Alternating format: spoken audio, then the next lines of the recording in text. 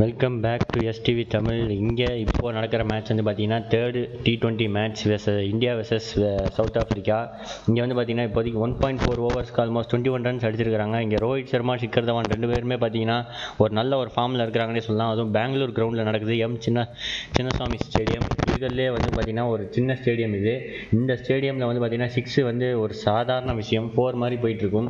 4ஸ்லாம் வந்து பார்த்தீங்கன்னா சிங்கிள்ஸ் மாதிரி போயிட்டுருக்கணும். அதே மாதிரி சிங்கிள்ஸ்லாம் வந்து ரொம்பவே டாட் பால்ஸ் கணக்கில் போயிட்டுருக்கும். ஸோ ரொம்ப ஈஸியாகவே ஸ்கோர் பண்ணக்கூடிய ஒரு கிரவுண்ட் இது. அந்த மாதிரி ஒரு கிரவுண்டில் இப்போ 1.4 ஓவர்ஸுக்கு 21 ரன்ஸ் நோ லாஸ் அப்படிங்கிற கண்டிஷனில் இந்தியா பேட்டிங் பண்ணிட்டுருக்காங்க. ஸோ இட்ஸ் குட் டு ஒரு நல்ல ஸ்டார்ட். இங்கே வந்து பார்த்தீங்கன்னா இப்போது ரபாடா ஒரு அற்புதமான ஒரு ஷார்ட் டெலிவரி போட்டுக்கிறாரு. அந்த பாலை வந்து ஃபேஸ் பண்ண முடியாமல் ரோஹித் சர்மா கொஞ்சம் திணறி இருக்காருன்னே சொல்லலாம். பட் ஒரு ஜஸ்ட் மிஸ்ஸுன்னே சொல்லலாம். லைட்டாக ஒரு லீடிங் ஏஜ் பட்டிருக்கணும், பட் மிஸ் ஆகிடுச்சு. ஸோ இந்த மேட்ச் வந்து பார்த்தீங்கன்னா மொத்தம் ஹெட் டு ஹெட் T20s வந்து பார்த்தீங்கன்னா 14 மேட்ச் நடந்திருக்கு. அதில் வந்து பார்த்தீங்கன்னா இந்தியா வந்து 9 மேட்ச் வின் பண்ணியிருக்காங்க and south Africa 5 match win பண்ணியிருக்காங்க. ஸோ இந்த ஒரு வின்னிங் ஸ்ட்ராட்டஜியை வந்து பார்த்தீங்கன்னா இந்தியாவுக்கு வந்து நிறையவே ஹெல்ப் பண்ணும். ஸோ இப்போது இந்த மேட்ச் வந்து பார்த்தீங்கன்னா ரோஹித் சர்மா வந்து ஆல்மோஸ்ட் நல்ல ஒரு ஸ்கோரில் தான் போயிட்டு இருக்குது. நல்ல ஒரு ஷாட் இங்கே தேர்ட் மேன் ஏரியாவில் ஒரு நல்ல ஒரு ஃபீல்டிங். அங்கே அது வந்து பார்த்தீங்கன்னா வேண்டர்சன் நினைக்கிறாங்க. நல்ல ஒரு ஃபீல்டிங்க, ஒரு நல்ல ஒரு பவுண்டரியை தடுத்துருக்காரு. So good fielding from South Africa. So 22 for no loss after 2 overs. So இப்போது இந்த மேட்சை பார்த்துக்கிட்டு இருக்க அனைத்து சப்ஸ்கிரைபருக்கும் மிக்க நன்றி. அதே சமயம் நீங்கள் சப்ஸ்கிரைப் பண்ணாமல் இருந்திருந்தால் மறக்காமல் சப்ஸ்கிரைப் பண்ணுங்கள். அண்டு பக்கத்தில் இருக்க நோட்டிஃபிகேஷன் பெல்லையும் வந்து கிளிக் பண்ணி வச்சுக்கோங்க. கூடிய சீக்கிரம் உங்களோட அப்டேட்ஸ்லாம் வந்துக்கிட்டே இருக்கும். ஸோ இப்போது அடுத்ததாக வந்து பவுல் பண்ண போகிறது வந்து பார்த்திங்கன்னா ஃபார்ச்சூன் நினைக்கிறேன். அவர் வந்து பார்த்திங்கன்னா ஒரு அற்புதமான ஒரு பவுலர் இங்கே சவுத் ஆஃப்ரிக்காவில். ஸோ ரபாடா அண்ட் ஃபார்ச்சூன் இந்த ரெண்டு பேருமே வந்து பார்த்தீங்கன்னா கொஞ்சம் பார்ட்னர்ஷிப் போட்டு விக்கெட் எடுத்து ட்ரை பண்ணால் கண்டிப்பாக இந்தியாவுக்கு ஒரு பிரேக் கிரியேட் பண்ணலாம். அண்ட் நீங்கள் ரோஹித் சர்மா வந்து பார்த்தீங்கன்னா 9 runs off 6 balls and Shikhar Dhawan 6 runs off 6 balls. So ரெண்டு பேருமே வந்து பார்த்தீங்கன்னா பவுண்டரிஸ் நிறையவே அட்டாக் பண்ணியிருக்காங்க. அண்ட் இந்தியாவோட ஸ்குவாட் பார்த்தீங்கன்னா ரோஹித் சர்மா, கோலி, அண்டு ஃபர்தராக அடுத்த பேட்ஸ்மேன்ஸ் நிறைய பேர் இருக்கிறாங்க இப்போது. ஸோ இப்போ பவுல் பண்ண போகிறது யாருன்னு பார்த்தீங்கன்னா பியூரன் ஹென்ட்ரிக்ஸ். அவர் நல்ல ஒரு எக்கனாமி வச்சிருக்காரு, 8.87. ஸோ இது வரைக்கும் 14 மேட்ச் ஆடிருக்காரு, 16 விக்கெட் எடுத்திருக்காரு. ஸோ இவர் left arm medium bowler. So பார்ப்போம் என்ன நடக்குதுன்ட்டு. ஒரு அற்புதமான ஒரு பால், இது கண்டிப்பாக ஒய்டாக இருக்கும்னு நினைக்கிறேன். அம்பையர் எந்த வித சிக்னலும் காட்டல. So it's perfect delivery. ஒரு ஒய்டு யாக்கர் மாதிரி, ஒய்டு ஃபுல் லெங்க் டெலிவரி மாதிரி போட்டிருக்காரு. நல்ல ஒரு ball from Beuran Hendricks. And இப்போது மோஸ்ட் ரன்ஸ் யாருன்னு பார்த்தீங்கன்னா இப்போது T20 இன்டர்நேஷனல்ஸில் வந்து பார்த்தீங்கன்னா ரோஹித் சர்மா ஃபஸ்ட் பிளேஸில் இருக்காரு with 2443 runs. And Virat Kohli அடுத்ததாக வந்து 2441 ரன்ஸ் அப்படிங்கிற கண்டிஷன்ஸில் இருக்கிறாங்க. So Rohit Sharma 98 innings and Virat Kohli வந்து பார்த்தீங்கன்னா 72 இன்னிங்ஸ் ஸ்கோர் பண்ணியிருக்காங்க. ஸோ ஒரு நல்ல ஒரு பேட்டிங் லைன் அப் இங்கே இருக்குது. ஸோ இங்கே ஒரு கேட்ச் ஆகுமா அப்படின்னு பார்த்தா எஸ், இங்கே ஒரு விக்கெட் வந்திருக்குது. ரோஹித் சர்மா அவுட் ஆகிட்டாரு. ஸோ அற்புதமான ஒரு பவுலிங் சொல்லிக்கிட்டே இருந்தேன். பியூரன் ஹென்ட்ரிக்ஸ் அந்த லெங்க்த்தை அழகாக ஃபாலோ பண்ணுறாருன்னு. ஸோ அதே மாதிரி ஒரு ஆஃப் சைட் டெலிவரி போட்டு வந்து பார்த்தீங்கன்னா ஒரு லீடிங் எட்ஜஸ் ஃபர்ஸ்ட் ஸ்லிப் வந்து கேட்ச் பிடிச்சிருக்காங்க. ஸோ ஒரு அற்புதமான ஒரு விக்கெட் இங்கே. ரோஹித் சர்மா வந்து அவுட் ஆகிட்டாரு. ஸோ கொஞ்சம் கவலையான ஒரு விஷயம் தான். இங்கே ஒரு பெரிய லெவலில் ஸ்கோர் எதிர்பார்த்தோம் அவர்கிட்ட இருந்து, பட் பெருசாக ஒன்றும் வரலை. ஸோ நல்ல ஒரு டெலிவரி அது. பட் ரோஹித் சர்மாவோட ஷார்ட் செலெக்ஷன் வந்து தப்பாக இருந்திருக்குது இந்த பாலில். ஸோ அதனால தான் வந்து அவரோட விக்கெட் இழந்திருக்காரு. ஸோ பியூரன் ஹென்ட்ரிக்ஸ் வந்தோடனே வந்து பார்த்தீங்கன்னா ஒரு பிரேக் த்ரூ கிரியேட் பண்ணியிருக்கிறாரு. So good bowling. And Rohit Sharma கொஞ்சம் கவலையாக தான் போயிட்டுருக்கிறாரு. ஸோ பார்ப்போம். ரோஹித் சர்மா வந்து பார்த்தீங்கன்னா 9 for 8 பால்ஸ். ஸோ விக்கெட் விழுந்துருச்சு. ஸோ நெக்ஸ்ட் யார் வருவா அப்படின்னு பார்த்தீங்கன்னா கண்டிப்பாக விராட் கோலியாக தான் இருக்கும்னு நினைக்கிறேன். அவரோட சொந்த பெங்களூர் கிரவுண்டில் வந்து பார்த்தீங்கன்னா பெங்களூர் RCBயோட கேப்டன் அவர். ஸோ அந்த கிரவுண்டு நிறையவே அவருக்கு வந்து ப்ராக்டிஸ் பண்ண ஒரு கிரவுண்ட் தான் அது. ஸோ கண்டிப்பாக ஒரு பெரிய ஸ்கோர் எதிர்பார்க்கலாம்னு நினைக்கிறேன் விராட் கோலிக்கிட்ட இருந்து. ஸோ பார்ப்போம். அண்ட் நீங்கள் ஷிக்கர் தவானும் வந்து பார்த்தீங்கன்னா ஒன்றும் பெரிய லெவலில் ஒன்றும் ஸ்கோர் பண்ணல, பட் பொறுமையாக ஆடிட்டு இருக்காரு. அவரோட பொறுமைக்கும் ஒரு இது இருக்குது. ஏன்னா போக போக வந்து பார்த்தீங்கன்னா செட்டில் ஆகிட்டாருன்னா அவரோட டிஸ்ட்ரக்டிவ் பேட்ஸ்மேனாக மாறிடுவார். ஸோ அவரோட விக்கெட்டும் கொஞ்சம் இந்தியாவுக்கு கண்டிப்பாக தேவை. ஸோ பியூரன் ஹென்ட்ரிக்ஸ் இங்கே வந்து பார்த்தீங்கன்னா வந்தோடனே ஒரு பிரேக் த்ரூ கிரியேட் பண்ணியிருக்காரு. So happy. And Rohit Sharma கிட்டேருந்து இது எதிர்பார்க்கவே இல்லை. கொஞ்சம் சொதப்பிட்டாருன்னே சொல்லலாம். நிறைய ரோஹித் சர்மா ஃபேன்ஸ் இப்போ கொஞ்சம் சோகமாக தான் இருப்பாங்க. ஏன்னா பெரிய லெவலில் எக்ஸ்பெக்ட் பண்ண ஒரு மேட்ச் இங்கே இந்த மாதிரி ஒரு சொதப்பலான ஒரு பெர்ஃபார்மன்ஸ் கொடுத்துட்டாரு. ஸோ பார்ப்போம். அடுத்ததாக வந்து யார் வந்திருக்கான்னு பார்த்தீங்கன்னா சொன்ன மாதிரியே விராட் கோலி தான் வந்திருக்கிறாரு. ஸோ கேப்டன் அவரோட இன்னிங்ஸை வந்து ஆங்கர் பண்ணுவாரா இல்லையான்னு பார்ப்போம். ஸோ ஃபர்ஸ்ட் பால் ஃபேஸ் பண்ண போகிறாரு பியூரன் ஹென்ட்ரிக்ஸ். ஸோ விராட் கோலி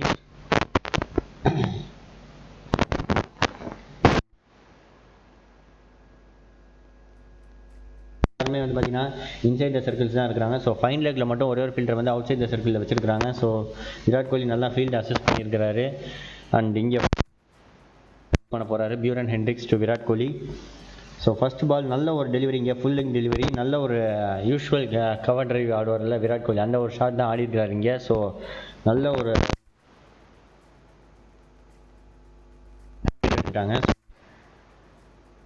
441 ரன்ஸ் அடிச்சிருக்காரு. ஸோ இப்போது இவர் ஃபஸ்ட் பிளேஸ் வரதுக்கு பார்த்தீங்கன்னா கண்டிப்பாக 2 ரன் இருந்தால் போதும். ஏன்னா ரோஹித் சர்மா 2443 ரன்ஸ் அடித்து இப்போ விக்கெட்டை இழந்துட்டார். ஸோ விராட் கோலி பின்னாடி வர விராட் கோலி வந்து பார்த்தீங்கன்னா ஜஸ்ட் ஒரு 3 ரன்ஸ் அடித்தா போதும். லீடிங் ரன் ஸ்கோரர் இன் T20 இன்டர்நேஷனல்ஸ் அப்படிங்கிற ஒரு ஸ்டாட்டிஸ்டிக்ஸில் வந்து பார்த்தீங்கன்னா விராட் கோலி ஃபஸ்ட் வந்துடுவார் சொல்லிக்கிட்டே இருந்தோம். இங்கே வந்து பார்த்தீங்கன்னா விராட் கோலி ஒரு ரன் அடிச்சிருக்காரு. நல்ல ஒரு அட்டாக்கிங் ஷாட், இங்கே ஒரு நல்ல ஒரு டிரைவ், லெஃப்ட் சைடில் ஒரு சிங்கிள் ரன் வந்திருக்கு. ஸோ ஷிக்கர் தவான் ரொம்ப நாள் கழிச்சு வந்து பார்த்தீங்கன்னா பவுல் பண்ண பேட்டிங் பண்ண வந்திருக்காரு. ஸோ ரோஹித் சர்மா அந்த விக்கெட் வந்து பார்த்தீங்கன்னா ஒரு அற்புதமான ஒரு லென்த்துங்க. அது பியூரன் ஹென்ட்ரிக்ஸ் வந்து பார்த்தீங்கன்னா நல்ல ஒரு குட் லென்த் வித் வைடு ஆஃபில் போட்டிருக்காரு. ஸோ அந்த பால் வந்து பார்த்தீங்கன்னா ஒரு லீடிங் எட்ஜ், அங்கே அழகான ஒரு பால். அந்த ரோஹித் சர்மா அந்த பாலை மிஸ் பண்ணியிருக்கலாம், இல்லைனா விட்டுருக்கலாம், பட் தேவையில்லாமல் அதை டச் பண்ணிட்டாரு. ஸோ அது அவருக்கே வந்து வினையாயிட்டு. ஸோ இங்கே ஷிக்கர் தவான் விராட் கோலி இப்போது இவங்களோட பார்ட்னர்ஷிப் கண்டிப்பாக முக்கியமானதாக இருக்கும். ஏன்னா பெரிய லெவலில் ஸ்கோர் பண்ணால் மட்டும்தான் இந்த T20 மேட்சை ஜெயிக்க முடியும். இந்த T20 மேட்சை வின் பண்ணால் மட்டும்தான் இந்தியன் டீம் வந்து பார்த்திங்கன்னா இந்த T20 சீரீஸை வின் பண்ணதாக கணக்கு எடுக்கப்படும். ஏன்னா சவுத் ஆஃப்ரிக்கா ஜெயிச்சிட்டாங்கன்னா இந்த சீரீஸே வந்து டை ஆகிடும். ஸோ பார்ப்போம். பியூரன் ஹென்ட்ரிக்ஸ் நல்ல ஒரு பவுலிங், இங்கே 5 பால் பவுல் பண்ணியிருக்காரு, but only 1 wicket plus 1 run தான் கொடுத்துருக்காரு. ஸோ நல்ல ஒரு பவுலிங். ஸோ அவரோட லாஸ்ட் பாலை பவுல் பண்ண போகிறாரு இங்கே Virat Kohli on strike. Squad வந்து பார்த்தீங்கன்னா Rohit Sharma, Shikhar Dhawan, Virat Kohli, Rishabh Pant, Shreyas Iyer, Hardik Pandya, Ravindra Jadeja, Krunal Pandya, Washington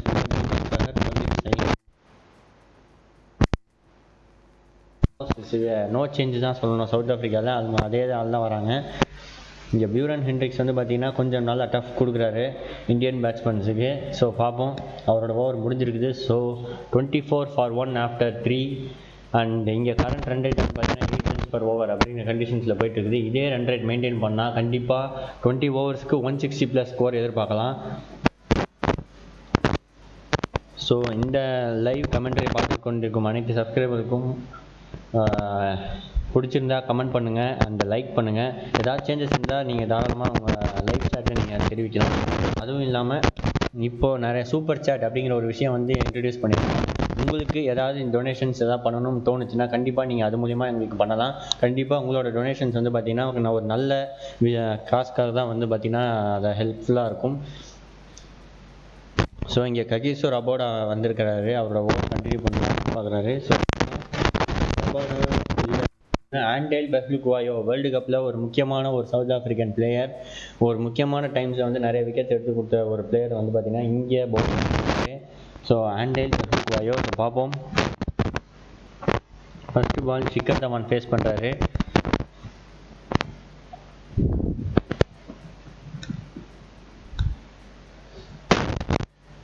ஆண்டேல் Phehlukwayo to Shikhar Dhawan, Virat Kohli. இங்கே அற்புதமான ஒரு புல் ஷாட், இங்கே அது வந்து 4 போகுமா அப்படின்னு பார்த்தா இல்லை, ஜஸ்ட் ஃபைன் லெக் திசையில் ஒரு சிங்கிள் மட்டும் வந்திருக்குது. So Virat Kohli on strike இப்போது.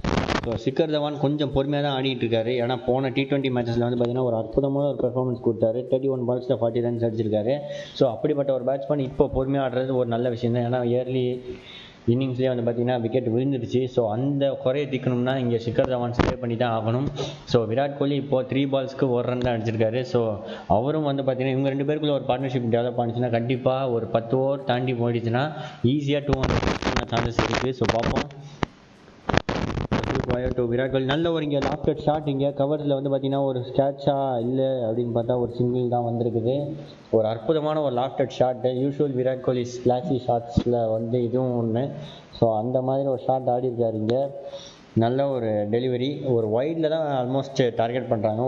ஒரு மாதிரியான வைட் ஃபுல் லெங்த் டெலிவரி மாதிரி தான் போடுறாரு பெஃப்லுக்வாயோ. ஸோ அதையும் பார்த்தீங்கன்னா 100 மாதிரி தான் தட்டி விட்டுருக்காரு. பட் அது வந்து பார்த்திங்கன்னா ஒரு லாஃப்டடாக அடித்ததுனால வந்து பால் வந்து ஹை ஏறி இருக்குது. பட் கொஞ்சம் ட்ரை பண்ணியிருந்தால் அது கேட்சாக மாற்றிருக்கலாம். பட் சவுத் ஆஃப்ரிக்கன் ஃபீல்டர்ஸ் கொஞ்சம் அது எதிர்பார்க்கல அந்த மாதிரி ஒரு ஷாட் ஆடுவார்ன்ட்டு. ஸோ பார்ப்போம். அரௌண்ட் விக்கெட்டில் வந்து ஷிக்கர் தவானுக்கு பவுல் பண்ண வரார் ஆண்டேல் பெஃப்லுக்வாயோ. ஸோ மறுபடியும் இங்கே ஒரு ஸ்ட்ரைட்டில் ஒரு சிங்கிள் வந்திருக்கு. சிங்கிளாக 4 சேஸ் பண்ணுறாங்க ஃபீல்டர்ஸ் பின்னாடியே பால் பின்னாடியே. ஸோ இது ஒரு 4 நல்ல ஒரு ஷாட். இங்கே நல்ல ஒரு ஸ்லோ டெலிவரி. அதை வந்து பார்த்தீங்கன்னா அழகாக ஒரு ஸ்ட்ரைட்டில் தட்டி விட்டார் ஷிகர் தவான். ஸோ பெர்லி பாய் தடுக்க போய் கீழே வந்து தான் மிச்சம். ஸோ பால் அவர் தாண்டி கிராஸ் பண்ணி 4 லைனை டச் பண்ணிடுச்சு. ஸோ இப்போது இந்த மேட்சோட டேர்னிங் பாயிண்ட்டாக வந்து பார்த்தீங்கன்னா எனக்கு தெரிஞ்சு ரோஹித் சர்மா விக்கெட்டை விட வந்து பார்த்தீங்கன்னா ஷிகர் தவானோட பேட்டிங்காக தான் இருக்கும்னு நினைக்கிறேன். ஏன்னா நல்ல ஒரு டைம் பண்ணுறார் பால் அழகாக. நல்ல ஒரு சீம் டெலிவரி. அது அழகாக நின்று அது வந்து பார்த்தீங்கன்னா பேக் ஃபுட்டில் ஒரு டச் புஷ் மாதிரி பண்ணார் அந்த பாலை. அழகாக வந்து 4 போயிருக்குது. ஸோ அடுத்த பால் மறுபடியும் அரௌண்ட் விக்கெட்டில் வரார். ஸோ ஒரு லாஃப்டட் ஷாட் இங்கே இறங்கி அடிச்சிருக்காரு. பேக்கில் ஒரு லீடிங் எட்ஜ் பட் பார்த்தீங்கன்னா தேர்ட் மேன் ஏரியாவில் வந்து ஒரு 4 போயிருக்குது.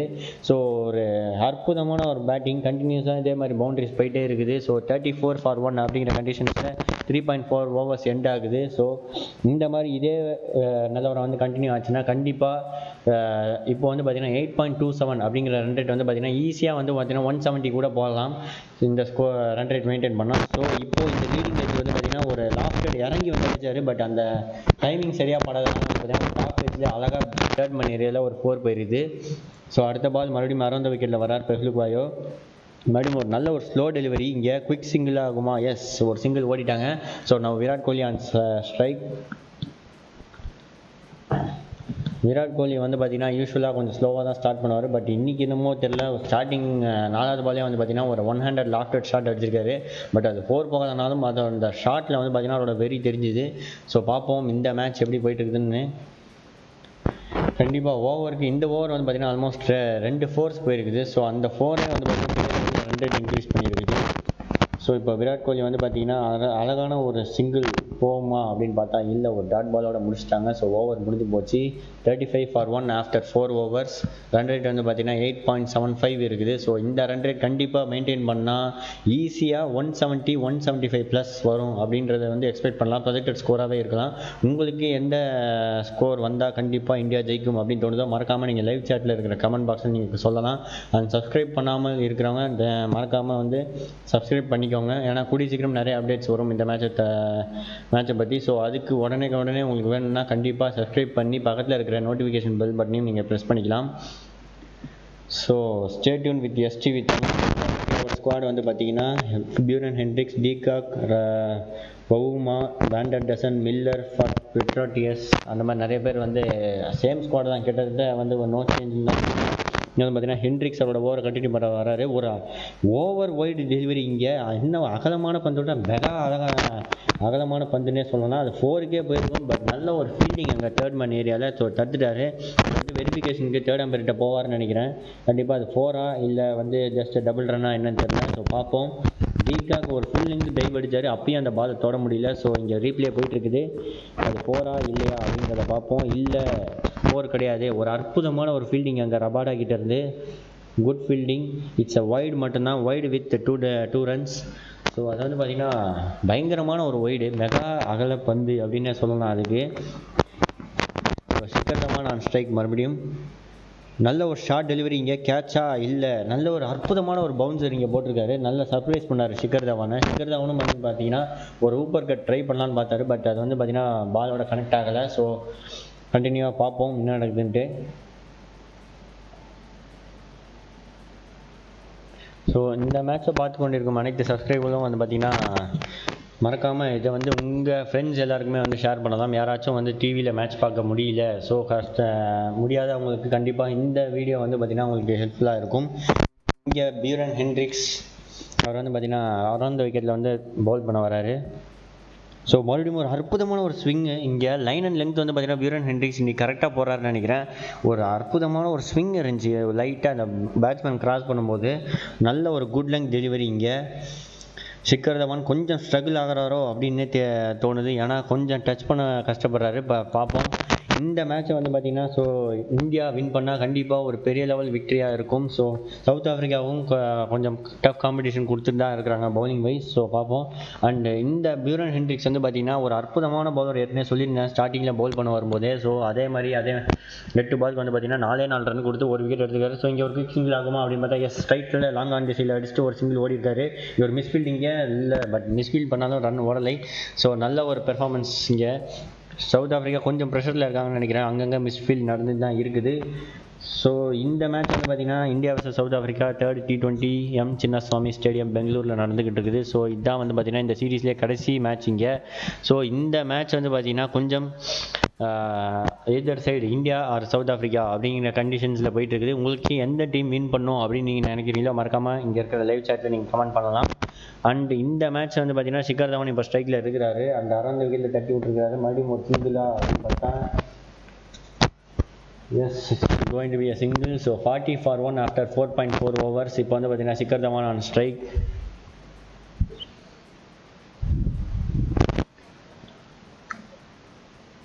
அண்ட் இப்போ விராட் கோலி ஷிகர் தவான் ரெண்டு பேருமே வந்து பார்த்தீங்கன்னா நல்ல ஒரு பார்ட்னர்ஷிப் டெவலப் பண்ணிகிட்டே இருக்கிறாங்க. So 14 balls 17 runs Shikhar Dhawan and 6 balls 3 runs Virat Kohli. And Buren Hendricks வந்து பார்த்தீங்கன்னா 1.4 overs பவுல் பண்ணியிருக்காரு. ஜஸ்ட் 6 runs வித் 1 wicket கொடுத்துருக்காரு. ஸோ பியூரன் ஹென்ட்ரிக்ஸோட பர்ஃபார்மன்ஸ் வந்து பார்த்தீங்கன்னா 2019 செஞ்சுரி ரனில் வெர்சஸ் பாகிஸ்தான் வந்து பார்த்தீங்கன்னா 4 wicket கூட எடுத்திருக்காரு வித் 19 runs கொடுத்துருக்காரு. ஸோ இங்கே ஒரு அற்புதமான ஒரு ஃபீல்டிங் இங்கே பாயிண்ட் திசையில். ஸோ நல்ல ஒரு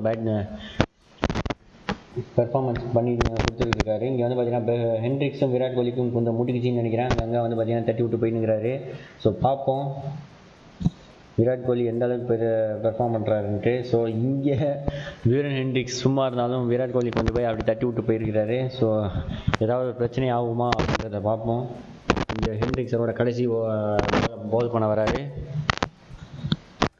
ஸோ இது வரைக்கும் பார்த்தீங்கன்னா இந்த ஓவரில் வந்து 4 run போயிருக்குது. ஸோ ஒரு அற்புதமான ஒரு லாஃப்டட் புல் ஷாட் இங்கே நல்ல ஒரு ஷாட்டு. பட் அது 4 போகலை. 2 run ஆகுமா பார்த்தா இல்லை, ஜஸ்ட் சிங்கிள். நல்ல ஒரு ஷார்ட் டெலிவரி ஃப்ரம் ஹென்ட்ரிக்ஸ்.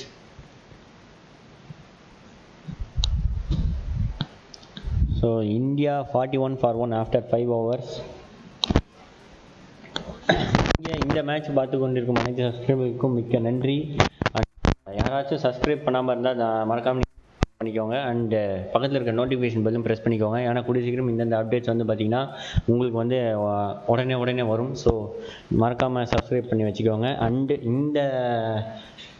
இந்த வீடியோ மூலிமா வந்து பார்த்திங்கன்னா சூப்பர் சாட் அப்படிங்கிற ஒரு விஷயம் வந்து இன்ட்ரடியூஸ் பண்ணியிருக்கிறோம். உங்களால் முடிஞ்ச ஏதாவது டொனேஷன்ஸ் ஏதாவது பண்ணணும்னு நினச்சிங்கன்னா, இந்த சேனலோட இம்ப்ரூவ்மெண்ட்டுக்காக ஏதாவது பண்ணணும்னு நினச்சிங்கன்னா நீங்கள் தாராளமாக பண்ணலாம். அது கண்டிப்பாக ஒரு நல்ல காசுக்காக மட்டும்தான் இருக்கும். அதுக்கான ப்ரூஃப்ஸும் நாங்கள் சப்மிட் பண்ணுவோம். ஸோ இந்த மேட்ச் வந்து பார்த்திங்கன்னா மறுபடியும் இப்போது டப்ரைஸ் ஷம்சி வந்திருக்காரு பவுல் பண்ணுறதுக்கு.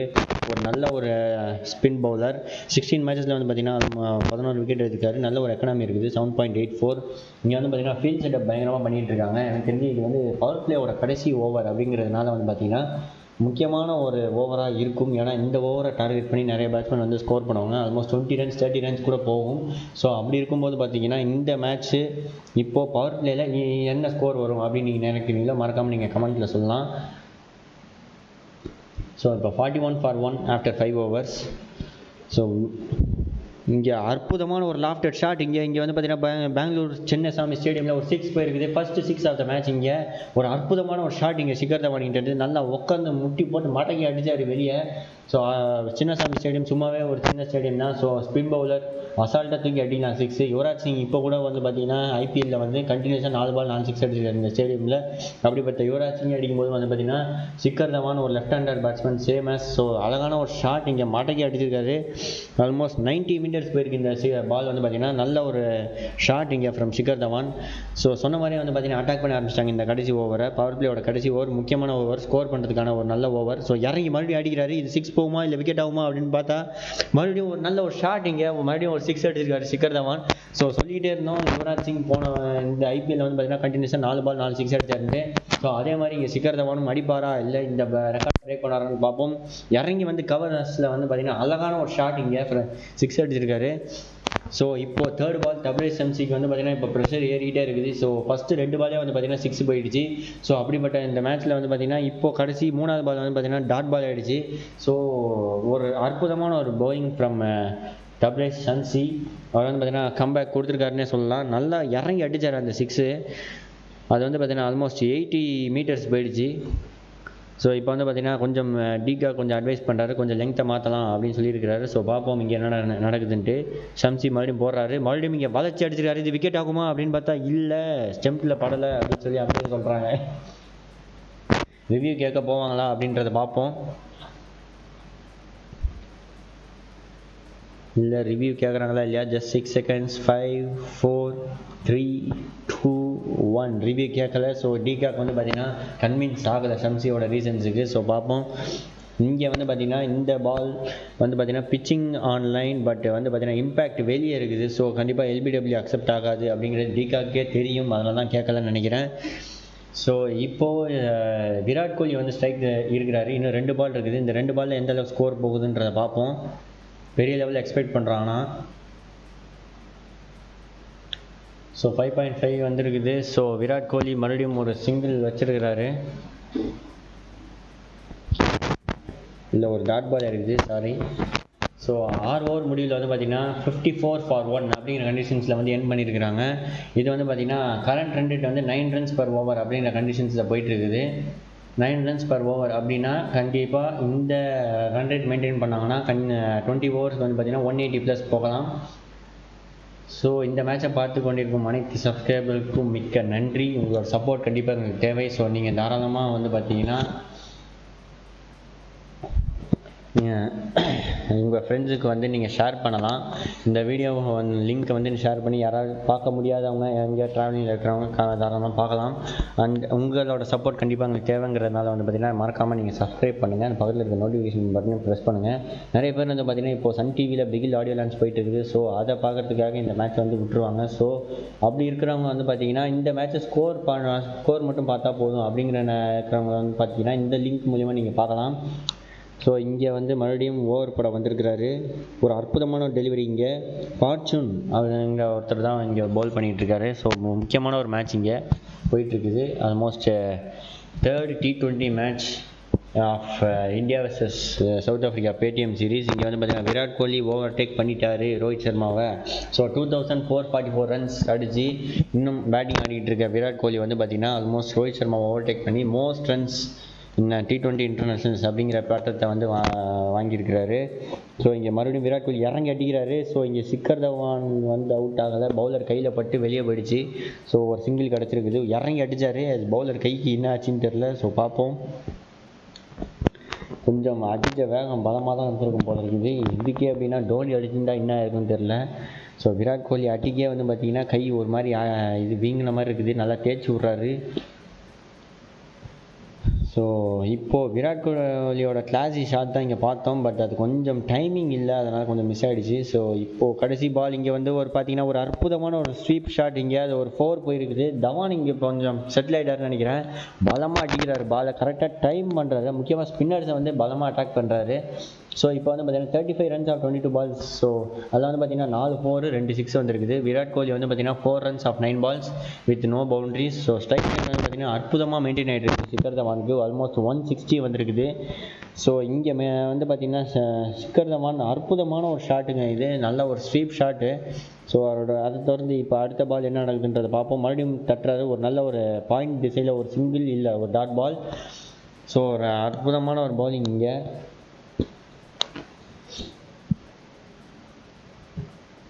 ஸோ இந்த மேட்சை பார்த்து கொண்டிருக்கும் அனைத்து சப்ஸ்கிரைபரும் வந்து பார்த்திங்கன்னா நீங்கள் தாராளமாக இந்த வீடியோ லிங்கை நீங்கள் ஷேர் பண்ணலாம்.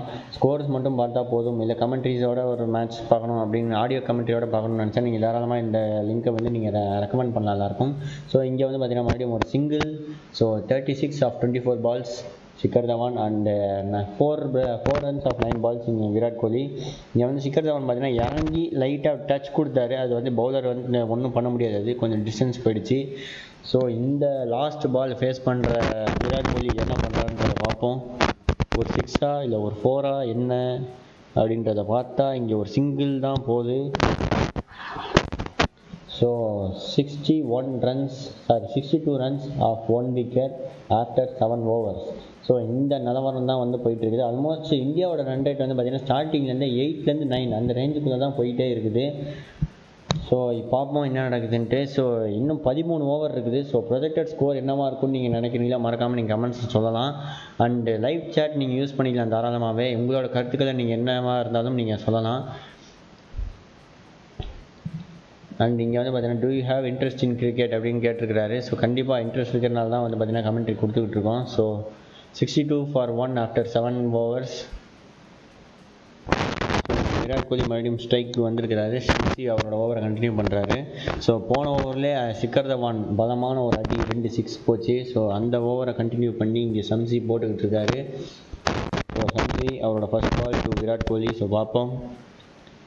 ஃபர்ஸ்ட் பால் ஒரு அற்புதமான ஒரு லாஃப்டட் டிரைவ் தான் ஆடுறாரு விராட் கோலி. என்னன்னு தெரியல, இறங்கி அடிக்கிறாரு. பட் பால் வந்து பார்த்தீங்கன்னா தரையோட தான் போகுது.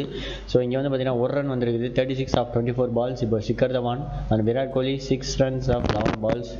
ஸோ விராட் கோலி வந்து பார்த்தீங்கன்னா லாஃப்டட் டிரைவ்ஸ் தான் ஆடுறாரு. பட் அந்தளவுக்கு ஒன்றும் பெரிய ஷாட்ஸ் இன்னும் ட்ரை பண்ணலை. பட் சிக்கர் தவான் வந்து பார்த்தீங்கன்னா அடக்கி அடிச்சாலும் தூக்கி பவுண்டரி அடித்து விட்டுறாரு. ஸோ பார்ப்போம். Second ball Shamsi to Shikhar Dhawan. இறங்கி அடிச்சுக்காரு. இங்கே விக்கெட்டு கன்ஃபார்ம்னு நினைக்கிறேன். நல்லா ஹைட்டு போயிருக்குது இங்கே லீடிங் எட்ஜு. ஸோ கண்டிப்பாக கேட்சா? எஸ், அற்புதமான ஒரு கேட்ச். இங்கே விக்கெட்டு. சிக்கர் தவான் தேவையில்லாமல் ஒரு ஷாட் ஆடி இருக்கிறாரு. ஏன் இந்த ஷாட்டை ட்ரை பண்ணாருன்னு தெரில. போன மேட்ச் நல்லா தான் அடிச்சுக்கிட்டு இருந்தார். போன ஓவர் கூட நல்லா தான் அடித்தார். இந்த ஓவர் கொஞ்சம் அவசரப்பட்டுட்டாரோ அப்படின்னு நினைக்கிறேன். சிக்கர் தவான் தேவையில்லாத ஒரு ஷாட்டு இறங்கி வந்து அடித்து லீடிங் எட்ஜு போய் நல்ல ஹைட்டு கேட்ச், விக்கெட்டு விழுந்துருச்சு. ஸோ 7.2 ஓவர்ஸ்க்கு 63 for 2 அப்படிங்கிற கண்டிஷன்ஸில் போயிட்டு இருக்குது.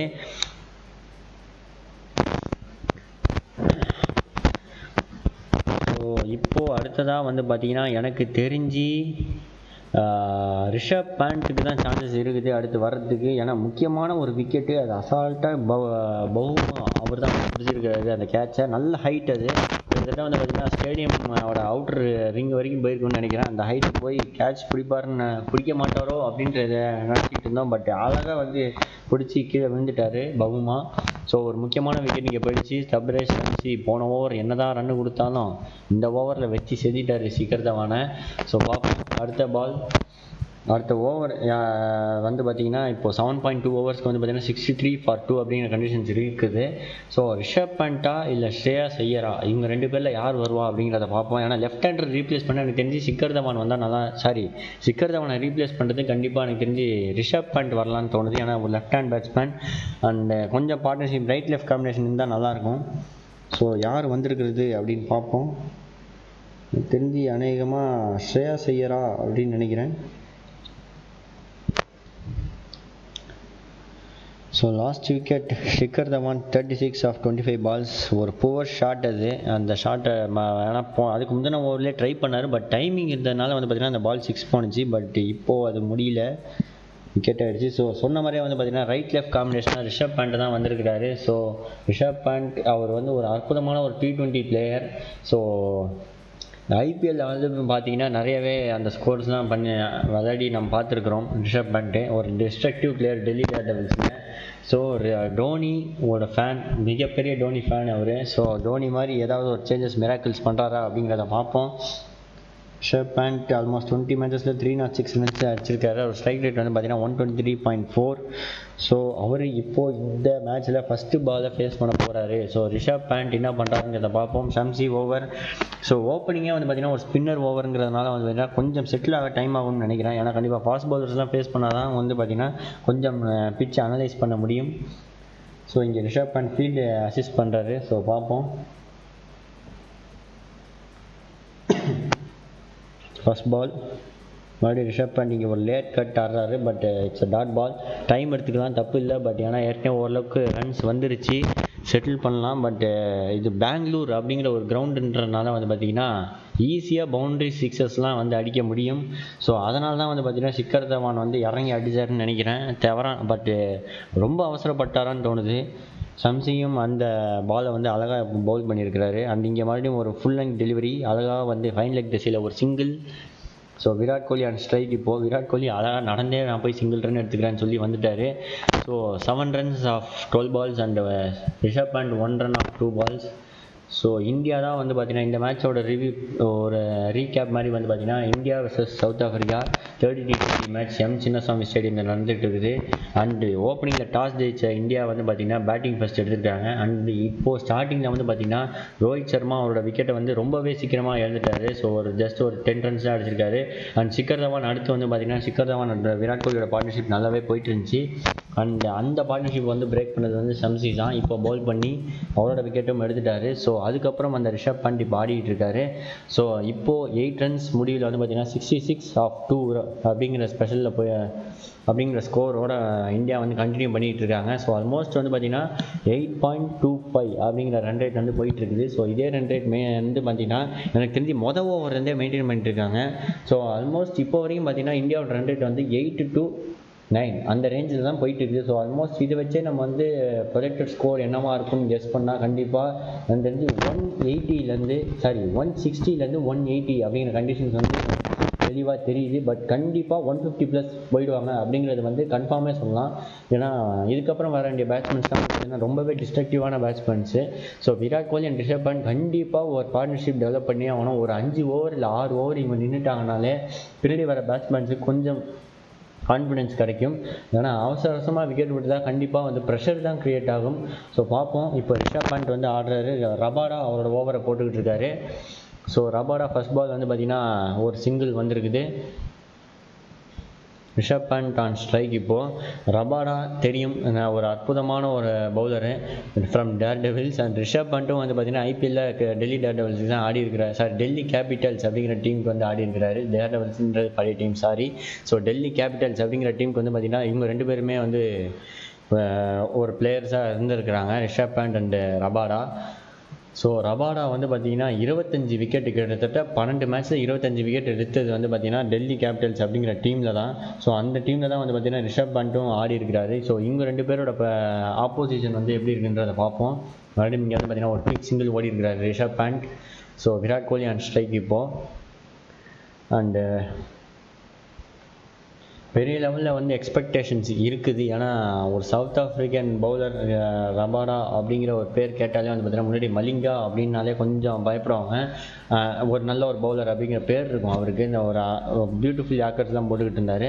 ஸோ அதுக்கப்புறம் பும்ரா அப்படிங்கிற ஒரு பிளேயர் வந்து வந்திருக்காங்க. ஸோ அவருக்கு ஏற்ற மாதிரியே வந்து பார்த்தீங்கன்னா இங்கே சொல்லிக்கிட்டே இருந்தால் ஒரு அற்புதமான ஒரு ஷாட் இங்கே பெங்களூர் ஸ்டேடியமில் ஒரு 6-ஆ கேட்சா அப்படின்னு பார்த்தா இது கேட்ச் ஆகிடுச்சு. ஸோ விராட் கோலியும் அவுட் ஆகிட்டார். தேவையில்லாத ஒரு ஷாட் இங்கே இப்போ சொல்லிக்கிட்டே இருந்தேன், பார்ட்னர்ஷிப் டெவலப் பண்ணி ஆகணும்ட்டு. ஸோ நல்ல ஒரு ஷாட்டு, பட் அந்த அளவுக்கு டைமிங் இல்லைன்னு நினைக்கிறேன். போய் பவுண்டரியில் அற்புதமான ஒரு கேட்சுங்க. ஸோ விராட் கோலியும் அவரோட விக்கெட்டை இழந்துட்டார். ஸோ இங்கே India is back on pressure. So என்ன தான் ரன்ஸ் அடித்தாலும் ஒரு பக்கம் வந்து பார்த்தீங்கன்னா விக்கெட்ஸ் விழுந்துக்கிட்டே இருக்குது. ஸோ யாராவது இங்கே ஸ்டாண்ட் பண்ணி தான் ஆகணும். ஸோ ஒரு அற்புதமான ஒரு டீப் கவர் திசையில் ஒரு நல்ல ஒரு ஷாட்டு, பட் அது வந்து பார்த்திங்கன்னா ஒரு கேட்சாக மாறிடுச்சு. கொஞ்சம் இழுத்து அடிச்சுருந்தா அது வெளியே போயிருக்கும். ஸோ பவுண்ட்ரி கிட்டே கேட்சை கொடுத்துட்டு விராட் கோலி சோகமாக வெளியே போகிறாரு. 9 runs ஆஃப் 15 balls. ஸோ கவலைக்கிடமான சுச்சுவேஷன்ஸில் வந்து பார்த்திங்கன்னா இந்தியா இருக்குது. ஏன்னா இன்னும் 10 ஓவரே முடியல, அதுக்கு 3 விக்கெட் போயிடுச்சு. ஸோ அண்ட் ரபாடா சொல்லிக்கிட்டே இருந்தோம், அவரோட இப்போ ரபாடா அப்படிங்கிற பேர் கேட்டாலே விக்கெட்ஸ் வரும் அப்படின்னு சொன்னேன். அதே மாதிரி வந்து பார்த்திங்கன்னா சொல்லிக்கிட்டே இருக்கும்போது விராட் கோலி அவரோட விக்கெட்டை இழந்துட்டு போயிட்டாரு. ஸோ இங்கே ரிஷப் பண்ட் இப்போ ஆடிட்டு இருக்காரு. So next will be Shreyas ஐயர்னு நினைக்கிறேன். ஸோ இவங்க 2 பேருக்குள்ள கண்டிப்பாக பார்ட்னர்ஷிப் டெவலப் பண்ணி ஆகணும். இப்போ இந்தியாவுக்கு வந்து ஒரு பார்ட்னர்ஷிப் கண்டிப்பாக தேவை. ஏன்னா இப்போ வந்து பார்த்திங்கன்னா ஆல்மோஸ்ட் ஓவருக்கு வந்து விக்கெட் விழுந்துக்கிட்டே இருக்குது. ஸோ இது வந்து பார்த்திங்கன்னா ரொம்ப poor conditions for India. So இப்போ ரிஷப் பண்ட் அண்ட் ஸ்ரேயாஸ் ஐயர் இவங்களோட இவங்க இப்போ வந்து பார்த்திங்கன்னா ஆல்மோஸ்ட் பேட்டிங் ஆடுற 2 பேருமே வந்து பார்த்திங்கன்னா டெல்லி கேபிட்டல்ஸ், அண்ட் பவுலிங் போடுற அவரும் வந்து பார்த்திங்கன்னா Delhi Capitals team. So Delhi கேபிட்டல்ஸோட கேப்டனே வந்து இப்போ வந்து இறங்கியிருக்கிறாரு கிரவுண்டுக்கு, ஸ்ரேயாஸ் ஐயர். ஸோ இவங்க 3 பேருமே வந்து பார்த்திங்கன்னா ஒரே டீம் ஐபிஎல் ஆடினவங்க தான். ஸோ இவங்க என்ன பண்ணுறாங்கன்றதை பார்ப்போம். அண்ட் இவங்க 2 பேருக்குள்ள ஒரு நல்ல ஒற்றுமை இருக்குது. என்னன்னு பார்த்தீங்கன்னா ரிஷப் பண்ட் அண்ட் ஸ்ரேயாஸ் ஐயர் இவங்க 2 பேரும் வந்து பார்த்திங்கன்னா அண்டர் 19 வந்து விளையாடி இருக்கிறாங்க. ஸோ அப்படிப்பட்ட ஒரு பார்ட்னர்ஷிப்ஸ்லாம் நிறைய இருக்குது இவங்க 2 பேருக்கும். ஸோ இந்த மேட்ச்சில் அவங்களோட பார்ட்னர்ஷிப் எந்த அளவுக்கு முக்கியமாக இருக்கும்ன்றதை பார்ப்போம். கொஞ்சம் என்ன சொல்கிறது, ஒரு 50 runs பார்ட்னர்ஷிப் வச்சாலே போதும், பெரிய லெவலில் ஒன்றும் எதிர்பார்க்காத இந்தியன் டீமுக்கு. ஸோ விராட் கோலி கிட்ட பெரிய லெவலில் எக்ஸ்பெக்டேஷன்ஸ் இருந்துச்சு, பட் அவரோட ஃபேன்ஸை ஏமாற்றிட்டு போயிட்டாரு. ஸோ நீங்கள் தான் வந்து பார்த்தீங்கன்னா தோனி இப்போது இல்லை. ஸோ விராட் கோலி தான் வந்து பார்த்திங்கன்னா ரெஸ்பான்சிபிலிட்டி எடுத்து ஆடணும். பட் சொல்லிக்கிட்டே இருந்தோம், இங்கே வந்து பார்த்திங்கன்னா ரிஷப் பண்ட் ஒரு 4 பவுண்ட்ரி அடிச்சிருக்கிறாரு. ஏன்னா ரபாடா, ஸ்ரேயாஸ் ஐயர், ரிஷப் பண்ட் இவங்க 3 பேரும் வந்து பார்த்திங்கன்னா டெல்லி கேபிட்டல்ஸ் டீமில் ஆடினாங்கன்னு சொன்னேன். ஸோ அதே மாதிரி சொல்லிக்கிட்டே இருக்கும்போது வந்து பார்த்திங்கன்னா இங்கே ஒரு பவுண்ட்ரி அடிச்சிட்டார் ரிஷப் பண்ட்டு. ஸோ கொஞ்சம் கொஞ்சமாக வர்றவங்க தான் அடிக்கிறாங்க. பட் பார்ட்னர்ஷிப் டெவலப்மெண்ட் அப்படிங்கிறது வந்து பார்த்திங்கன்னா ஒரு முக்கியமான ஒரு ஃபேக்டர் வந்து பார்த்தீங்கன்னா T20லையும் சரி ஓடிஐலையும் சரி பார்ட்னர்ஷிப்ஸ் வந்து பார்த்தீங்கன்னா முக்கியமாக மேட்சை வின் பண்ண வைக்கும். அந்த மாதிரி ஒரு பார்ட்னர்ஷிப் வந்து பார்த்தீங்கன்னா இந்த மேட்ச்சில் கரண்ட்டாக இப்போது இந்தியாவுக்கு கண்டிப்பாக தேவை. அந்த பார்ட்னர்ஷிப் டெவலப் பண்ணால் தான் வந்து பார்த்தீங்கன்னா கண்டிப்பாக இந்தியா வந்து ஒரு பெரிய லெவல் ஸ்கோருக்கு எக்ஸ்பெக்ட் பண்ணலாம். ஸோ சொல்லிகிட்டே இருந்தால் இங்கே ஒரு லேட் கட்டில் ஒரு சிங்கிள். ஸோ இப்போது ஐயர் ஆன் ஸ்ட்ரைக். ஸோ இப்போ வந்து பார்த்தீங்கன்னா ஆல்மோஸ்ட் ஓவர் முடிஞ்சு போச்சா, ஓகே சாரி 9 ஓவர்ஸ் முடியல வந்து பார்த்தீங்கன்னா 73 for 3 அப்படிங்கிற கண்டிஷன்ஸ் வந்து எண்ட் ஆகுது. ஸோ ஸ்ரேயாஸ் ஐயர் வந்து பார்த்தீங்கன்னா அடுத்த ஓவரும் பார்த்தீங்கன்னா ஆட முடியாது. ஸோ ரிஷப் பண்ட் தான் ஆட போகிறாரு on strike with 7 runs off 6 balls. So இது வரையும் பார்த்தீங்கன்னா பெரிய லெவலில் ஒன்றும் யாரும் ஸ்கோர் பண்ணவில்லை. சிக்கர் தவான் மட்டும்தான் வந்து பார்த்தீங்கன்னா 35 ரன் அடித்தார். அதுக்கப்புறம் வந்து விராட் கோலி ஒன்றுமே பண்ணலை, 9 ரன் தான் அடித்தார். அதுக்கப்புறம் அந்த ரிஷப் பண்ட் அண்ட் ஸ்ரேயாஸ் ஐயர் இப்போ பார்ட்னர்ஷிப் டெவலப் பண்ண ட்ரை பண்ணுறாங்க. ஸோ இன்னும் 11 overs தான் இருக்குது. ஸோ இந்த ரன் ரேட் அது வந்து பார்த்தீங்கன்னா 8.11 அப்படிங்கிற கண்டிஷன்ஸ் வந்துடுச்சு. ஸோ ரன் ரேட் கொஞ்சம் குறைஞ்சிருக்குது. ஸோ இன்னும் கொஞ்சம் ஏன்னா ஸ்டார்டிங்லேருந்து ஃபஸ்ட் ஓவர்லேருந்து இப்போது 9 overs முடிவு வரைக்கும் பார்த்தீங்கன்னா 8 to 9 அப்படிங்கிற ரன் ரேட் தான் வந்து மெயின்டைன் ஆகிட்டே இருக்குது. ஸோ பெரிய லெவலில் ஒன்றும் சேஞ்சஸ் இல்லை. மறுபடியும் Shamsi wicket break through create பண்ணவர் வந்து பவுல் பண்ண வராரு. ஸோ என்ன நடக்குதுன்றதை பார்ப்போம். ஷம்சி மறுபடியும் ஒரு அற்புதமான ஒரு டேர்ன் இங்கே அவர் பாலில் வந்து பார்த்திங்கன்னா அற்புதமான ஒரு கூகுளி பால் போட்டார். ஸோ நல்ல ஒரு டேர்ன் கிடச்சிது. இந்த விராட் கோலி நல்ல ஷாட் அது, பட் அது கொஞ்சம் எக்ஸ்பெக்ட் பண்ணல, யாருமே எக்ஸ்பெக்ட் பண்ணல அது கேட்சாக இருக்கும்ட்டு. இந்தியன் ஃபேன்ஸ் எல்லாமே டிசப்பாயிண்ட் ஆகிட்டாங்க. நானே அடிச்சதுக்கப்புறம் 6 தான் நினச்சேன், பட் கொஞ்சம் பவுண்ட்ரிக்கு உள்ளே வந்துடுச்சு. பெஹ்லு கோய் அந்த கேட்சை பிடிச்சிட்டு ஜாலியாக தூக்கி போட்டு போயிட்டார். ஸோ இங்கே ஷம்சி அவரோட ஓவரை போட்டுக்கிட்டு இருக்காரு. Rishabh Pant on strike. இங்கே வந்து பார்த்தீங்கன்னா உட்காந்து தூக்கி பின்னாடி அடிச்சு விட்டாரு. ஸோ ஃபைன் லெக் திசையில் இங்கே வந்து பார்த்தீங்கன்னா ஒரு சிங்கிளா டபுளா அப்படின்றத பார்ப்போம். சிங்கிள் தான். ஸோ ரிஷப் பண்டோட யூஸ்வல் ஷாட் ஆனால் உட்காந்து மடக்கி பின்னாடி அடிக்கிறது. ஸோ அந்த ஷாட் அடித்து ஒரு சிங்கிள் வந்துட்டார். சிக்கர் தவானோட விக்கெட்டு தான் வந்து பார்த்தீங்கன்னா பெரிய லெவலில் ஒரு பிரேக் த்ரூ கிரியேட் பண்ணியிருக்கு இந்தியாவுக்கு. ஏன்னா சவுத் ஆஃப்ரிக்காவோட இன்னிங்ஸில் வந்து பார்த்தீங்கன்னா இந்த விக்கெட் வந்து பார்த்தீங்கன்னா ரொம்பவே அன்எக்ஸ்பெக்டட் தான். அண்ட் விராட் கோலி அடுத்தடுத்து ரெண்டு பேருமே உடனே போனது தான் வந்து பார்த்தீங்கன்னா பெரிய பிரச்சனை ஆயிடுச்சு இங்கே இந்தியன் டீமுக்கு. பெரிய லெவலில் ஒன்றும் ஸ்கோர்ஸ் வரல. இப்போது ஃபஸ்ட்டு ஓவர்லேருந்து 9 overs வரைக்கும் மெயின்டைன் ஆன ரன் ரேட் 8 to 9 அப்படிங்கிறது பார்த்தீங்கன்னா கொஞ்சம் குறைஞ்சி 7.83 அப்படின்னு வந்துடுச்சு. ஸோ கொஞ்சம் கவலைக்கிடமான ஒரு சுச்சுவேஷன் தான் இங்கே போயிட்டுருக்குது. இங்கே ஸ்ரேயாஸ் ஐயர் மறுபடியும் ஒரு லாங் ஆன் திசையில் ஒரு single.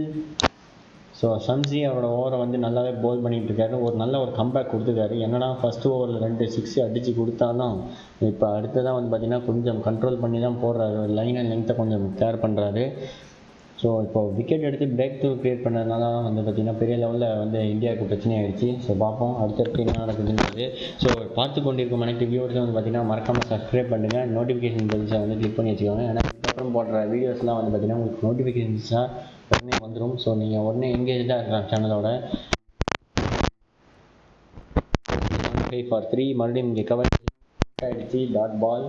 So Rishabh Pant and Shreyas ரெண்டு பேருமே வந்து அந்த க்ரீஸ் டைம் எடுக்கும். மறுபடியும் கொஞ்சம் ஒரு 2-3 overs கொஞ்சம் டைம் எடுக்கும் செட்டில் ஆகிறதுக்கு. செட்டில் ஆகிட்டாங்கன்னா கண்டிப்பாக பெரிய லெவலில் ஸ்கோர்ஸ் எக்ஸ்பெக்ட் பண்ணலாம்.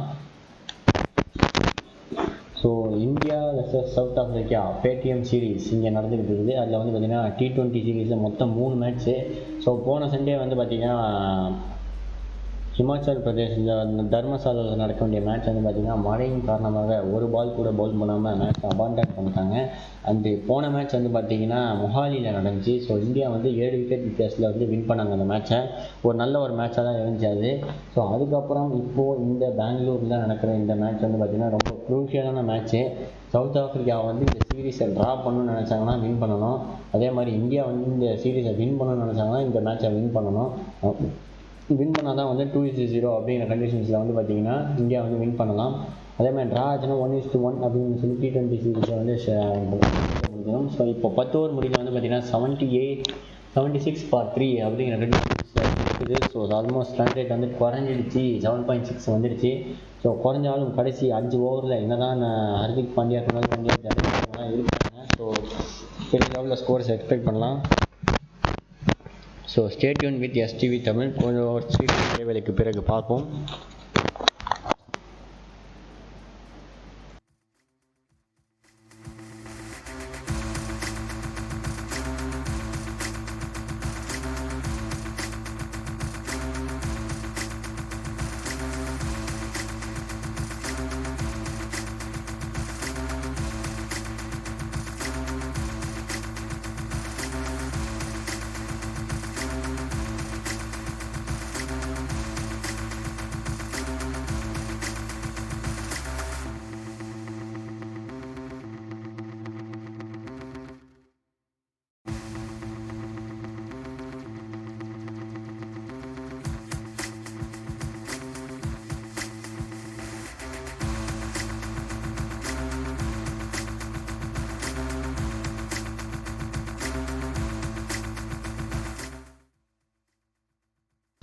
So welcome back to STV channel. இங்கே வந்து பார்த்தீங்கன்னா 11th ஓவர் போயிட்டுருக்குது இங்கே India vs South Africa. So இது ஒரு கேட்ச் ஆகுமா இல்லை ட்ராப் பண்ணிட்டாரு பெஹுலுக்குவாயோ. ஒரு அற்புதமான ஒரு பால் இங்கே ரிஷப் அண்ட் க்ளவில் படிச்சு. ஸோ அது கேட்சை கன்வெர்ட் பண்ணியிருக்கலாம். டீட்டாக கொஞ்சம் கேர்லெஸ்ஸாக இருந்துட்டாரோன்னு தோணுது. ஸோ பார்ப்போம், ஒரு ரீகேப் பார்க்கலாம். ஸோ இது ஒரு விக்கெட்டாக தான் இருந்திருக்கணும் கேட்ச் பிடிச்சிருந்தா. ஸோ அது பால் வந்து பார்த்திங்கன்னா நம்ம க்ளவில் படுறதுக்கு முன்னாடியே வந்து கீழே பட்டுருச்சு. So it's not out. So missed chance for South Africa. So Phehlukwayo அவரோட ஓவரை கண்டினியூ பண்ணுறாரு. ஒரு ஃபைட் நடக்குதுன்னு ஒரு ஷாட் இங்கே ஃபுல் ஷாட் இங்கே. ஸோ ஃபைனல் டிசைட் 4 ஆகுமா இல்லை கண்டிப்பாக அது ஃபீல்டு கட்டுவார். ஸோ 2 ரன்னா இல்லை 4 தான். ஸோ ஸ்லோவாக தான் டெவலப் பண்ணுறாங்கன்னு நினைக்கிறேன். எனக்கு தெரிஞ்சு 15 ஓவர்ஸ்க்குள்ளே ஒரு 100 தொட்டுட்டாங்கனாலே ஓரளவுக்கு 150 160 டச் பண்ணலாம். ஏன்னா ஸ்டார்டிங்கில் இந்த நிலவரம் வந்து பார்த்திங்கன்னா பெரிய லெவலில் எக்ஸ்பெக்ட் பண்ணோம். ஒரு 200 ப்ளஸ் வந்து ஸ்கோரை ஈஸியாக வந்துடலாம் அப்படிங்கிற கண்டிஷன் தான் வந்து இந்தியா பேட்டிங் ஆட்டிருந்தாங்க. ஸோ இப்போ சடனாக ஒரு 3 விக்கெட் விழுந்தவொடனே வந்து பார்த்திங்கன்னா இந்தியா மறுபடியும் 150 ப்ளஸ் வரும் அப்படிங்கிறதே வந்து பார்த்திங்கன்னா கொஞ்சம் அடுத்தடுத்து இருக்க பேட்ஸ்மேன்ஸை வச்சு தான் வந்து பார்த்திங்கன்னா 150 ப்ளஸ் வரும் அப்படிங்கிறதே எக்ஸ்பெக்ட் பண்ணலாம். இங்கே வந்து பார்த்திங்கன்னா யோகேஸ்வர் அப்படிங்கிறவர் வந்து பார்த்திங்கன்னா India will be end up with 160 அப்படின்னு கமெண்ட் பண்ணியிருக்காரு. ஸோ கண்டிப்பாக எதிர்பார்ப்போம் 160 வரும் அப்படிங்கிறத எதிர்பார்க்கலாம். ஸோ பார்ப்போம்.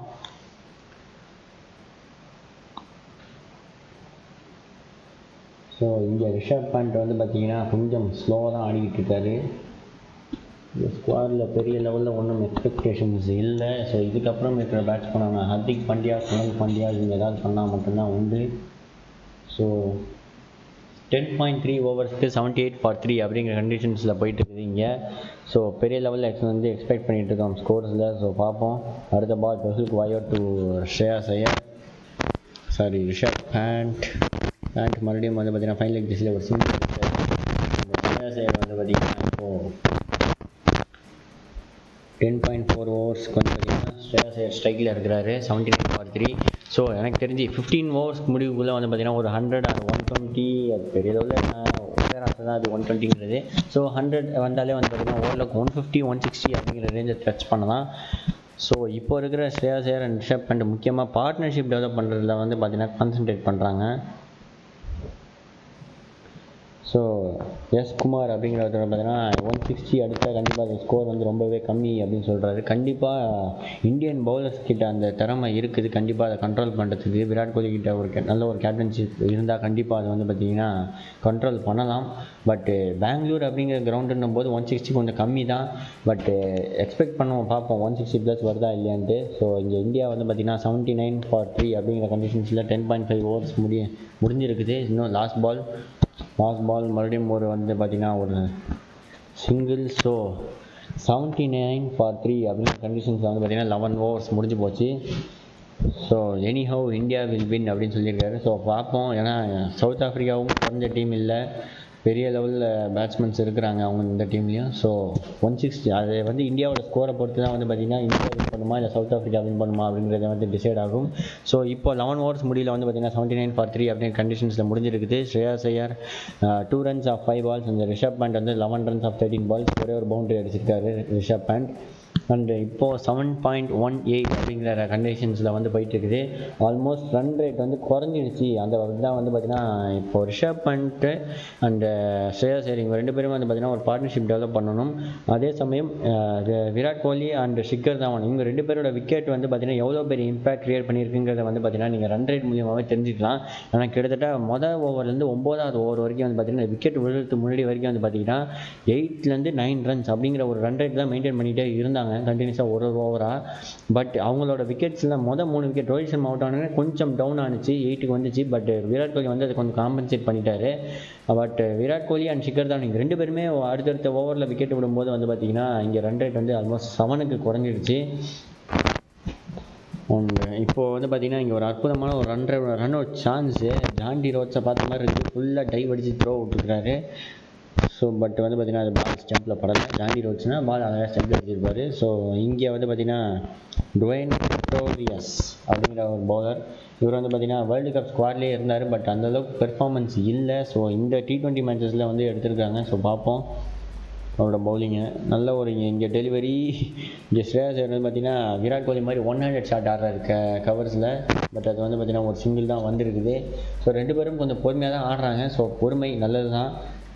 நான் பெரிய லெவலில் ஒன்றும் எக்ஸ்பெக்ட் பண்ணலை இங்கே இந்தியன் ஃபேன்ஸ் எல்லாம். ஏற்கனவே வந்து 3 விக்கெட் போயிடுச்சு. ஸோ கொஞ்சம் சோகத்தில் தான் இருக்கிறாங்க.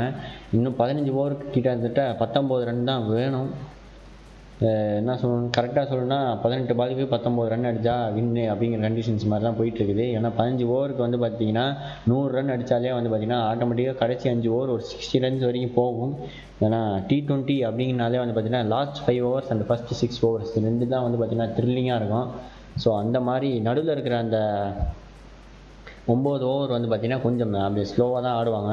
ஏன்னா விக்கெட்ஸ் மெயின்டைன் பண்ணணும் அப்படிங்கிற ஒரு கண்டிஷன்ஸ் இருக்குது. ஸோ பார்ப்போம். இங்கே வந்து பார்த்திங்கன்னா எஸ் குமார் மறுபடியும் ஒரு கமெண்ட் பண்ணியிருக்கிறாரு, SK will try hard for the victory. கண்டிப்பாக முயற்சி பண்ணி தான் ஆகணும். அப்படி பண்ணால் மட்டும்தான் வந்து பார்த்திங்கன்னா இந்த சீரீஸை வந்து ட்ரா பண்ண முடியும். ஏன்னா அவ்வளோ தூரம் அங்கேருந்து ட்ராவல் பண்ணி இந்தியாவுக்கு வந்து ஆடுறாங்கன்னும் போது இங்கே வந்து தோற்கிறது ஒரு விஷயமா இருக்காது. பட்டு அதை வந்து இங்கே வந்து ஜெயிச்சாங்கன்னா அவங்களுக்கு ஒரு பெருமையான ஒரு விஷயம். பட் ஜெயிக்க முடியாது, ட்ரா பண்ண முடியும். அது அப்படிங்கிற ஒரு சான்ஸ் இருக்கும்போது அது கண்டிப்பாக ட்ரை பண்ணுவாங்க. ஸோ இங்கே ரிஷப் பண்ட் அண்ட் ஸ்ரேயஸ் ஐயர் 2 பேருமே வந்து பார்த்திங்கன்னா ஒரு நல்ல ஒரு பார்ட்னர்ஷிப் டெவலப் பண்ணிகிட்டு இருக்காங்க நான் நினைக்கிறேன். நீங்கள் என்ன நினைக்கிறீங்க மறக்காமல் நீங்கள் கமெண்ட்ஸில் சொல்லலாம். ரிஷப் பண்ட் வந்து பார்த்திங்கன்னா 12 runs ஆஃப் 16 balls அண்ட் ஸ்ரேயஸ் ஐயர் வந்து பார்த்திங்கன்னா 3 runs ஆஃப் 6 balls. ஸோ பார்த்து கொண்டு இருக்கும் அனைத்து வியூவர்ஸும் வந்து பார்த்திங்கன்னா சப்ஸ்கிரைப் பண்ணாமல் இருந்தீங்கன்னா மறக்காமல் சப்ஸ்கிரைப் பண்ணி வச்சுக்கோங்க. ஏன்னா இதுக்கப்புறம் நிறைய கிரிக்கெட் மேட்சஸ் நிறையவே இருக்குது. India tour of New Zealand, Australia அது மாதிரி நிறைய மேட்சஸ்லாம் இருக்குது. ஸோ அதுக்கான அப்டேட்ஸ்லாம் வந்து பார்த்திங்கன்னா உங்களுக்கு உடனே வேணும்னா கண்டிப்பாக சப்ஸ்கிரைப் பண்ணி பக்கத்தில் இருக்க நோட்டிஃபிகேஷன் பெல்ஸும் நீங்கள் ப்ரெஸ் பண்ணிக்கலாம். அப்படி இருக்கும்போது உங்களுக்கு உடனே நோட்டிஃபிகேஷன்ஸ் உடனே நாங்கள் வீடியோ அப்லோட் பண்ணால் நீங்கள் உடனே எங்கேஜாக இருக்கலாம் சேனலோட. ஸோ 81 for 3 அப்படிங்கிற கண்டிஷன்ஸில் வந்து பார்த்திங்கன்னா 12வது ஓவர் முடிய போது லாஸ்ட் பால் பண்ண போகிறாரு பிரட்டோரியஸ். ஸோ பார்ப்போம் இதோட விக்கெட்டா, 6ஆ, 4ஆ, சிங்கிளா, டபுளா, இல்லை ஒய்டா, இல்லை நோ பாலா என்னன்றதை பார்ப்போம். டீகாக் ஃபீல்ட் செட் பண்ணுறாரு. கொஞ்சம் ஃபீல்டில் கொஞ்சம் சேஞ்சஸ் இருக்குது. Rishabh Pant and strike. So last ball of Pretorius 12th over. இது வந்து பார்த்திங்கன்னா மறுபடியும் ரிஷப் பண்ட் வந்து படுத்துக்கிட்டு அடித்தாரு. 6ன்னு நினைக்கிறேன். Yes, it's 6. ஒரு அற்புதமான ஒரு லாஃப் ஸ்வீப் ஷாட்னே சொல்லலாம். அழகாக உட்காந்து அப்படி தூக்கி பின்னாடி அடிச்சு விட்டார். சிக்கர் தவான் ஏற்கனவே ஒரு ஓவர் சொல்லியிருந்தேன். அதே ஷாட் தான் வந்து பார்த்திங்கன்னா இங்கே ரிஷப் பண்ட் அடிச்சிருக்காரு. ரொம்ப நேரம் வெடிச்சு ஒரு பவுண்டரி வந்திருக்குது. என்ன தான் நீங்கள் விக்கெட் எடுத்தாலும் நான் பவுண்டரி ரெடி பண்ணிட்டேன் அப்படிங்கிற மாதிரி தான் ஆடிட்டு இருக்காங்க Indian team. So 87 for 3 after 12 overs. இன்னும் 8 ஓவர் தான் இருக்குது. இந்த 8 ஓவரில் வந்து பார்த்திங்கன்னா மினிமம் ரன் ரேட்டாக ஒரு 8 runs வச்சா கூட ஆல்மோஸ்ட் 64 runs வரும். அந்த 64 runs இங்கே கால்குலேட் பண்ணால் எனக்கு தெரிஞ்சு 150 அப்படிங்கிற கண்டிஷன்ஸ் வருது. ஸோ பார்ப்போம். இந்த 8 ஓவரில் வந்து பார்த்திங்கன்னா அடுத்த 3 ஓவர் தான் வந்து கொஞ்சம் குரூஷியலான ஒரு ஓவர் தான் இருக்கும். ஏன்னா அந்த 3 ஓவரில் வந்து என்ன ஸ்கோர் பண்ணுறாங்களோ அதை பொறுத்து தான் வந்து அடுத்த 5 ஓவர்னே சொல்லலாம். எனக்கு தெரிஞ்சு மினிமம் அந்த லாஸ்ட் 5 ஓவர்ஸில் ஆவரேஜாக ஒரு 50 runs வந்துடும். ஸோ ப்ளஸில் எவ்வளோ ஆட் பண்ணுறாங்களோ அவ்வளோ வந்து பார்த்திங்கன்னா இந்தியன் டீமுக்கு சேஃபர் சைடு கூப்பிட்டு போகும். ஸோ பார்ப்போம். 12 ஓவர் முடிவில் 87க்கு 3. ஸோ இந்த மேட்சோட ரீகேப், ஒரு ஷார்ட் ரீகேப் மாதிரி பார்ப்போம். இப்போ வந்து பார்த்திங்கன்னா India versus South Africa third T20 இந்த 30th சீரீஸில் இந்தியா வந்து பார்த்திங்கன்னா டாஸ் வின் பண்ணி பேட் ஃபர்ஸ்ட் எடுத்தாங்க. ஸோ பேட் ஃபர்ஸ்ட்டில் எடுத்த ரோஹித் சர்மா அண்ட் சிக்கர் தவான் வந்து பார்த்திங்கன்னா ஓப்பனிங் பார்ட்னர்ஷிப்பாக இறங்கினாங்க. அந்த 2 பேருமே வந்து பார்த்திங்கன்னா ஒரு அற்புதமான ஒரு பேட்டிங் பர்ஃபார்மன்ஸ் கொடுத்தாலும் அங்கங்கே வந்து கொஞ்சம் பிசுறு தட்டி ரோஹித் சர்மா விக்கெட்டை விட்டுட்டார். துயரன் ஹென்ட்ரிக்ஸ் வந்து அவரோட விக்கெட்டை எடுத்தார். ஒரு அற்புதமான ஒரு பால் அது. ஒரு லீடிங் ஏஜில் தான் வந்து விக்கெட்டை விட்டார் ஃபர்ஸ்ட் கேட்ச் பிடிச்சி. அடுத்ததான் வந்து பார்த்திங்கன்னா ரன் ரேட் நல்லா மெயின்டைன் ஆகிடுச்சு. 8.36 அந்த ரன் ரேட் மெயின்டைன் ஆகிட்டு இருந்துச்சு. அண்ட் சிக்கர் தவான் அண்ட் விராட் கோலி அதுக்கப்புறம் வந்து பார்த்திங்கன்னா கொஞ்சம் பார்ட்னர்ஷிப் இது பண்ணி 9.1 அப்படிங்கிற ரன் ரேட்டுக்கு கொஞ்சம் எடுத்துகிட்டு வந்தாங்க. பட் அடுத்து வந்து சிக்கர் தவான் பவர் பிளே முடிஞ்ச உடனே கொஞ்சம் டைமிங் இல்லாத ஒரு ஷாட் ஆடி அவரோட விக்கெட்டை இருந்தார். ஸோ சிக்கர் தவான் அவசரப்பட்டு விக்கெட்டை விட்டுட்டாருன்னு சொல்லி விராட் கோலியும் ரிஷப் பண்டை வந்து பார்த்திங்கன்னா கொஞ்சமாக பார்ட்னர்ஷிப் டெவலப் பண்ணுவாங்க அப்படின்னு எதிர்பார்த்தோம். பட் விராட் கோலியும் ரொம்ப அவசரப்பட்டார். பட் நல்ல ஒரு ஷாட்டு தான். கொஞ்சம் டைமிங் மிஸ் ஆகிடுச்சோ இல்லை கேப்பை கரெக்டாக பார்த்து அடிக்கலையோ அப்படின்னு நினைக்கிறேன். அது அழகாக ஃபில்டர் கையில் வந்து மாட்டிடுச்சு. அதுக்கப்புறம் அந்த ஸ்ரேயஸ் ஐயரும் ரிஷப் பண்டும் இப்போ பார்ட்னர்ஷிப் டெவலப் பண்ணிகிட்டே இருக்கிறாங்க. அந்த ரிஷப் பண்ட் போன ஓவர்லாம் வந்து பார்த்திங்கன்னா மடக்கி ஒரு 6 அடித்தார். ரொம்ப நேரம் கழிச்சு ஒரு பவுண்டரி போயிருக்குது. ஸோ இந்த மேட்ச் என்ன நடக்குதுன்றதை பார்ப்போம். 88க்கு 3 ஆஃப்டர் 12.1 overs. இப்போ வந்து பார்த்தீங்கன்னா ஃபார்ச்சூன் அவரோட 3வது ஓவரை பவுல் பண்ணிகிட்டு இருக்காரு. இது வரைக்கும் நல்ல ஒரு பவுலிங் அவர்கிட்ட இருந்து ஜஸ்ட் 14 runs தான் கொடுத்துருக்காரு. ஸோ அகாடமி வந்து பார்த்தீங்கன்னா 6.46. ஸோ இப்போ என்ன நடக்குதுன்றதை பார்ப்போம். ஃபார்ச்சூன் அவரோட ஓவர்ஸை வந்து பார்த்திங்கன்னா அரௌண்ட் விக்கெட்டில் போட ட்ரை பண்ணுறாருன்னு நினைக்கிறேன். இங்கே ஏதோ ஒரு ஃபீல்டிங் பிரச்சனை. ஃபீல்டிங்கை கொஞ்சம் சேஞ்ச் பண்ணுறாங்க இங்கே.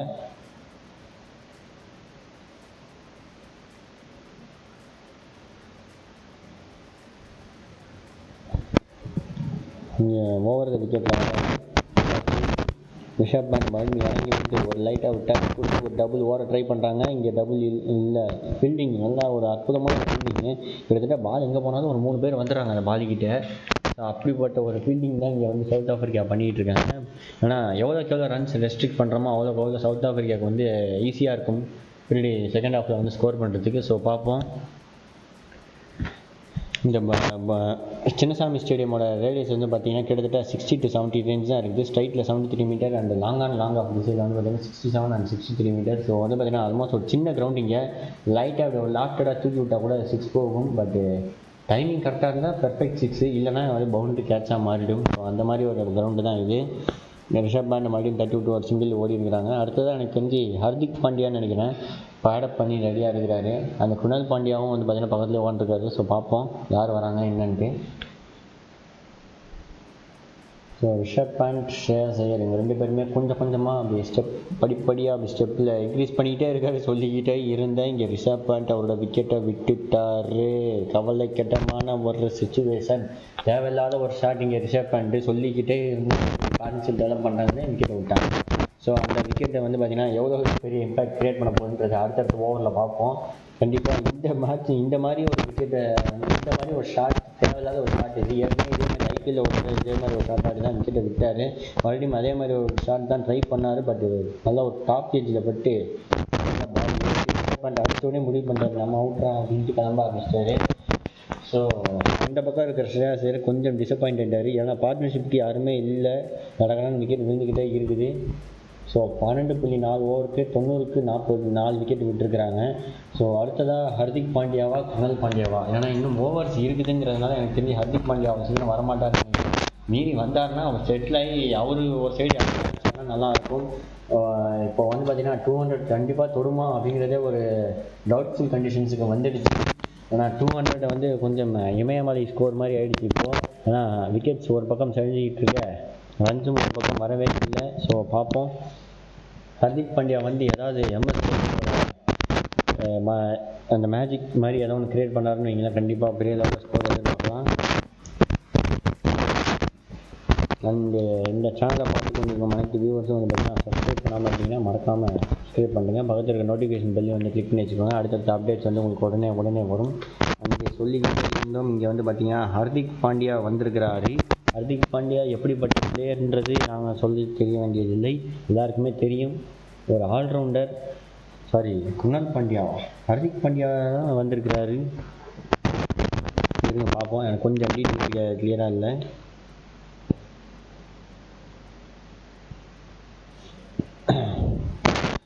ஸோ இங்கே வந்து பார்த்தீங்கன்னா ஹர்திக் பாண்டியா தான் வந்திருக்கிறாரு. ஸோ ஹர்திக் பாண்டியா ஒரு அற்புதமான ஒரு ஆல்ரவுண்டர், டிஸ்ட்ரக்டிவ் பேட்ஸ்மேன். ஏற்கனவே ஒரு மேட்ச் பார்த்துருப்போம்.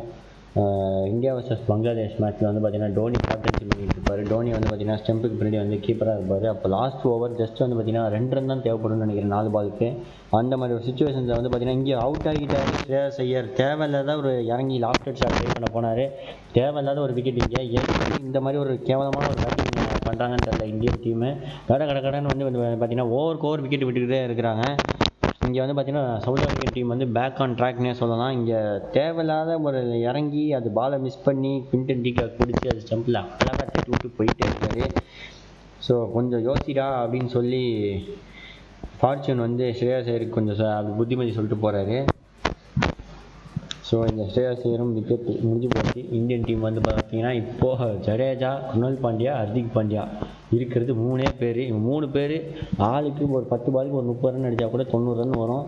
ஸோ ஆல்மோஸ்ட் ஒரு வின்னிங் கண்டிஷன்ஸுக்கு எடுத்துகிட்டு போகலாம். ஸோ பார்ப்போம் என்ன நடக்குதுன்ட்டு. பேராசை தான், பட் அப்படி பண்ணால் மட்டும்தான் ஜெயிக்க முடியும் அப்படிங்கிற கண்டிஷன்ஸ் வரும்போது அது பண்ணுறதுல தப்பு இல்லை. ஸோ ஹர்திக் பாண்டியா இப்போது வந்து பார்த்திங்கன்னா ஆளே இல்லாத பிச்சில் வந்து நின்றுட்டுருக்கிறாரு தனியாக. ஸோ இப்போ அடுத்து ஆப்போசிட்டில் நான் ஸ்ட்ரைக்கில் வந்து ஆட போகிறது யார் அப்படின்றத பார்ப்போம். எனக்கு தெரிஞ்சு ஜடேஜாவாக இருக்கும்னு நினைக்கிறேன். மறுபடியும் ஒரு ரைட் லெஃப்ட் காம்பினேஷன்ஸில் ட்ரை பண்ணுவாங்கன்னு நினைக்கிறேன். ஸோ இங்கே ஸ்கோர் அடிக்கிற அளவுக்கு பெருசாக இப்போ டோனி அப்படிங்கிற ஒருத்தர் கேப்டன் வந்து பார்த்திங்கன்னா எந்த அளவுக்கு முக்கியம் அப்படிங்கிறது வந்து பார்த்திங்கன்னா இப்போ இந்த மாதிரி மேட்சஸில் வந்து நீங்கள் தெரிஞ்சுக்கலாம். சும்மா வந்து ஒரு மேட்ச் அடிக்கலனா கூட நிறைய ப்ரெஸ்ஸில் வந்து பார்த்திங்கன்னா ஒரு கேள்வி கேட்பாங்க, நீங்கள் எப்போ கேப்டன்சிலேருந்து விளையாடுறீங்கன்ட்டு. ஸோ விராட் கோலி வந்து பார்த்திங்கன்னா இந்த மாதிரி ஒரு மேட்ச்சில் வந்து சொதப்பி இருக்காரு. ஸோ இவரை பற்றி நீங்கள் யாரும் கேட்க மாட்டீங்க. ஏன்னா அவரோட ஹார்ட் ஒர்க் வந்து பார்த்தீங்கன்னா உங்களுக்கு தெரில, டோனியோட ஹார்ட் ஒர்க் அந்தளவுக்கு இருந்துச்சு. ஸோ நிறைய டோனி ஃபேன்ஸ் அந்த விராட் கோலி எனக்கு தப்பு சொல்லலை, அவரோட கேப்டன்சியும் நல்ல ஒரு கேப்டன்சி தான். பட் இந்த மாதிரி ஒரு முக்கியமான மேட்சஸில் ரெஸ்பான்சிபிலிட்டி எடுத்து ஆடலாம். ஏன் இந்த மாதிரி ஒரு மேட்சை வந்து எதுக்கு தேவையில்லாமல் அவுட் ஆகிறாருன்னு தெரியல. ஸோ இப்போ வந்து பார்த்திங்கன்னா ஜடேஜா வந்திருக்காங்க, மறுபடியும் ரைட் லெஃப்ட் காம்பினேஷன்ஸில் போயிட்டுருக்குது. ஸோ ஜடேஜா பெரிய சிஎஸ்கே பேட்ஸ்மேன் தான் அவரும். ஸோ பார்ப்போம். அவரும் வந்து பார்த்திங்கன்னா குணால் பாண்டியா லெஃப்ட் ஹேண்டுன்னு கொஞ்சம் கன்ஃபியூஸ் ஆகிட்டேன்.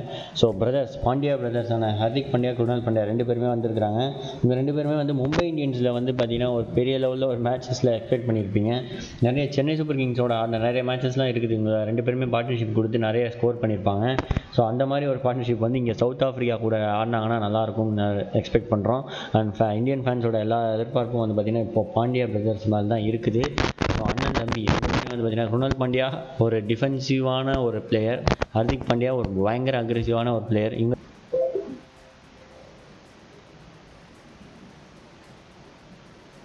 ஸோ இப்போ வந்து ரன்னிங்ஸ் ஆடிருக்காரு, 102 ரன் அடிச்சிருக்காரு.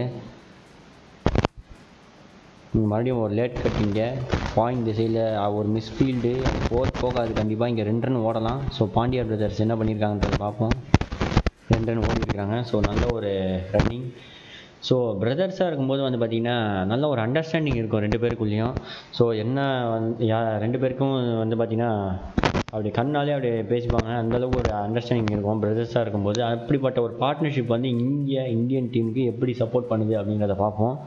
குணால் பாண்டியா அண்ட் ஹார்திக் பாண்டியா 2 பேருமே ஒரு அற்புதமான ஒரு பிளேயர்ஸ். இங்கே இந்தியன் டீமுக்கு ஒரு நல்ல ஒரு பிரதர் இர்ஃபான் பத்தான், யூசுப் பத்தான் எப்படி இருந்தாங்களோ அதுக்கப்புறம் வந்து பார்த்திங்கன்னா 2 பேர் வந்து பார்த்திங்கன்னா கொஞ்சம் ரீப்ளேஸ் பண்ணுறாங்க அவங்க இதை. ஸோ போன ஓவரில் வந்து பார்த்திங்கன்னா ரிஷப் பண்ட் ஒரு கேட்ச் கொடுத்தாரு, ஒரு புவர் டைம்டு ஷாட்டு, அதில் கேட்ச் போயிடுச்சு. அண்ட் ஸ்ரேயா சைடு இப்போ தான் விக்கெட் விழுந்துச்சு, அதுக்குள்ளே இறங்கி ஆடணுமா அப்படின்னு ஒரு கேள்வி கேட்குற அளவுக்கு ஆடிட்டார். இப்போது மறுபடியும் இங்கே ஒரு நல்ல ஒரு ஃபீல்டிங், பட் கையில் பட்டு பால் உருண்டி போச்சு. 2வது ரன் ஓடலாம், பட் வந்து பார்த்திங்கன்னா ஒரு ஸ்போர்ட்ஸ்மேன்ஷிப்பை காட்டுறாங்க அவங்க 2 பேருமே. வந்து பார்த்திங்கன்னா அந்த ஃபீல்டரோட உழைப்புக்காக வந்து பார்த்திங்கன்னா ஒரு ரன்னோடு நிறுத்திட்டாங்க 2 பேருமே. அந்த அடுத்ததாக ஸ்ரேயா ஐயர் ஒரு லாஃப்ட் எடுக்க ட்ரை பண்ணார், பட் பால் பேட்லேயே வரல, தேவையில்லாமல் அவரோட விக்கெட்டை இழந்துட்டார். ஸோ இந்த அவரோட ஃபீல்ட்ஸ் அசிஸ்ட் பண்ணிட்டு ஏன்னா நிற்கிறது வந்து பார்த்திங்கன்னா ஹார்திக் பாண்டியா ஒரு டிஸ்ட்ரக்டிவ் பேட்ஸ்மேன்றது எல்லாருமே தெரியும். ஸோ அவரோட வந்து விக்கெட் வந்து முக்கியமான ஒரு விக்கெட்டாக இருக்கும் சவுத் ஆஃப்ரிக்காவுக்கு. ஸோ பார்ப்போம். இங்கே ஷம்சி மறுபடியும் போடுறாரு. லெஃப்ட் சைடில் வந்து பார்த்திங்கன்னா இப்போ ஒரு single just single. So 97 for 5 after 13.4 overs. So நல்லா போயிட்டு இருக்குதுங்க.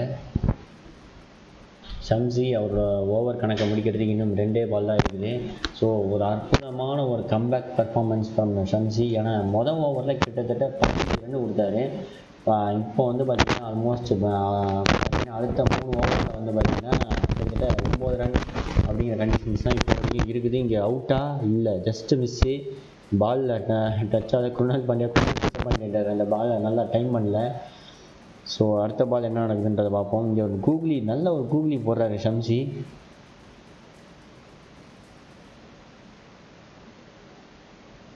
இன்னைக்கு டுடே இந்தியா வின் பண்ணுமா அப்படின்னு கேட்குறாங்க. கண்டிப்பாக மேட்ச் நடந்தாங்க. இங்கே வந்து பார்த்திங்கன்னா லேட் கட் வந்து நிறைய குணால் பாண்டியா ட்ரை பண்ணிகிட்டே இருக்கிறார், பட் மிஸ் பண்ணி இருக்குது. 97 for 5 40 overs. ஸோ சப்ஸ்கிரைப் பண்ணாமல் இருக்கிறவங்க மறக்காமல் சப்ஸ்கிரைப் பண்ணுங்கள்.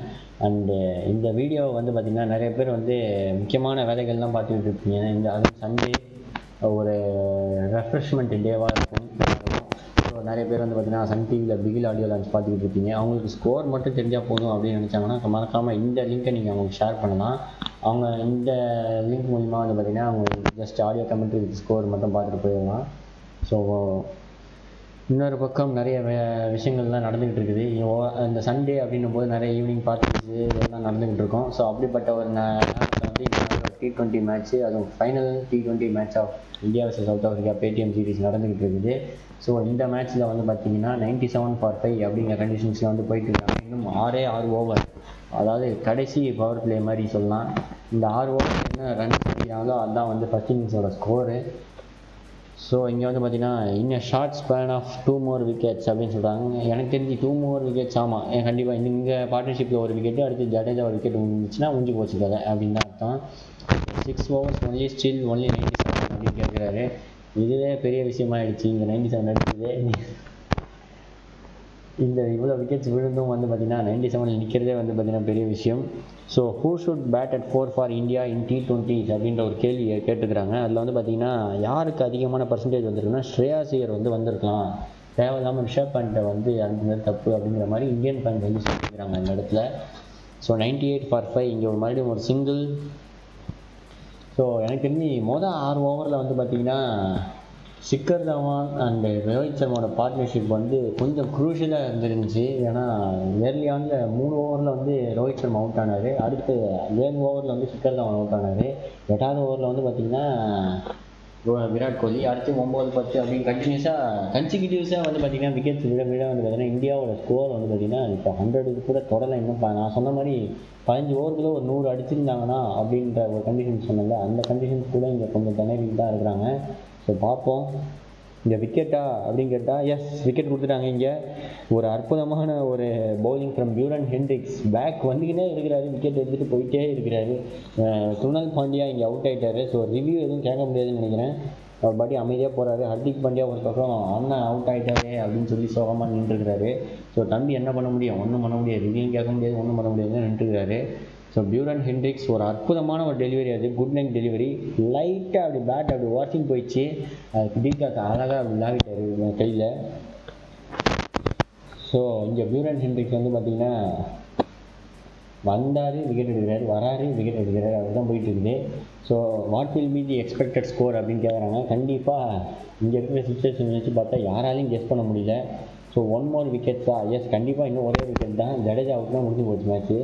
ஆனால் அந்த பக்கம் ஹர்திக் பாண்டியா இருக்கிறாரு அப்படிங்கிறத வந்து பார்த்திங்கன்னா கொஞ்சம் எக்ஸ்பெக்ட் பண்ணலாம். நீங்களே சொல்லுங்கள், நான் தான் இருக்கேன். ஸோ ஹர்திக் பாண்டியா வந்து பார்த்திங்கன்னா இங்கே பேட்டிங் ஆட்டுக்கிறாங்க.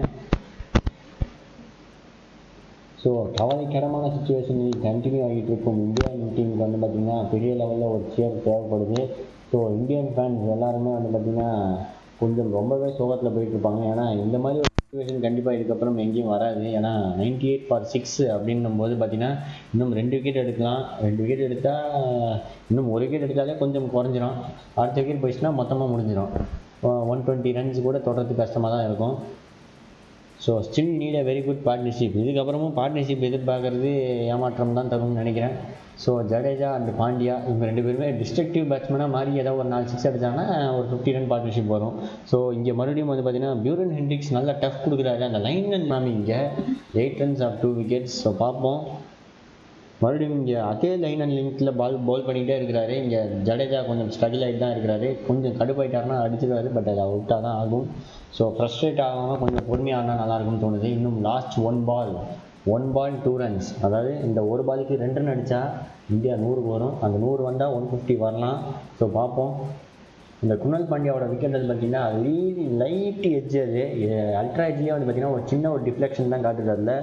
ஸோ ஒரு அற்புதமான ஒரு பவுலிங் இங்கே பியூரன் ஹென்ட்ரிக்ஸு.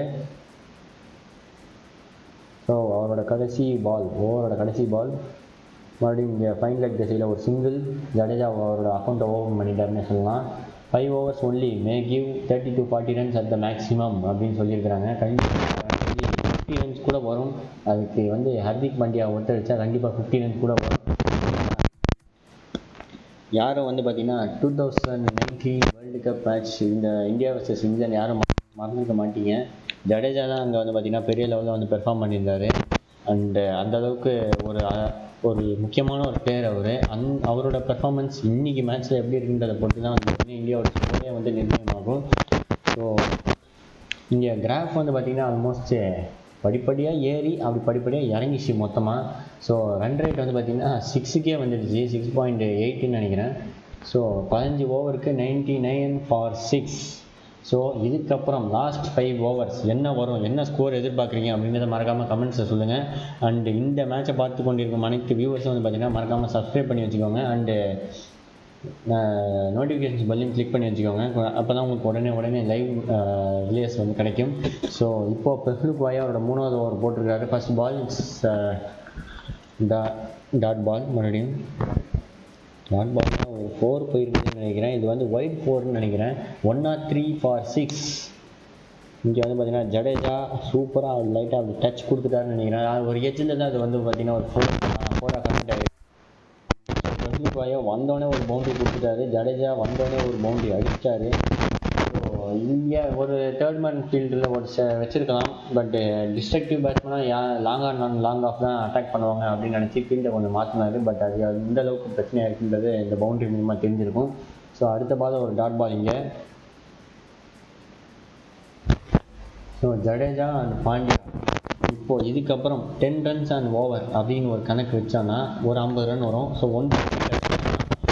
இது வந்து டிஃபெண்ட் பண்ணும்போது தான் அதோட கஷ்டம் தெரியும். ஸோ பார்ப்போம் எந்த ஒரு நாளைக்கு. ஸோ ஹர்திக் பாண்டியா நல்லாவே பேட்டிங் ஆடுற ஒரே ஒரு பேட்ஸ்மேன் தான். அண்ட் ஜடேஜா இன்னொரு பக்கம் ரெடியாக இருக்கிறாரு. புதுசாக வந்தாலும் அவர் எப்போ வந்தாலும் அவரோட ஷாட்டை நல்லா அடிச்சு விட்ருவாரு.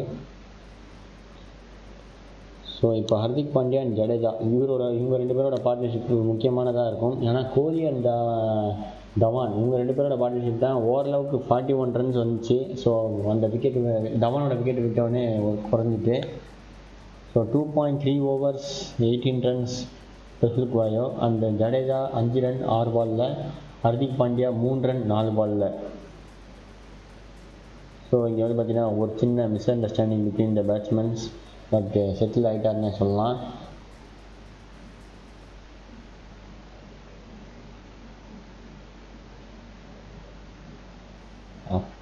அப்போ போகிறா no Indian batsman has a strong placement here. அதெல்லாம் வந்து பார்த்தீங்கன்னா எப்பயோ போயிடுச்சு. அது எல்லாமே அது வந்து அதை பற்றி பேசணும். அது பெரிய கதை. அது பேசினா நிறைய கான்ட்ரவர்ஷியல் டாபிக்ஸ்லாம் உள்ளே வரும். ஸோ இப்போது ஹர்திக் பாண்டியா அண்ட் ஜடேஜா இவங்க 2 பேரோட பேட்டிங் பெர்ஃபார்மன்ஸை பார்ப்போம். 104 ஆஃப் 6 ஆஃப்டர் 15.4 ஓவர்ஸ்.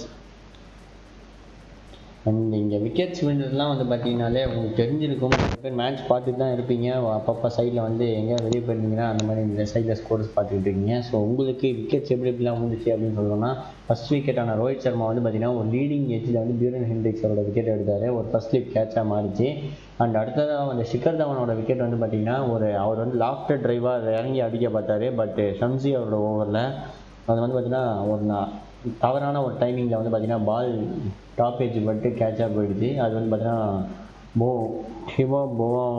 போவாமா அப்படிங்கிற ஒருத்தர் வந்து அதை கேட்சை பிடிச்சாரு. அதுக்கப்புறம் விராட் கோலி வந்து நல்ல ஒரு டைம்டு ஷாட்டாக இல்லை அது என்ன பிரச்சனைன்னு தெரியல. அந்த பாலில் நல்லா தான் அடித்தார். பட் அது அழகாக பவுண்டரியில் போய் பெஹ்லுக் கையில் வந்து மாட்டிக்கிச்சு. ஸோ அந்த மாதிரி ஒரு விக்கெட்டாக விட்டுட்டார் விராட் கோலி. அதுக்கப்புறம் அந்த ரிஷப் பேண்ட் அவர் வந்து பார்த்திங்கன்னா ஒரு புவர் டைம் ஷாட் அது டாப் ஏஜ் பட்டு விக்கெட்டை விட்டார். அதுக்கப்புறம் அந்த ஸ்ரேயாஸ் ஐயர் இறங்கி லாஃப்டர் ஷாட்டாக ட்ரை பண்ணார். பட் அது வந்து பார்த்தீங்கன்னா ஸ்டம்பிங் அதை வந்து பார்த்தீங்கன்னா டிகாக் அந்த பாலை வந்து ஸ்டம்பில் தட்டிட்டார். ஸோ அதுக்கப்புறம் குணால் பாண்டியா ஒரு லீடிங் எட்ஜு.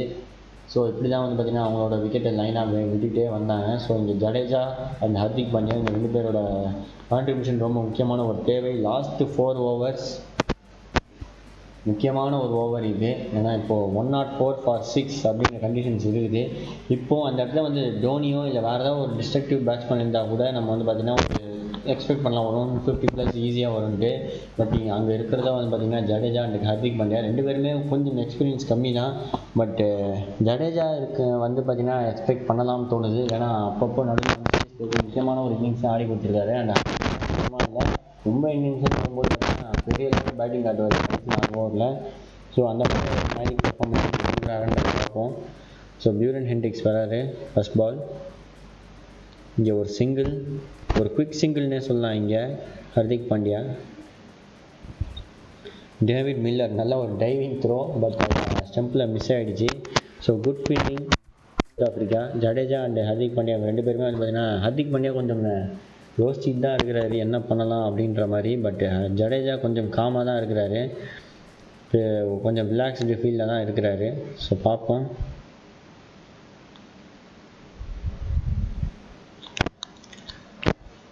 இங்கே வந்து பார்த்திங்கன்னா டிகாக்கோட கேப்டன்ஷிப் வந்து பார்த்திங்கன்னா ஒரு பெரிய லெவலில் வந்து நடந்துக்கிட்டு இருக்குது. அவரோட கேப்டன்சியில் நல்லா ஃபீல்டிங் செட்டப் அண்ட் ஃபீல்டிங் நல்லாவே இருக்குது. இப்போ சவுத் ஆஃப்ரிக்கா கிட்டேருந்து ஃபஸ்ட்டு 6 ஓவர்ஸில் பெரிய லெவலில் இல்லைனாலும் போக நல்லா செட்டில் ஆகிட்டாங்க. இங்கே ஒரு நல்ல ஒரு பாலை பலார்னு அறிஞ்ச மாதிரி ஒரு ஷாட் அடித்தார் ஹர்திக் பாண்டியா.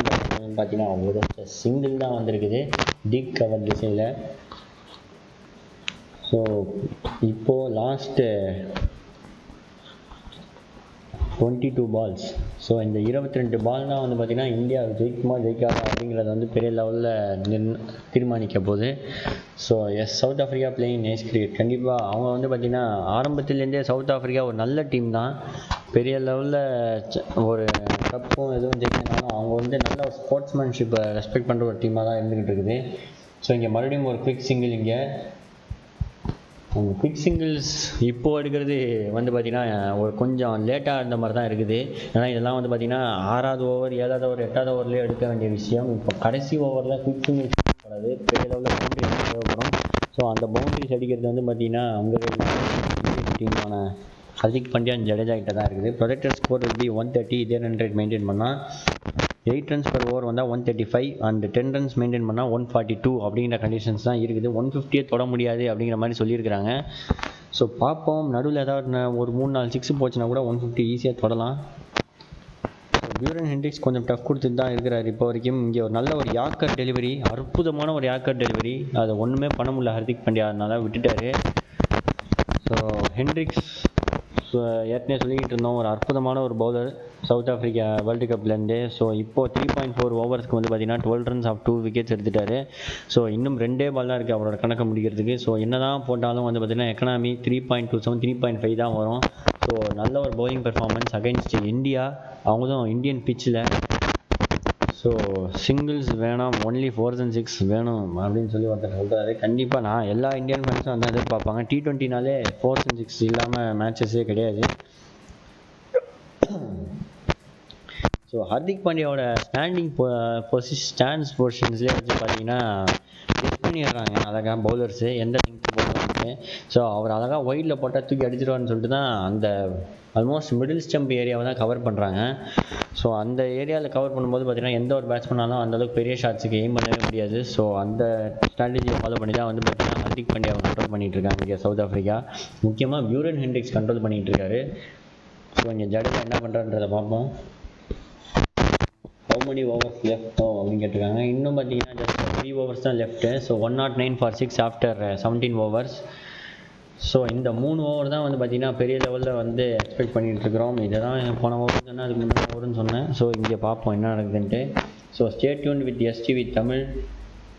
மறக்காமல் இந்த சேனலுக்கு சப்ஸ்கிரைப் பண்ணுங்கள் அண்ட் பக்கத்தில் இருக்க நோட்டிஃபிகேஷன் பெல்லையும் ப்ரெஸ் பண்ணிக்கோங்க. ஒரு சிறிய இடைவெளிக்கு பார்க்கும். Stay tuned.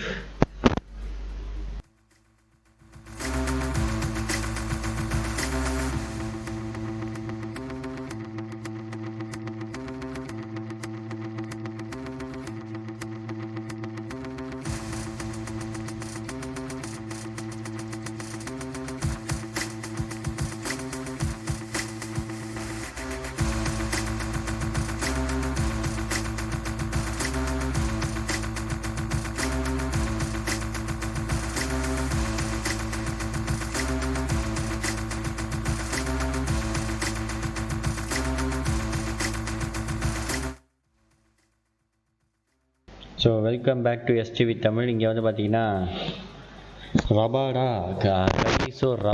அவரோட ஓவரை பவுல் பண்ண வராரு. அவருக்கு இன்னும் 2 ஓவர் இருக்குது. எனக்கு தெரிஞ்சு 18th and 20th ஓவர் வந்து பார்த்தீங்கன்னா அவர் பவுல் பண்ணுவார்னு நினைக்கிறேன்.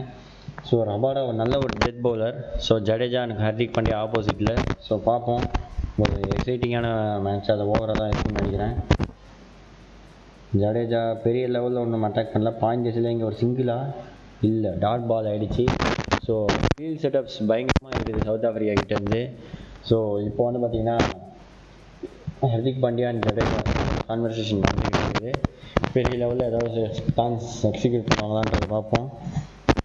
இன்னும் ஜஸ்ட்டு 3 ஓவர் தான், சரி இன்னும் ஜஸ்ட்டு 16 பால் தான். இன்னும் 2 பால் பவுல் பண்ணியாச்சுங்க. ரபாடா பெரிய லெவலில் எக்ஸ்பெக்ட் பண்ண ஒரு பிளேயர். இங்கே வந்து பார்த்திங்கன்னா ஒரு 6 அடிச்சிட்டாரு ஜடேஜா. சொல்லிக்கிட்டே இருந்தவங்க அந்த ஜடேஜா வந்து பார்த்திங்கன்னா பெரிய லெவலில் பேட்டிங் ஆடக்கூடிய ஒரு பிளேயர் அப்படின்னு சொல்லிட்டு இருக்கும்போது வந்து பார்த்திங்கன்னா பெரிய லெவலில் ஒரு 6 அடிச்சிருக்காரு. ஸோ இந்த 6 வந்து பார்த்திங்கன்னா எந்த அளவுக்கு எக்ஸைட்மெண்ட்டாக இருக்குதுன்னு தெரியல. ஸோ ரொம்ப நேரம் கழிச்சு ஒரு பசிலியாக இருக்கிறவனுக்கு கேசரி கொடுத்த மாதிரி அப்படி இருந்துச்சு இந்த 6. ஸோ இந்தியன் ஃபேன்ஸ் எல்லாருமே இப்போ தான் கொஞ்சம் பார்த்தீங்கன்னா அமைதியிலேருந்து கொஞ்சம் கத்த ஆரம்பிச்சிருக்கிறாங்க. ஸோ 17.3 116 ஆஃப் 6 அப்படின்ற ஒரு கண்டிஷன்ஸில் போயிட்டுருக்குது. இங்கே ஒரு சிங்கிள் வந்துருக்குது 3வது பால். ஸோ ஹர்திக் பாண்டியா அவரோட கணக்கில் ஒரு 6 அடிக்கிறாரான்றதை பார்ப்போம். ஹர்திக் பாண்டியா வந்து ஜடேஜாவே அடிக்கும்போது ஹர்திக் பாண்டியா அடிக்கலாம். பட் அவர் வந்து பார்த்திங்கன்னா டோனியோட ஃபேனுங்கிறதுனால கொஞ்சம் லேட்டாக தான் அடிப்பார்னு நினைக்கிறேன். ஸோ பார்ப்போம்.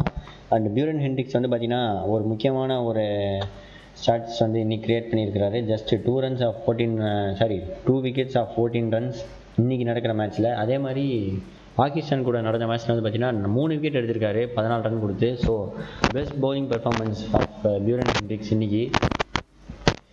ஸோ ரபாடா அவ்வளோ ஓவர் கண்டினியூ பண்ணுறாரு. 4வது பால் போல் பண்ணியிருக்கிறாரு 116 ஆஃப் 6 டாட் பால் ஆகிடுது. இன்னும் ஜஸ்ட் 14 பால்ஸ் தான் இருக்குது. 14 பால். இந்த 14 பால் தான் வந்து பார்த்திங்கன்னா இந்தியா வின் பண்ண வைக்காதா அப்படின்னு பார்க்கணும். ஏன்னா பெரிய ஃபஸ்ட் இன்னிங் ஸ்கோர் வந்து தான் வந்து பார்த்திங்கன்னா பெங்களூர் ஸ்டேடியமில் ஒரு முக்கியமான ஒரு ஸ்கோரை க்ரியேட் பண்ணோம். அதுவும் நம்ம பிச் கண்டிஷன்ஸில் கொஞ்சம் சேஞ்சஸ் இருக்குன்னு நினைக்கிறேன். அதனால தான் வந்து பார்த்திங்கன்னா விராட் கோலி பேட் ஃபர்ஸ்ட் எடுத்திருக்காரு. நார்மலாக வந்து பார்த்திங்கன்னா பெங்களூர் ஸ்டேடியமில் சேசிங் பண்ணி ஜெயிக்கிறது ஈஸி. ஸோ இங்கே பேட் ஃபர்ஸ்ட் எடுத்ததுனால வந்து பார்த்திங்கன்னா கொஞ்சம் சேஞ்சஸ் இருக்குன்னு நினைக்கிறேன் பிச் கண்டிஷன்ஸில். ஸோ இங்கே 5வது பால் போல் பண்ணியிருக்காரு. ஒரு சிங்கிள் வந்திருக்குது 117 for 6 after 17.5 overs. So subscribe பண்ணாமல் இருக்கிற வியூவர்ஸ் வந்து பார்த்திங்கன்னா மறக்காமல் சப்ஸ்கிரைப் பண்ணிக்கோங்க. அண்ட் பக்கத்தில் இருக்கிற நோட்டிஃபிகேஷன் பெல்லையும் வந்து கிளிக் பண்ணி வச்சுக்கோங்க. அப்போ தான் உங்களுக்கு நாங்கள் போடுற வீடியோஸ்லாம் வந்து உங்களுக்கு உடனே அப்டேட்ஸாக வரும். நீங்கள் லைவில் என்கேஜாக இருக்கலாம். அண்ட் அடுத்த பால் 17.5 ஓவர்ஸ்க்கு வந்து பார்த்திங்கன்னா 117 ஃபார் 6 மறுபடியும் ஒரு டாட் பால் இங்கே. So last ball of the 18th over. 6ஆ 4ஆ சிங்கிளா டபுளா ட்ரிபிளா நோ பாலா ஒய்டா என்னங்கிறத பார்ப்போம். Just 118 for 6 after 18 overs. Last 12 balls for the first innings. So இப்போது இந்த இந்தியன் டீமோட ஸ்கோர் வந்து பார்த்திங்கன்னா ரொம்பவே குறைஞ்சிருச்சு. 200 எதிர்பார்த்தோம், 200 வராது போல இருக்குது. 150 வந்து பார்த்திங்கன்னா கொஞ்சம் கஷ்டப்பட்டு தான் எடுக்கிற மாதிரி இருக்கும்னு நினைக்கிறேன். ஏன்னா இப்போது இந்த 6 பால் 12 பால் வந்து பார்த்திங்கன்னா 4 பண்ணால் கூட 12 பாலும் 4 பண்ணால் கூட 48 ரன் தான் வரும். அது வந்து பார்த்திங்கன்னா 162 அப்படிங்கிற கண்டிஷன்ஸ் வரும். பட் அது நடக்காத சுச்சுவேஷன்ஸ் இது. ஸோ ஆவரேஜாக இந்த 2 ஓவரில் ஒரு 4 பால் பவுண்ட்ரி போனால் கூட ஒரு பெரிய லெவலில் ஸ்கோர்ஸ் எக்ஸ்பெக்ட் பண்ணலாம். அண்ட் இங்கே ஜடேஜா அண்ட் ஹர்திக் பாண்டியா ஒரு கான்வர்சேஷன் போயிட்டு இருக்குது. என்ன பண்ணலாம்னு யோசிச்சுக்கிட்டு இருக்கிறாங்க. அண்டு பெரிய லெவலில் ஸ்கோர்ஸும் எக்ஸ்பெக்ட் பண்ணிகிட்டே இருக்கிறோம். இங்கே வந்து பார்த்திங்கன்னா ஜடேஜா அவரோட க்ளவுஸ் மாற்றுறாரு. க்ளவுஸில் ஏதோ சம் ப்ராப்ளம்ஸ்னு நினைக்கிறேன். அவரோட க்ளவ் வந்து மாற்றிக்கிட்டு இருக்காரு. ஸோ இந்தியா அதோட கிராஃப் வந்து பார்த்திங்கன்னா ரொம்பவே பிரச்சனையாக தான் இருந்துருக்குது. மொதல் ஓவரில் 6 ரன், அடுத்த ஓவரில் 18 ரன், அடுத்த ஓவரில் வந்து பார்த்திங்கன்னா 2 ரன், அதுக்கப்புறம் வந்து ஒரு ஆவரேஜாக ஒரு 8 மெயின்டைன் பண்ணிட்டு இருந்தாங்க. அண்டு ரோஹித் சர்மாவோட விக்கெட் போனோடனே வந்து பார்த்திங்கன்னா கொஞ்சம் டவுன் ஆகிடுச்சு. அதுக்கப்புறம் தவனோட விக்கெட் போனோடனே ரொம்பவே டவுன் ஆகிடுச்சு. ஆல்மோஸ்ட் 5 அந்த மாதிரி ரன்ஸ் தான் வந்து மெயின்டைன் ஆகிட்டே இருக்குது. அப்பப்போ நடுவில் பவுண்டரிஸ் போனாலும் ரன் ரேட் ஒன்றும் பெரிய லெவலில் இன்க்ரீஸ் ஆகலை. ஸோ இப்போ வரைக்கும் வந்து பார்த்திங்கன்னா ரன் ரேட் வந்து பார்த்திங்கன்னா 6.56.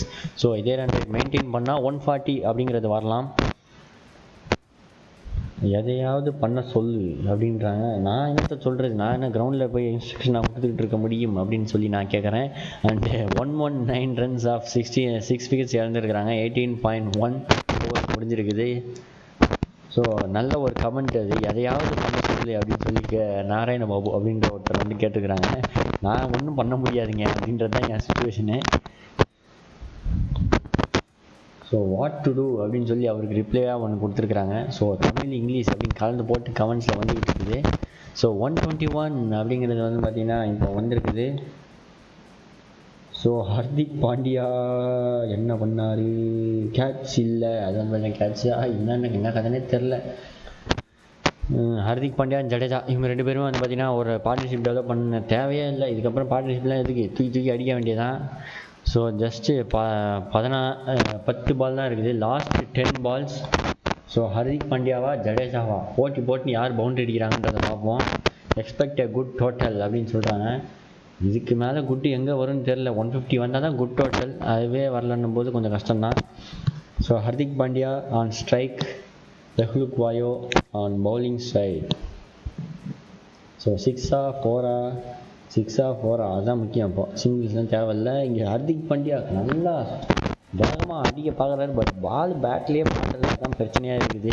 ஏன்னா அவர் வீசுகிற வேகத்துக்கு பார்த்தா எல்லா பாலுமே சிக்ஸு தான் போயிருக்கணும். ஸோ பால் வந்து கொஞ்சம் பாலை பார்த்து சுற்றினார்னா கரெக்டாக இருக்கும்னு தோணுது. அவர் ஒரு நல்ல எக்ஸ்பீரியன்ஸ் பிளேயர். பட் ஏன் இந்த மாதிரி கொஞ்சம் அவசரப்படுறாரோ, கொஞ்சம் ஃப்ரஸ்ட்ரேட் ஆகிட்டாருன்னு தான் நினைக்கிறேன். So we can expect as of now என்ன எக்ஸ்பெக்ட்னு தெரியல. So we can expect only 130 runs அப்படின்னு நான் சொல்கிறேன். ஏன்னா இப்போதைக்கு 8 பால் தான் இருக்குது. 8 பாலுக்கு ஒரு ரன் வச்சா கூட 8 ரன் வந்துடும். ஸோ ஹர்திக் பாண்டியா மறுபடியும் இங்கே ஒரு ட்ரைவ் லாங் ஆஃப் த சைடில் ஒரு single. So singles just matters now அப்படிங்கிற விஷயத்த மட்டும் நான் சொல்லிக்கிறேன். அண்ட் ஸ்கோர்ஸ் டு 140 எக்ஸ்பெக்ட் பண்ணலாம். 140ங்கிறதே கொஞ்சம் எக்ஸ்பெக்ட் பண்ண வேண்டிய ஸ்கோர் தான். ஏன்னா 150 வந்து ரீச் பண்ணலாம். பட் ஹர்திக் பாண்டியா அந்த பக்கம் வந்து கொஞ்சம் ஸ்ட்ரகிள் ஆகிட்டு தான் இருக்கிறாரு. ஜடேஜாவும் ஒரு பக்கம் வந்து ஒரு 6 அடிச்சுட்டு அமைதியாகிட்டாரு, என்னன்னு தெரில. ஸோ பவுண்ட்ரிஸ் டிஃபைன்ஸ் த ஸ்கோர் அப்படிங்கிறத மட்டும் நான் சொல்லிக்கிறேன். 122 for 6 after 18.4 overs. ஸோ மறுபடியும் இங்கே ஒரு சிங்கிள்.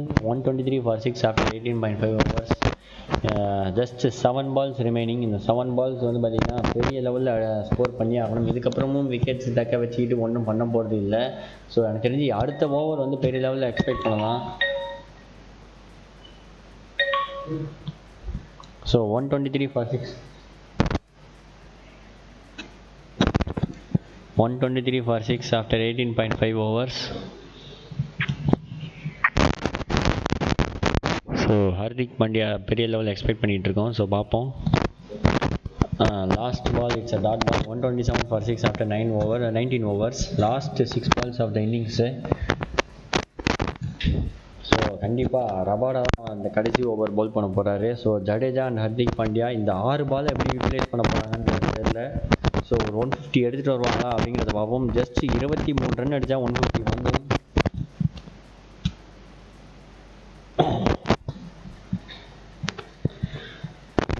நேற்றுக்கு டோனி அப்படிங்கிற ஒரு பேர் அங்கே இருந்துச்சுன்னா கண்டிப்பாக 150 எதிர்பார்க்கலாம், ஒரு நம்பிக்கை இருக்கும். பட்டு ஜடேஜா அண்ட் ஹர்திக் பாண்டியான்னும் போது கொஞ்சம் டவுட்ஃபுல்லாக தான் இருக்கும் எல்லாருக்குமே. ஸோ பார்ப்போம் என்ன நடக்குதுன்ட்டு.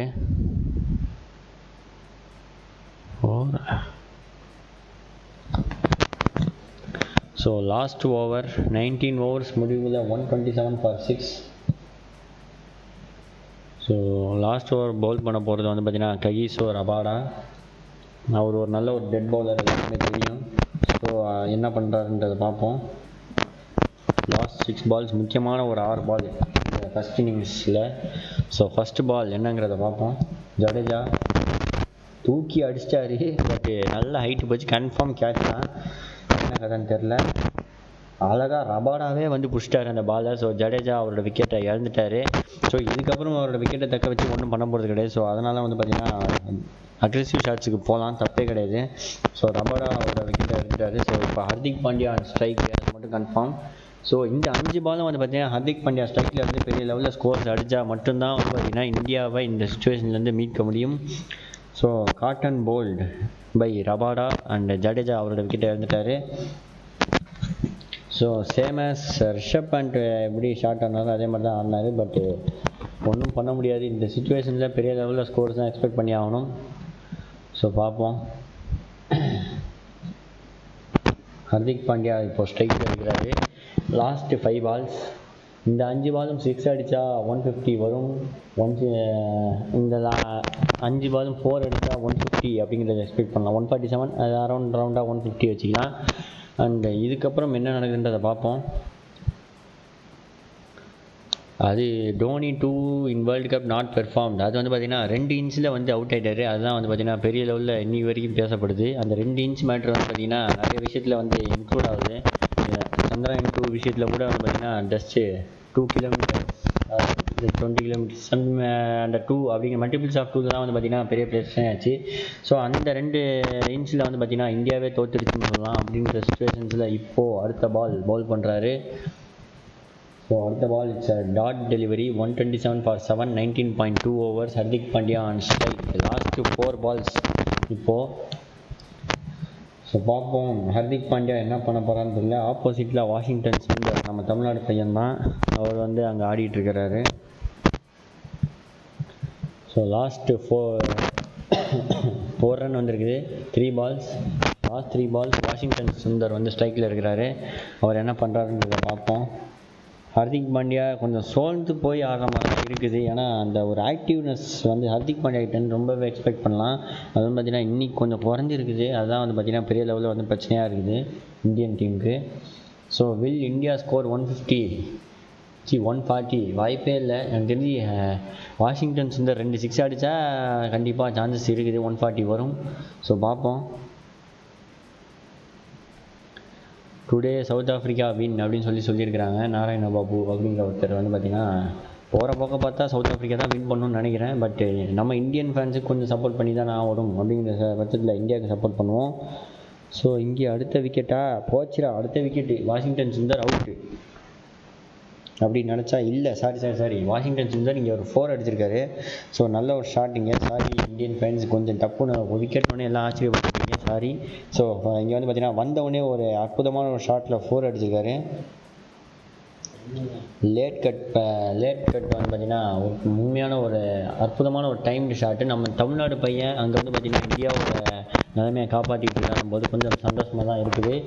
ஸோ வாஷிங்டன் சுந்தர் கடைசி பால் ஒரு 6 அடித்தார்னா பெருமைப்பட வேண்டிய விஷயம். சொல்லிக்கிட்டே இருந்தோம். இங்கே வந்து பார்த்திங்கன்னா ரன் அவுட்டுன்னு நினைக்கிறீங்க. எஸ், அம்பையர் விக்கெட் கொடுத்துட்டாரு. அது ஒரு ஒயிட் பாலில் ரன் அவுட் ஆகிட்டாங்க. தேவையில்லாமல் எனக்கு ரன்னிங்னே தெரில. இங்கே அது ஒரு ஒயிட் பால்னு அம்பையர் கொடுத்துருக்காரு. அண்ட் அது ஒரு ரன் அவுட் ஆகிடுச்சு. வாஷிங்டன் சுந்தர் அவுட் ஆகிட்டாரு. ஸோ அடுத்ததாக சுந்தர் வந்து அவுட்டா என்னன்னு தெரியல, அவுட்டுன்னு தான் நினைக்கிறேன். எஸ், ரபாடா கரெக்டாக ஸ்டெம்ஸை எய்ம் பண்ணி கீப்பர்கிட்டருந்து பாலை வாங்கி அடிச்சிட்டாரு. So it's out, Washington Sundar out. So Hardik Pandya last பாலை ஃபேஸ் பண்ண போகிறாரு. அது ஒரு ஒயிட் டெலிவரி அப்படிங்கிறதுனால வந்து பார்த்தீங்கன்னா 5th பால் ஃபேஸ் பண்ண போகிறாரு. ஸோ இன்னும் 2 ball Hardik Pandya on strike. So 140 expect பண்ணிக்கிறேன். ஒரு 6 அடித்தா கண்டிப்பாக 140 will be the target. And 2 6 அடித்தா 146 will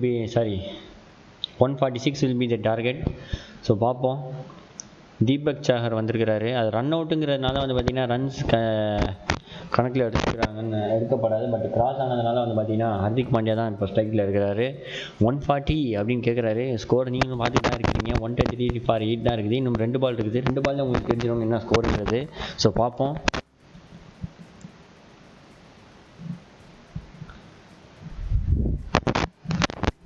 ரபாடா கொஞ்சம் ஹர்திக் பாண்டியாவும் அவுட் ஆகி விட்டார். கவலைக்கிடமான ஒரு சுச்சுவேஷன் இங்கே. ஹர்திக் பாண்டியா என்ன ஒரு ஷாட், அது அழகாக கையில் மாட்டிக்கிச்சு பால். ஸோ விக்கெட்டை விட்டுட்டார் ஹர்திக் பாண்டியா. ஸோ முடிஞ்சு போச்சு மேட்ச். 140 தொடாது கன்ஃபார்ம். ஸோ இந்த பாலில் ஒரு ரன் போனால் கூட 135 will be the target. So பார்ப்போம் என்ன நடக்குதுன்ட்டு. ஹர்திக் பாண்டியா அவ்வளோதான் முடிஞ்சதை அடித்தார். பட்டு பெரிய லெவலில் யாரோட பெர்ஃபார்மன்ஸும் இன்றைக்கி எடுபடலன்னு தான் சொல்லணும், சிக்கர் தவானை தவிர. ஸோ பாண்டியா 6 அப்படின்னு சொல்லியிருக்காரு. பாண்டியா 6 இல்லை, பாண்டியா அவுட்டு. ஸோ இங்கே நான் வாட் இஸ் ஹேப்பனிங் கேட்டுக்கிறாங்க. நத்திங் இஸ் ஹேப்பனிங் அப்படிங்கிறது தான் விஷயம். 133 for 9. ஸோ பாண்டியன் அவுட் இல்லை, பாண்டியா இது வந்து பார்த்திங்கன்னா ஹர்திக் பாண்டியன் இல்லை. ஸோ இங்கே வந்து பார்த்திங்கன்னா லாஸ்ட் விக்கெட். ஸோ என்ன நடக்குதுன்றதை பார்ப்போம். லாஸ்ட் பால் 6ஆ, லாஸ்ட் பால் விக்கெட்டா, லாஸ்ட் பால் 4ஆன்றதை பார்ப்போம். டீகாக் வந்து பார்த்திங்கன்னா பவுலரோட கொஞ்சம் பேசிக்கிட்டு இருக்காரு. ஒரு கான்வர்சேஷன் நடந்து தான் இருக்குது இப்போ வரைக்கும். ஸோ ஃபீல்ட் செட்டப்பில் பெரிய லெவலில் சேஞ்சஸ் இல்லை, அதே ஃபீல்ட் செட்டப் தான் இருக்குன்னு நினைக்கிறேன். நவதீப் சைனி வந்து பார்த்திங்கன்னா ஸ்ட்ரைக்கில் இருக்கிறாரு. இவர் ஒரு முக்கியமான ஒரு பவுலர். பவுலிங் சைடில் பார்க்கும்போது இவரோட பெர்ஃபார்மன்ஸ் வந்து ரொம்பவே எக்ஸ்பெக்ட் பண்ணலாம். பட் பேட்டிங்கில் இவர் எந்தளவுக்கு பெர்ஃபார்ம் பண்ணுவாருன்னு தெரில. கடைசி பாலில் ஏன்டா என்னை இறக்கி விட்றீங்க அப்படிங்கிற மாதிரி தான் வந்து வேகமாக டோஸ் மாட்டிங்கன்னே வர்றாரு அவர். நான் தெரிஞ்சு அவரை பேடப் பண்ணலன்னு நினைக்கிறேன். ஓரளவுக்கு ஹர்திக் பாண்டியாவே சமாளிச்சிருவார்னு நினச்சிப்பாருன்னு நினைக்கிறேன். இப்போ தான் ஒன்றா பேடப் பண்ணிட்டு வந்துட்டு இருக்காரு இல்லை. So Navdeep Saini last ball 19.5 overs 133 for 9. So ஒரு 6 அடித்தா 140 will be the target. ஒரு 4 அடித்தா 138 will be the target. 2 run போனால் 136 will be the target. So பார்ப்போம். லாஸ்ட் பால் இங்கே டீகாக் வந்து பார்த்திங்கன்னா தீபக் சாகர் வந்து இருக்கிறாரு ஒரு பக்கம், இன்னொரு பக்கம் நவதீப் சைனி இருக்கிறாரு. ஸோ அந்த ரன் அவுட் எந்த அளவுக்கு ஒரு முக்கியமான ரன் அவுட்டாக இருந்திருக்குன்னு பார்க்கலாம். ரபாடா ஒரு டாட் பால், மறுபடியும் இது ஸ்டெம்பில் அடிக்குமான்னு பார்த்தா இல்லை, ஒரு சிங்கிள் தான் வந்திருக்குது. So target will be 135 for 9 அப்படிங்கிற கண்டிஷன் வின் பண்ணியிருக்காங்க. So South Africa needs 135 from 120 balls. So first இன்னிங்ஸோட ஸ்கோர் வந்து பார்த்திங்கன்னா ரொம்பவே கம்மி, பிலோ பார் ஸ்கோர் தான் இது. ஆல்மோஸ்ட் ரன் ரேட் வந்து பார்த்திங்கன்னா 6.7 தான். இது வந்து பெங்களூர் அப்படிங்கிற ஒரு கிரவுண்டில் வந்து பார்த்திங்கன்னா சவுத் ஆஃப்ரிக்காவுக்கு ரொம்பவே கம்மியான ஒரு ஸ்கோர் இது. ஸோ இந்த டார்கெட்டை வந்து எப்படி இந்தியா டிஃபெண்ட் பண்ணுறாங்கன்றதை பார்ப்போம். ஸோ செகண்ட் இன்னிங்ஸில் கண்டினியூவாக பார்த்துக்கிட்டே இருங்க. ஸோ சேனல் சப்ஸ்கிரைப் பண்ணாமல் இருக்கிறவங்க மறக்காமல் சப்ஸ்கிரைப் பண்ணிடுங்க. ஸோ பக்கத்தில் இருக்க நோட்டிஃபிகேஷன் பெல்லும் ப்ரெஸ் பண்ணி வச்சுக்கோங்க. ஏன்னா செகண்ட் ஆஃப் ஸ்டார்ட் ஆனோடனே உங்களுக்கு நோட்டிஃபிகேஷன்ஸ் வரும். ஸோ கூடிய சீக்கிரம் நீங்கள் லைவில் எங்கேஜாக இருக்கலாம். So stay tune with STV Tamil.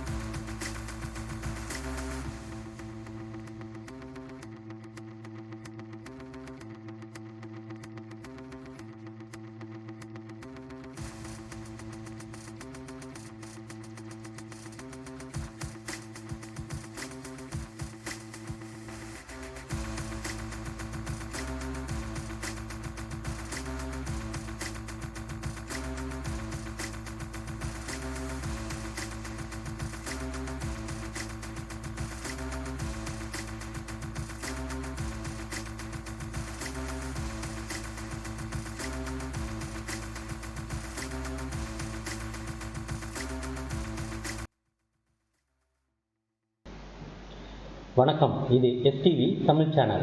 நீங்கள் பார்த்து கொண்டிருப்பது இந்தியா சவுத் ஆப்பிரிக்காவோடு விளையாடக்கூடிய மூன்றாவது T20 போட்டியின் இரண்டாவது செஷன். அதாவது சவுத் ஆப்பிரிக்கா, அதாவது தென்னாப்பிரிக்கா 134 ரன்களை இந்தியா, இதற்கு முன் விளையாடிய இந்தியா 134 ரன்கள் குறைந்த இலக்கை நிர்ணயித்திருக்கிறது.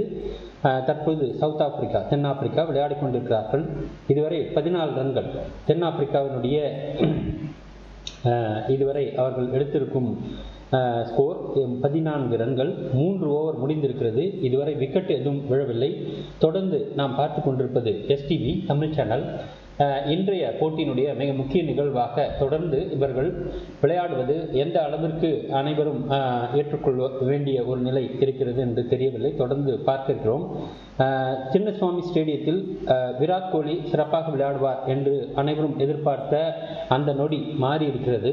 அந்த நிமிடம் அங்கு அது நடக்கவில்லை. ஆகவே தொடர்ந்து இது போன்ற நிகழ்வு ஒவ்வொரு காலகட்டங்களில் நடப்பது ஏற்புடையதுதான். காரணம், அனைத்து நேரத்திலும் அனைத்து பேட்ஸ்மேன்களும் விளையாடி கொண்டே இருப்பது என்பது சரியான ஒரு நிகழ்வாக இருக்காது. அது போன்ற ஒரு நிகழ்வு நடந்திருக்கிறது. தொடர்ந்து பார்க்கிறோம். தற்போது சவுத் ஆப்பிரிக்கா, அதாவது தென்னாப்பிரிக்கா விளையாடி கொண்டிருக்கிறது. India bowling. தற்பொழுது இந்த நிலையில் தீபக் சஹர் பந்து வீசிக் கொண்டிருக்கிறார். 3 ஓவர்கள் முடிந்திருக்கிறது. 3 பந்துகள், 4வது ஓவரில் 3 பந்துகள் வீசப்பட்டிருக்கிறது. இன்னும் 121 ரன்கள் பெற வேண்டும். ஆனால் இதுவரை விக்கெட் எதுவும் விழவில்லை. தொடர்ந்து இந்த நேரத்தில் விக்கெட் விழுந்திருக்க வேண்டும். தென்னாப்பிரிக்காவுக்கு நிச்சயமாக அவர்கள் மிகவும் சிறப்பாக விளையாடுகிறார்கள் என்பது தெரிகிறது. இருந்தாலும் இந்த பந்து அடிக்கப்பட்ட பந்து மேலெழும்பி சென்று விக்கெட் கீப்பர் அதை பிடிக்க முயற்சித்தார். ஆனால் பந்து கீழே விழுந்து விட்டது. ரன் எதுவும் இல்லை. நீங்கள் பார்த்து கொண்டிருப்பது எஸ்டிவி தமிழ் சேனல். தொடர்ந்து தற்போது ரோஹித் சர்மா தீபக் சர்காருடன் பேசிக் கொண்டிருக்கிறார். அவரை வழிநடத்துகிறாரா என்று தெரியவில்லை. அவரிடத்தில் சில ஆலோசனைகளை சொல்லிக் கொண்டிருக்கிறார். மிகவும் சிறப்பாக பந்து வீச்சு நடைபெறுகிறதா என்றும் தெரியவில்லை. காரணம், இந்த பந்து அடித்திருந்தால் நிச்சயமாக அது 4 அல்லது 2 ரன்களையாவது கொடுத்திருக்கும். ஆகவே சரியான ஒரு நிலையை இங்கே தொடர்ந்து கடைபிடிக்கிறார்கள்.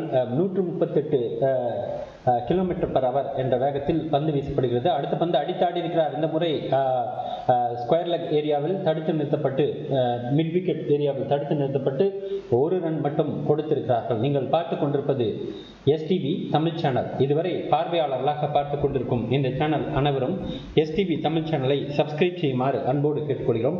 தொடர்ந்து இணைந்திருங்கள். அடுத்தடுத்த பல்வேறு நிகழ்வுகள் வர இருக்கிறது. தொடர்ந்து பார்க்கலாம். என்ன நடக்கும் என்பதை தொடர்ந்து பார்க்க இருக்கிறோம். இன்றைய போட்டியிலே மிகவும் முக்கியமான நிகழ்வாக தொடர்ந்து இவர்கள் விளையாடி கொண்டிருக்கும் இந்த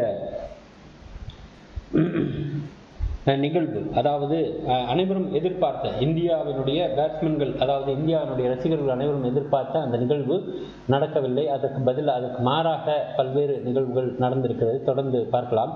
என்ன நடக்கும் என்பதை பார்க்க இருக்கிறோம். இன்றைய போட்டியினுடைய முக்கியத்துவங்களாக தொடர்ந்து நாம் பார்க்க இருப்பது குயின்டன் டி காக், அது மட்டும் இல்லாமல் ரிசா ஹேட்ரிக்ஸ் இருவரும் ஓப்பனிங் பேட்ஸ்மேனாக களமிறங்கியிருக்கிறார்கள். 116 ரன்கள் தற்பொழுது அவர்கள் எடுக்க வேண்டிய நிலை இருக்கிறது. மிக குறைந்த ரன்கள் என்ற நிலையில் தென்னாப்பிரிக்கா நிச்சயமாக இந்த போட்டியை வெற்றி பெறுவதிலே குறியாக இருப்பார்கள். அது மாற்று கருத்து இல்லை. இருந்தாலும் இந்தியன் பவுலர்ஸ் அதற்கான சரியான பந்து வீச்சை கொடுப்பார்களா என்று பார்க்கலாம். இதுவரை 2 ஓவர்களை வீசி இருக்கக்கூடிய வாஷிங்டன் சுந்தர் 11 ரன்களை கொடுத்திருக்கிறார். ஆனால் இது நிச்சயமாக விக்கெட்டுகளை வீழ்த்துவதற்கான நேரமாக தற்போது இல்லை. அந்த பந்து வீச்சு தற்போது நடைபெறவில்லை என்பது தெளிவாக தெரிகிறது. ஆனால் தொடர்ந்து பார்க்க இருக்கிறோம். இன்னும் எந்த நேரத்திலும் எது வேண்டுமென்றாலும் நடக்கலாம் என்ற ஒரு சூழலோடு தொடர்ந்து பார்க்க இருக்கிறோம். இன்றைய போட்டியினுடைய அடுத்தடுத்த நிகழ்வு எப்படி நடக்க இருக்கிறது, இதுக்கான ஒரு தொடர்ந்து அது போன்ற ஒரு சூழல் நடக்குமா என்பதெல்லாம் நாம் தொடர்ந்து பார்க்க இருக்கிறோம். இணைந்திருங்கள் எஸ்டிவி தமிழ் சேனலோடு. தொடர்ந்து பல்வேறு நிகழ்ச்சிகளை நாம் தொடர்ந்து பார்க்க இருக்கிறோம். ஆகவே பார்வையாளர்களாக இருக்கும் நீங்கள் எஸ்டிவி தமிழ் சேனலை சப்ஸ்கிரைப் செய்து மறக்காமல் பெல் பட்டனை அழுத்துமாறு அன்போடு கேட்டுக்கொள்கிறோம். தொடர்ந்து இணைந்திருங்கள். இது எஸ்டிவி தமிழ் சேனல். இன்றைய போட்டியினுடைய மிக முக்கிய நிகழ்வாக நாம் பார்த்திருப்பது இங்கே தொடர்ந்து இந்த போட்டியினுடைய அனைத்து நிகழ்ச்சிகளையும் நேரலையிலே வழங்கியிருக்கிறோம். இந்தியாவை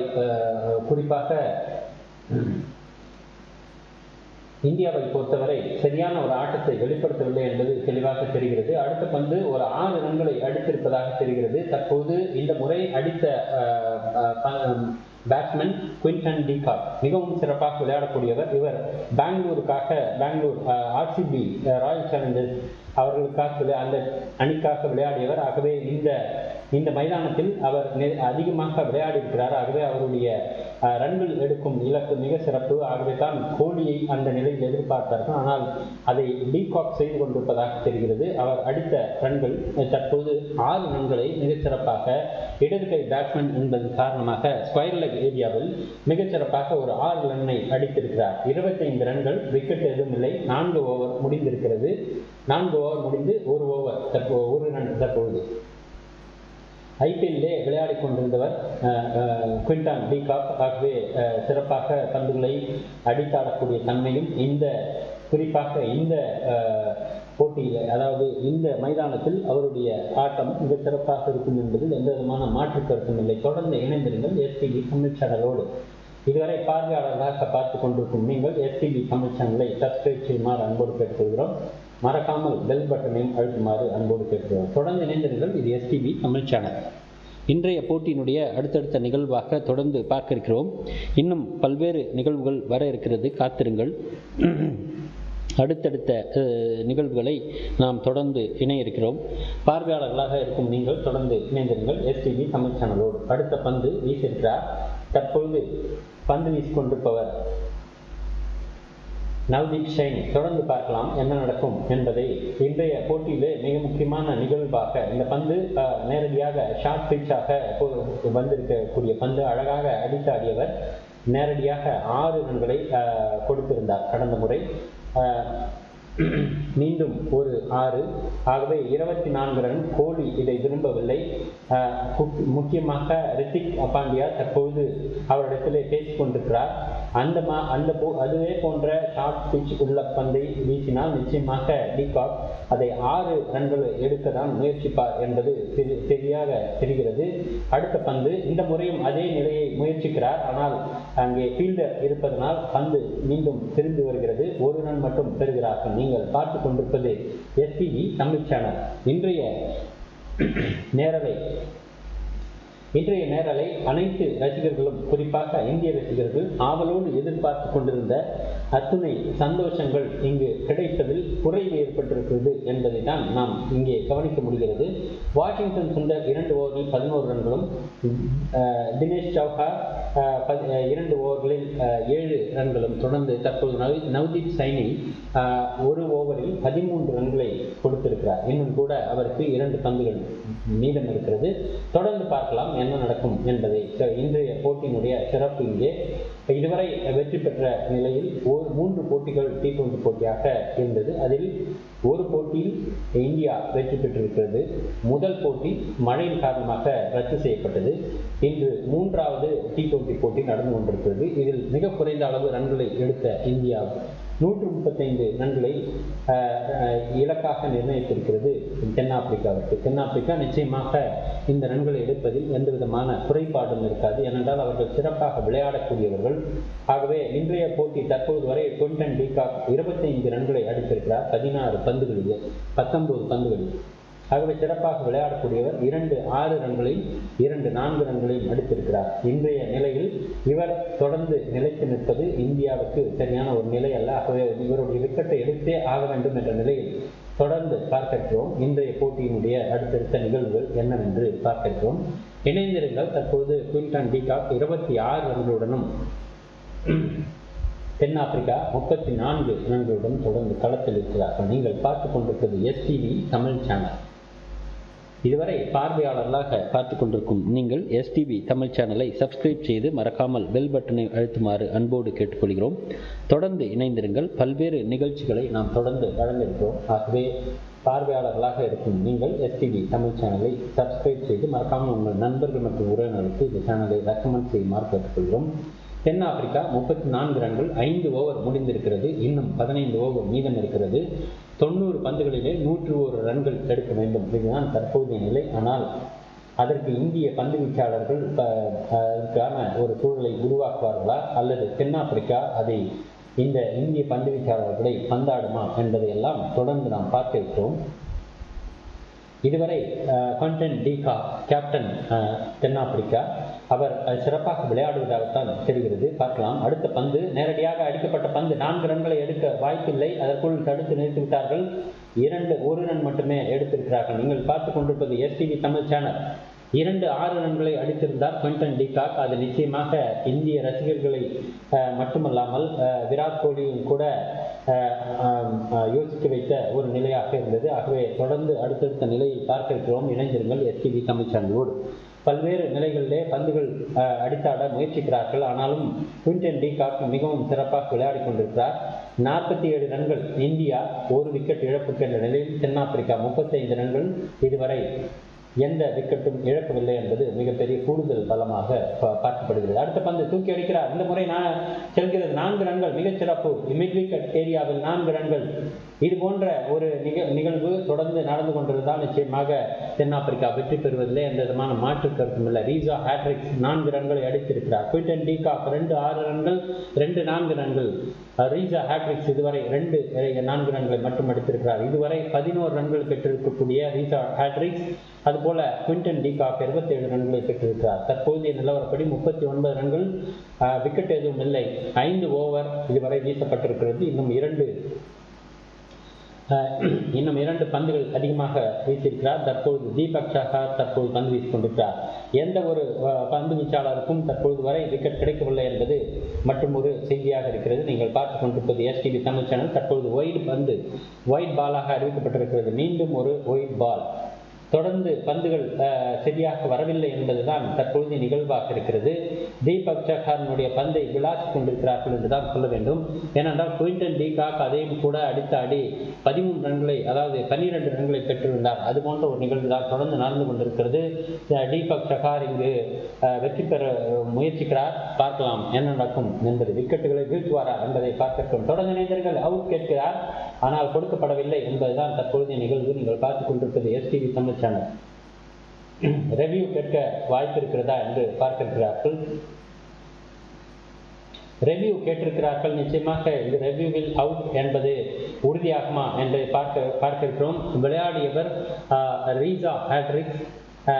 என்ன ரன்கள் எடுத்திருக்கிறார்? 11 ரன்கள் மட்டுமே எடுத்திருக்கிறார். ஆனால் விக்கெட்டுக்காக கேட்டுக்கொண்டிருக்கிறார். ஆனால் விக்கெட் இல்லை என்று வந்திருக்கிறது. பார்க்கலாம். Original decision is not out.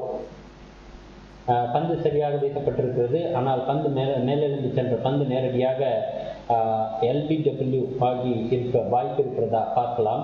பந்து சிறப்பாக வெளியேறி செல்லுமா அல்லது உள்நோக்கி செல்லுமா என்பதெல்லாம் பார்க்கிறோம்.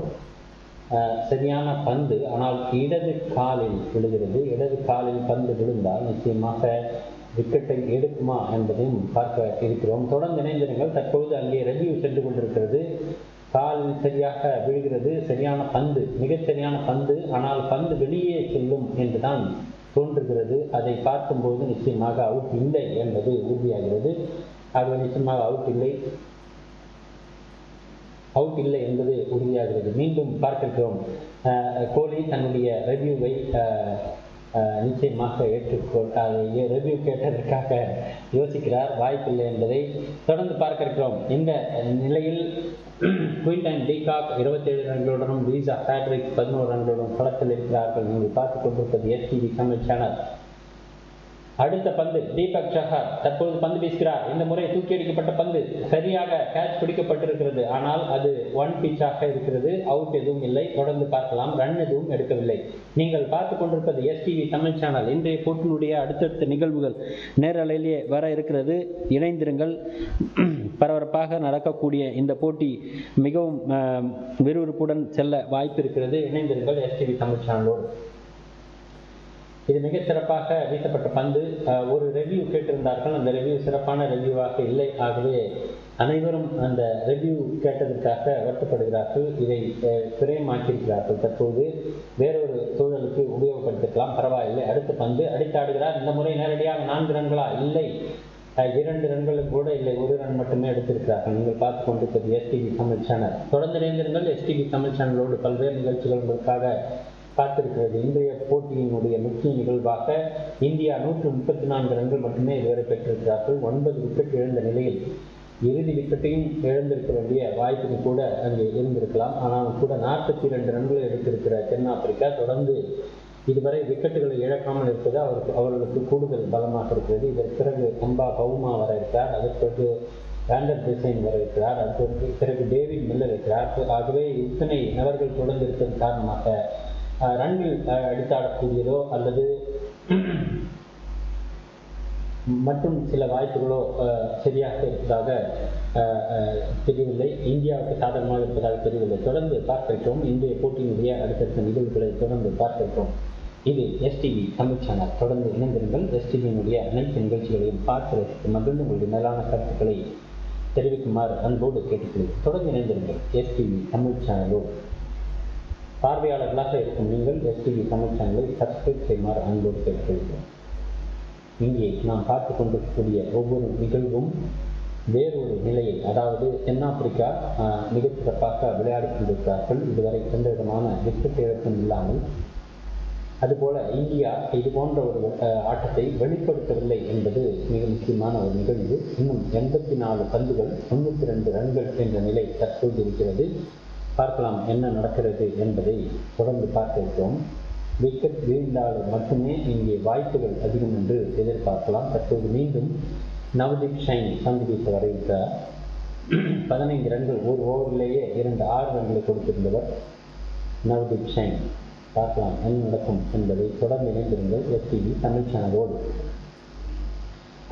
அடுத்தடுத்த பரபரப்புகளுக்கு பஞ்சம் இருக்காது நிச்சயமாக. ஏனென்றால் இன்றைய ஆட்டம் விறுவிறுப்பாகத்தான் சென்று கொண்டிருக்கிறார். அடித்தாடி இருக்கிறார். இந்த முறை 4 ரன்களா? நிச்சயமாக செல்வதற்கு வாய்ப்பு இருக்கிறது என்று விட்டது. அதாவது தொடர்ந்து 4 ரன்களை பெற்றுக் கொண்டிருக்கிறார்கள். 47 ரன்கள் இதுவரை. இந்த முறை ஹென்ரிக்ஸ் மன்னிக்க வேண்டும், ரீசா ஹென்ரிக்ஸ் 16 ரன்களோடு தொடர்ந்து விளையாடி கொண்டிருக்கிறார். இன்னும் கூட இந்த முறை அவர் அடித்தாடிய புறம் மிட் விக்கெட் மற்றும் ஸ்கொயர் லெக் ஏரியாவுக்கும் இடையிலே சென்ற பந்து 4 ரன்களை கொடுத்திருக்கிறது. அடுத்த பந்து மீண்டும் அதே திசையில், மீண்டும் அதே போன்ற ஒரு நகர்வு. ஆனால் இந்த முறை ஃபீல்டர் இருக்கிறார். ஆகவே மிட் விக்கெட் ஏரியாவில் ஃபீல்டர் நிற்பதனால் பந்து திரும்பி வந்திருக்கிறது. 1 ரன் எடுத்திருக்கிறார்கள். 48 ரன்கள். தொடர்ந்து நீங்கள் பார்க்கலாம். எந்த மாதிரியான பந்துகள் வீசினாலும் இவர்கள் அடிப்பதில் குறியாற்றுகிறார்கள். மிகவும் சிறப்பாக அடித்தாட முயற்சிக்கிறார்கள். ஆனால் இதுவரை 1 ரன் மட்டுமே பெற்றுக் கொண்டிருக்கிறார்கள். அதிக நேரமாக 1 ரன் 2 ரன்னால் பெறுகிறார்கள். கடந்த முறை 4 ரன்களை பெற்றிருந்தார்கள். பார்க்கலாம் என்ன நடக்கும் என்பது தொடர்ந்து பார்க்கிறோம். இணைந்தீர்கள் எஸ்டிவி தமிழ் சேனலோடு. 81 பந்துகளில் 87 ரன்கள் எடுக்க வேண்டும். பிக்கா இந்த முறை ஃபீல்டர் மூலமாக தடுத்து நிறுத்தப்பட்டிருக்கிறது. கவர் ஏரியாவில் ரன்கள் எதுவும் இல்லை. நீங்கள் பார்த்துக் கொண்டிருப்பது எஸ்டிவி தமிழ் சேனல். 79 பந்துகளில் 87 ரன்கள் எடுக்க வேண்டும். இதுதான் தற்போது. அடுத்த பந்து அடித்தாடி இருக்கிறார். இந்த முறை அவுட் கேட்கிறார், ஆனால் கொடுக்கப்படவில்லை. வாஷிங்டன் சுந்தரனுடைய பந்து வீச்சு 48 ரன்கள். நீங்கள் பார்த்து கொண்டிருப்பது எஸ்டிவி தமிழ் சேனல். இன்னும் இந்தியாவுக்கு ரெவ்யூவே இல்லை. 2 ரெவ்யூவும் கேட்டுவிட்டார்களான்னு தெரியவில்லை. ஆனால் தென்னாப்பிரிக்காவுக்கு ஒரே ஒரு ரெவ்யூ இருக்கிறது. தற்போது நீங்கள் பார்த்து கொண்டிருப்பது எஸ்டிவி தமிழ் சேனல். இந்த முறை எல்பிடபிள்யூ கேட்கிறார். எல்பிடபிள்யூ நிச்சயமாக இருந்திருக்கலாமோ, ஆனால் வாய்ப்பில்லை என்பதுதான். ரெவ்யூ இல்லை, ஆகவே கேட்க முடியாத ஒரு சூழல் இருக்கிறது. இனி இருந்த ரெவ்யூக்களும் இழந்து விட்டார்கள். தொடர்ந்து பார்க்கலாம் என்ன நடக்கும் என்பதை. ஹென்ரிக்ஸ் தற்போது இணைந்திருக்கிறார். தற்போது ரீசா ஹென்ரிக்ஸ், அதுபோல குயின்டன் பீகாக் இருவரும் தொடர்ந்து விளையாடி கொண்டிருக்கிறார்கள். சிறப்பாக பந்து வீசுவதனுடைய நிகழ்வு. இனி நிச்சயமாக அவுட் என்பது அம்பையர் அறிவித்தால் மட்டுமே இங்கே வாய்ப்பு இருக்கிறது. இல்லை என்றால் அதற்கும் வாய்ப்பில்லை என்ற நிலை தான் இருக்கிறது. ஆகவே குரல் உயர்த்த வேண்டும். ஒவ்வொரு முறையும் பந்துகளை அடித்தாடும் போது அங்கே உண்மையாக அங்கு பந்து சரியான ஒரு வேகத்திலே அவுட் என்று சொன்னால் நிச்சயமாக அதிகமாக அப்பீல் கேட்கப்பட வேண்டும். அப்போதுதான் அம்பையர் கொடுப்பார் என்பதெல்லாம் பார்த்திருக்கோம். தொடர்ந்து பார்த்திருக்கோம். இது எஸ்டிவி தமிழ் சேனல். இன்றைய போட்டி வெற்றி பெறுவார்களா? பார்க்கலாம் என்ன நடக்கும் என்பது. அடுத்த பேட்ஸ்மேன்கள் தயாராக இருக்கிறார்கள். அங்கே குறிப்பாக தென்னாப்பிரிக்காவினுடைய அணி தயாராக அடுத்தடுத்த பேட்ஸ்மேன்கள் நின்று கொண்டிருக்கிறார்கள். 14 விக்கெட் குருணால் பாண்டியா. 16 போட்டியிலே இன்னும் இதுவரை விக்கெட் எடுக்கப்படவில்லை என்பதுதான். தற்போது அவர் பந்து வீசியிருக்கிறார் குருணால் பாண்டியா. 7 ஓவர் வீசப்பட்டிருக்கிறது. 49 ரன்கள். அடுத்தடுத்த நிலை என்ன நடக்கப் போகிறது அனைத்திலும் பார்க்க இருக்கிறோம். அடுத்த பந்து அடித்தாடி இருக்கிறார். 4 ரன்களா? இல்லை, தடுத்து நிறுத்தியிருக்கிறார். 1 ரன் மட்டும் எடுத்திருக்கிறார்கள். நீங்கள் பார்த்து கொண்டிருப்பது STV Tamil channel. Quinton de Kock மிகச்சிறப்பாக பந்துகளை அடித்தாட முயற்சிக்கிறார். இந்த முறையும் கூட அவுட் என்பது வாய்ப்பு அங்கு இருந்திருக்கிறது. ஆனால் அவுட் என்பது உறுதியாகிறது. ஆனால் அம்பையர் கொடுக்கவில்லை. தேவையில்லாத நேரத்தில் நிச்சயமாக தேவையில்லாத நேரத்திலே பந்தை ஆனால் தேவையில்லாத நேரத்தில் ரெவ்யூ கேட்டார். ஆனால் தற்பொழுது ரெவ்யூ கொடுக்கப்படவில்லை. நிச்சயமாக அவுட் என்பது உறுதியாகிறது. ஆகவே அவுட் என்பதுதான் தற்போது சரியான ஒரு நிகழ்வு. நீங்கள் பார்த்து கொண்டிருப்பது எஸ்டிவி தமிழ் சேனல். பார்ட்னர்ஷிப் 50 44 ரன்களில் 50 44 பந்துகளில் 50 ரன்கள். அடுத்த பந்து டீப் எக்ஸ்ட்ரா கவர் தடுத்து நிறுத்தப்பட்டிருக்கிறது. தூக்கி அடிக்கப்பட்டாலும் 2 ரன் வந்துவிட்டிருக்கும். 2 ரன் வந்திருக்கிறது. நீங்கள் பார்த்து கொண்டிருப்பது எஸ்டிவி தமிழ் சேனல். இணைந்திருங்கள். இன்றைய போட்டியின் அடுத்தடுத்த நிகழ்வுகளை நாம் பார்த்திருக்கிறோம். தொடர்ந்து பார்க்கலாம் என்ன நடக்கும் என்பதை. 4 ரன்களாக அது அறிவிக்கப்படுகிறது. ஏனென்றால் அவர் எல்லையை தட்டுவிட்டார். ஆகவே 4 ரன்கள் உறுதியாகிறது. அப்பொழுதே அது நினைத்தது சரிதான். அவர் சரியாக காலை கீழே வைக்கும்போது 4 ரன்கள் எல்லையை தொட்ட பிறகுதான் பந்தை தொடுகிறார். ஆகவே 4 ரன்கள் உறுதியாகி இருக்கிறது. நீங்கள் பார்த்து கொண்டிருப்பது எஸ்டிவி தமிழ் சேனல்.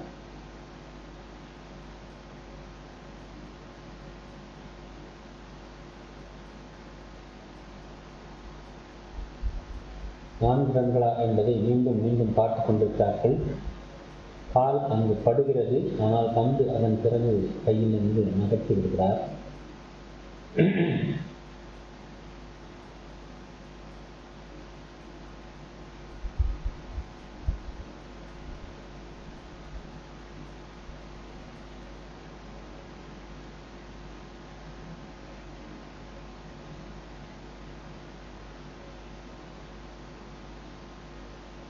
மீண்டும் அதையே பார்த்து கொண்டிருக்கிறார்கள். 4 ரன்களா அல்லது 2 ரன்களா என்பதை சரியாக பார்ப்பதற்காக அங்கே மீண்டும் மீண்டும் பார்த்து கொண்டிருக்கிறார்கள். நீங்கள் பார்த்து கொண்டிருப்பது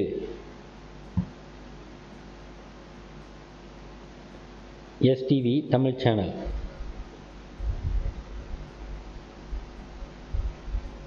தொடர்ந்து பார்க்கிறோம். அடுத்தடுத்த பந்துகளை அடித்தாட முயற்சிப்பார்கள் தென்னாப்பிரிக்காவை பொறுத்தவரை. ஆனால் இங்கே அது நடக்குமா என்பது தெரியவில்லை. தொடர்ந்து பார்க்கலாம். 4 ரன்களாக அறிவிக்கப்பட்டிருக்கிறது. அத்துணை முயற்சி எடுத்து செய்தும் கூட அந்த பணி சிறப்பானதாக இல்லை. ஆகவே 4 ரன்கள் 54 ரன்களை கடந்து சென்றிருக்கிறார்கள் தென்னாப்பிரிக்க வீரர்கள். இன்னும் கூட விக்கெட்டுகளை இழக்கவில்லை. இது நிச்சயமாக வருத்தத்துக்குரிய ஒரு நிகழ்வாகத்தான் இருக்கிறது. நீங்கள் பார்த்து கொண்டிருப்பது எஸ்டிவி தமிழ் சேனல். இந்தியா மிக குறைந்த ரன்களை இலக்காக நிர்ணயிக்கும் போது தென்னாப்பிரிக்கா அதை வலுவாக எதிர்கொள்ள வேண்டும் என்று மனதில் வைத்திருப்பார்கள். அந்த வெற்றியை கூட பெறவில்லை என்று சொன்னால் நிச்சயமாக அந்த அணி அதை அனைத்தும் முன்னே எதிர்த்து பார்த்து கொண்டிருக்கக்கூடிய ஒரு நிகழ்வைத்தான் நாம் தற்பொழுது பார்க்கிறோம். அடுத்த பந்து இந்த முறை விட்டு அடித்தாடுகிறார். பேக் ஃபுட்டில் அடித்தாடக்கூடிய பந்து பேக்வர்ட் ஸ்கொயர் லெக் ஏரியாவில் தடுத்து நிறுத்தப்பட்டிருக்கிறது. 1 ரன் மட்டும் எடுத்திருக்கிறார்கள். நீங்கள் பார்த்து கொண்டிருப்பது எஸ்டிவி தமிழ் சேனல்.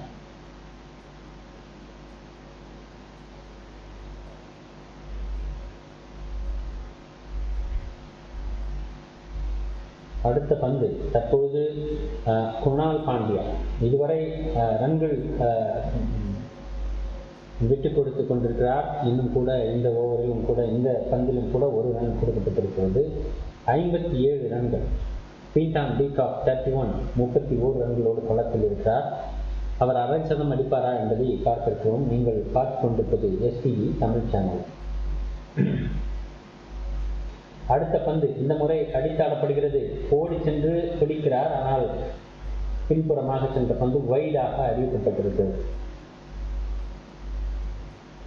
அனைவரும் பார்க்கிறார்கள்.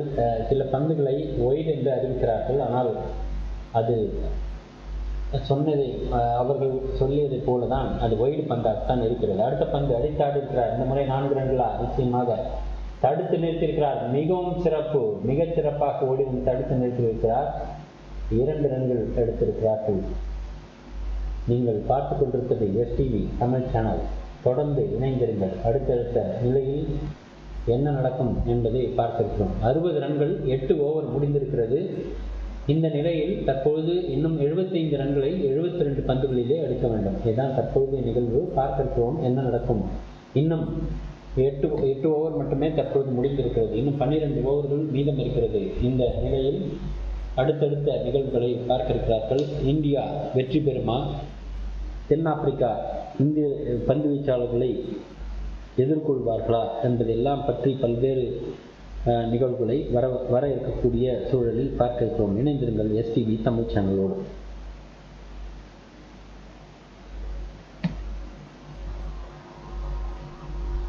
தோனி இருக்கும் வரை இருந்த மிகப்பெரிய ஒரு எதிர்பார்ப்பு தற்போது நிச்சயமாக அணியிலே இந்தியா ரசிகர்களுடைய குறைந்திருக்கிறது என்பது தெரிகிறது. காரணம் என்னவென்று தெரியவில்லை.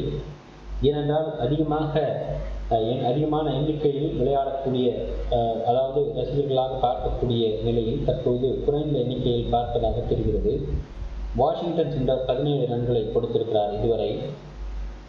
தென்னிந்தியாவின் குறிப்பாக தமிழகத்திலிருந்து சென்றவர் வாஷிங்டன் சுந்தர். இது அவருக்கு மிகச்சிறப்பான ஒரு நிலையாக இருக்கும். ஆகவே இங்கே அவர் விக்கெட்டு எடுப்பதில் மட்டுமே முக்கியத்துவம் கொடுக்க வேண்டும். இல்லை என்றால் அவர் நிச்சயமாக எந்த பந்து வீச்சாளர்களும் இன்று விக்கெட்டு எடுக்கவில்லை என்பது மற்றொரு செய்தியாக இருக்கிறது. நீங்கள் பார்த்து கொண்டிருப்பது STV Tamil channel.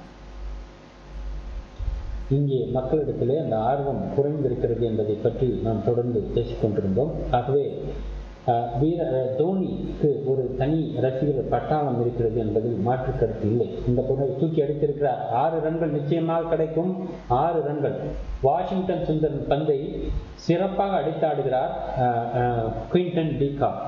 Washington Sundar இதுவரை 24 ரன்களை கொடுத்திருக்கிறார். ஆகவே இந்திய பந்து வீச்சாளர்கள் என்று சொல்லும் நிலையில் தற்போது வாஷிங்டன் சுந்தரனுடைய அனைத்து பந்தும் அடித்தாடப்படுகிறது. குறிப்பாக தமிழகத்திலிருந்து சென்றிருக்கிறார்.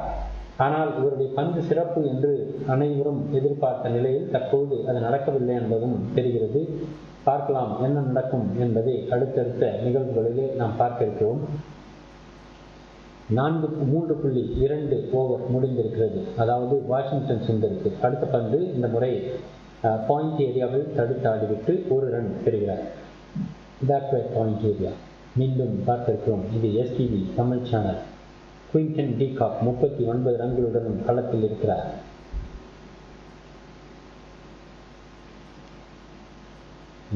தேவையான நேரத்தில் ரெவ்யூ கேட்காமல் தேவையில்லாத நேரத்தில் கேட்டதன் காரணமாக ரெவ்யூ பாதிக்கப்பட்டது மட்டுமே இங்கு நிச்சயமாக இருக்கிறது.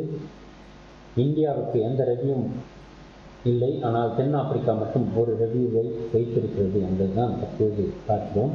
68 பந்துகளில் 67 ரன்கள். இதுதான் தற்போதைய நிலவரம். அடித்தாட முயற்சிகள் ஏற்பட்டாலும் கூட அடித்தே ஆடவில்லை என்றாலும் கூட இவர்கள் ஒரு ரன்களாகவும் எடுத்துவிடலாம் வாய்ப்பு இருக்கிறது. தென்னாப்பிரிக்கா நிச்சயமாக இந்த போட்டியிலே வெற்றி பெறுவதை மிக முக்கிய இலக்காக எண்ணி செயல்படுவார்கள் என்பதில் எந்த விதமான மாற்று கருத்தும் இல்லை. நீங்கள் பார்த்து கொண்டிருப்பது எஸ்டிவி தமிழ் சேனல்.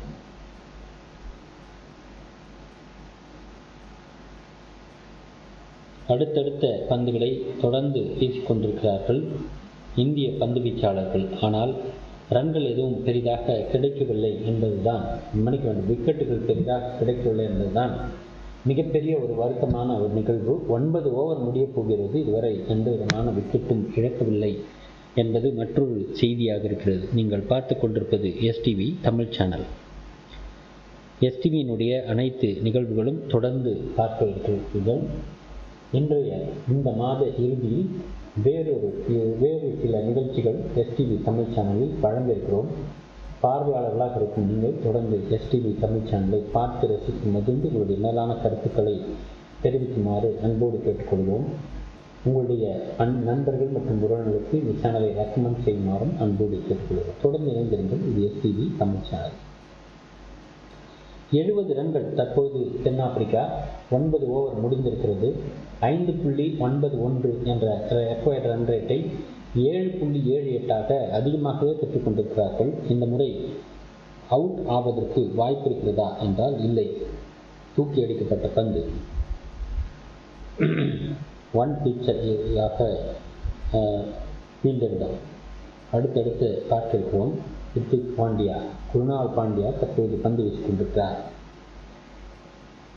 இந்த முறை சின்னசுவாமி ஸ்டேடியம் இந்திய மக்களை உற்சாகப்படுத்துமா அல்லது தென்னாப்பிரிக்கா அவர்களின் ரசிகர்களை உற்சாகப்படுத்துவார்களா பார்க்க இருக்கிறோம். இந்த 2 நிகழ்வுகளில் ஏதேனும் 3 நடக்க இருக்கிறது. இன்றைய போட்டியினுடைய முக்கிய நிகழ்வாக தென்னாப்பிரிக்கா இதுவரை 72 ரன்களை எடுத்து ஒரு விக்கெட்டும் இழக்காமல் இருப்பது அவர்களுக்கு பலம். இந்தியாவை பொறுத்தவரை இதுவரை விக்கெட்டுகளே எடுக்காமல் இருப்பது இந்தியாவுக்கு மிகப்பெரிய ஒரு வருத்தமான மனநிலை. அடுத்த பந்து அடித்து ஆடி இருக்கிறார். 1 ரன் மட்டும் எடுத்திருக்கிறார்கள். நீங்கள் பார்த்து கொண்டிருப்பது எஸ்டிவி தமிழ் சேனல்.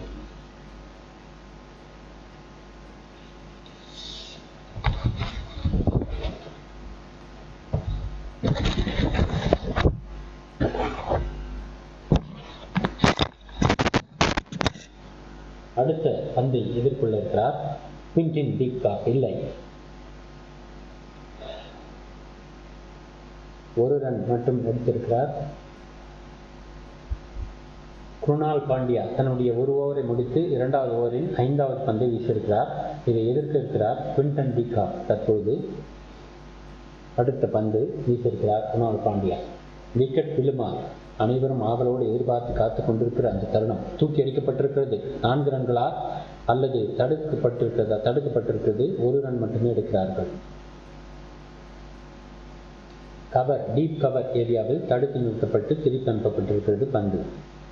அடுத்தடுத்த பந்துகளை இவர்கள் பந்து வீச்சாளர்கள் போடக்கூடிய ஒவ்வொரு பந்தினுடைய நிலையும் பார்க்கும்போது நிச்சயமாக பேட்ஸ்மேன் அடித்தாடக்கூடிய நிகழ்வாகத்தான் தெரிகிறது. ஏனென்றால் பந்து பேட்ஸ்மேனை எந்த விதத்திலும் ஏமாற்றவில்லை. அவர்கள் என்ன நினைக்கிறார்களோ அந்த நிலையில்தான் பந்து சென்று கொண்டிருக்கிறது. ஆகவே இது சரியான ஒரு நிகழ்வு இல்லை. நிச்சயமாக பேட்ஸ்மேன் எதிர்பார்ப்பதை விட பந்து வேறு திசையில் நகர்ந்து செல்ல வேண்டும். அதற்கான சூழல் தற்பொழுது ஏற்படவில்லை என்று. ஆகவே அங்கே விக்கெட்டுகள் இதுவரை விழ வாய்ப்பில்லாமல் இருக்கிறது. தொடர்ந்து 4 ஓவர்களை வீசிய வாஷிங்டன் சுந்தர் 27 ரன்களை கொடுத்திருக்கிறார்.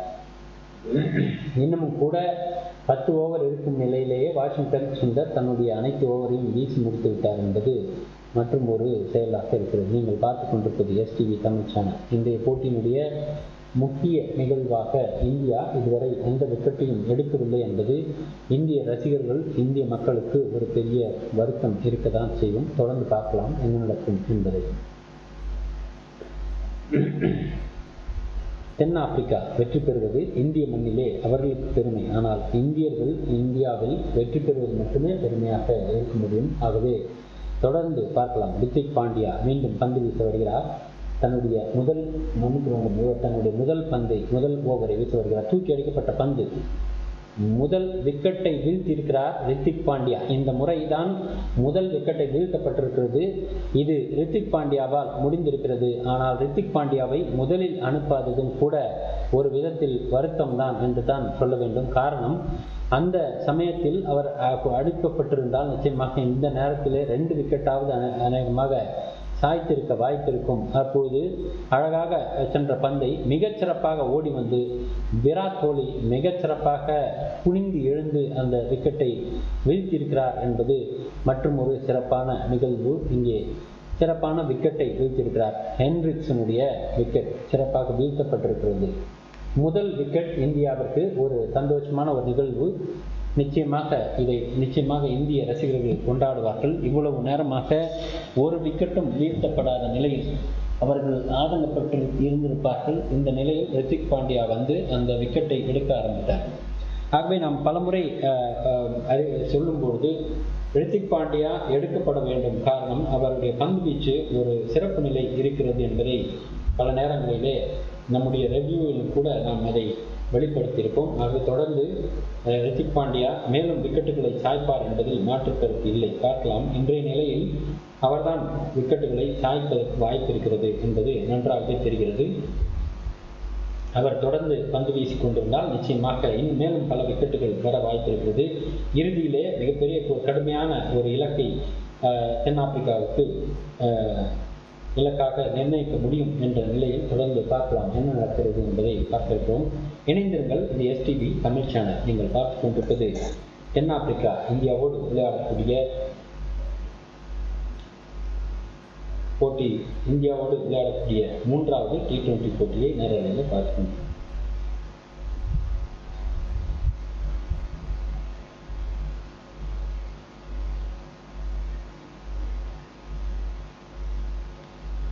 கண்டாபவுமா தற்போது 49 போட்டிகளிலே 114 ரன்கள், மிகச்சிறப்பாக 49 ரன்களில் அவுட் ஆகியிருந்தார்.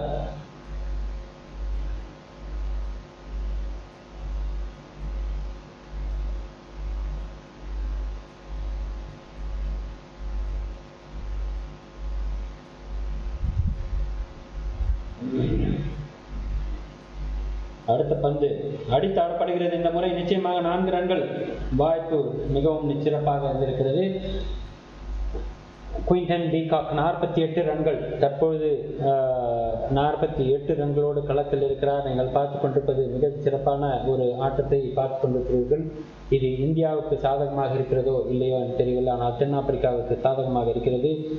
தொடர்ந்து அடுத்தடுத்த பந்துகளில் விளையாடி கொண்டிருக்கும் குயின்டன் டீகாக் அடுத்த ரன்களை எடுத்து வெற்றிகளை எடுப்பாரா என்பதை பார்க்க இருக்கிறோம். 48 ரன்களோடு களத்தில் இருக்கிறார் குயின்டன் டீகாக். அரை சதம் அடிக்க வாய்ப்பு அளிக்கப்படுமா என்பதை பார்க்க இருக்கிறோம். விராட் கோலி மிகச் சிறப்பாக ஓடி வந்து அந்த பந்தை பிடித்திருக்கிறார். மிகச்சிறப்பான ஒரு பந்து வீச்சு, ஆனால்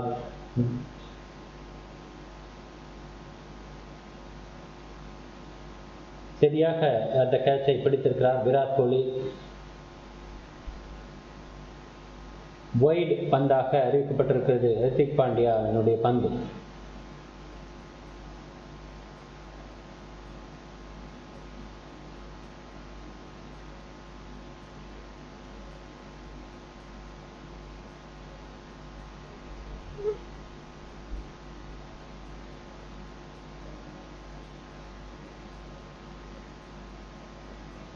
குயின்டன் டீகாக் அடுத்த பந்தை எதிர்கொள்ள இருக்கிறார். 48 ரன்கள், அரை சதம் அடிப்பாரா? பார்க்க இருக்கலாம். தூக்கி அடிக்கப்பட்டிருக்கிறது பந்து. நிச்சயமாக அவுட் ஆகுமா? வாய்ப்பு இருக்கிறதா? இல்லை, 4 ரன்கள் எடுத்து விட்டார். தூக்கி அடிக்கப்பட்ட பந்து மிகச்சிறப்பாக அடித்து 52 ரன்களோடு குயின்டன் டீகாக் கடந்த முறையை போல மிகச்சிறப்பாக ரன்களை அடித்துக் கொண்டிருக்கிறார். சிறப்பு. குயின்டன் டீகாக் மிகச்சிறப்பாக விளையாடுகிறார். 38 பந்துகளிலே 52 ரன்கள். தொடர்ந்து பார்க்க இருக்கிறோம். குயின்டன் டீகாக் சிறப்பாக விளையாடி கொண்டிருக்கிறார். 3வது T20 போட்டியிலே இன்று முதல் 50 ரன்களை கடந்திருக்கிறார் குயின்டன் டீகாக். 52 ரன்கள்.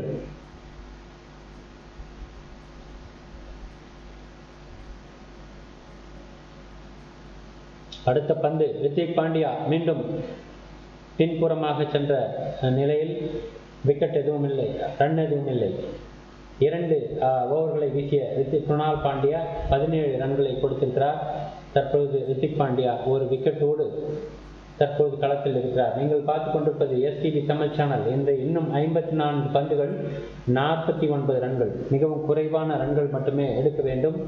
இன்னும் 9 ஓவர்கள் இருக்கிறது என்பது மற்றும் ஒரு முக்கிய செய்தி. இது தென்னாப்பிரிக்காவிற்கு சாதகமான ஒரு சூழல் தான். குயின்டன் டீகாக் இருக்கும் வரை ரன்கள் எடுப்பதில் எந்த விதமான மாற்று இல்லை.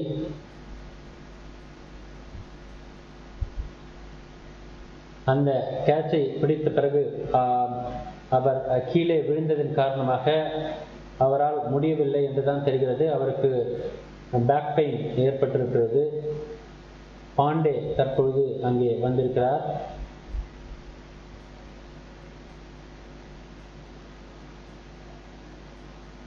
தற்போது ரோஹித் சர்மா இந்த ஃபீல்டிங் அமைப்புகளை சரி செய்து கொண்டிருக்கிறார்.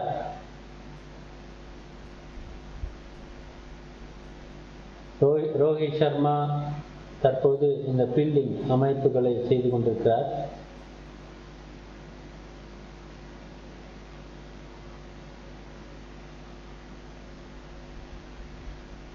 வாஷிங்டன் சுந்தர் 27 ரன்களை 27 ரன்களை கொடுத்திருக்கிறார். ஜவஹர் 15 ரன்கள், சைனி 15 ரன்கள், குருணால் 17, ரித்திக் பாண்டியா 10. 54 பந்துகளிலே ரன்கள் எடுக்க வேண்டிய ஒரு நிலை. தொடர்ந்து பார்க்க இருக்கிறோம்.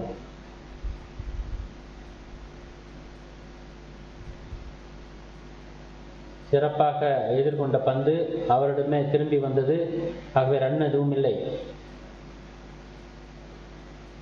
தொடர்ந்து பார்க்கலாம். தெம்பா பவுமா களத்திலே நிற்பதற்கு முன்பே அவரை அவுட் செய்ய வேண்டும் என்பது மிக முக்கியமான ஒரு நிகழ்வு. அதன் காரணமாக அடுத்த விக்கெட்டுகளை வீழ்த்துவதற்கான வாய்ப்பு இருக்கிறது. தொடர்ந்து பார்க்க இருக்கிறோம். இங்கே அந்த வட்டத்திற்குள் 3 ஃபீல்டர்கள் நின்று கொண்டிருக்கிறார்கள்.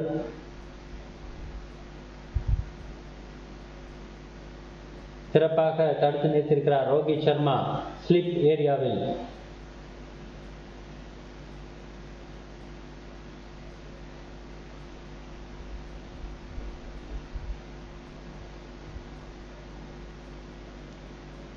மிகச் சிறப்பாக ரோஹித் சர்மா அந்த பந்தை பிடித்திருக்கிறார்.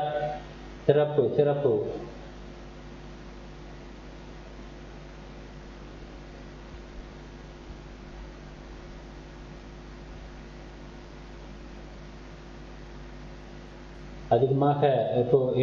அதிகமாக உருவாக்கி கொண்டிருக்கிறார்கள். பிரச்சனை 4 ரன்கள் எடுப்பதற்கு வாய்ப்பு இருக்கிறது. அதற்குள் தடுத்து நிறுத்தி விட்டார்கள்.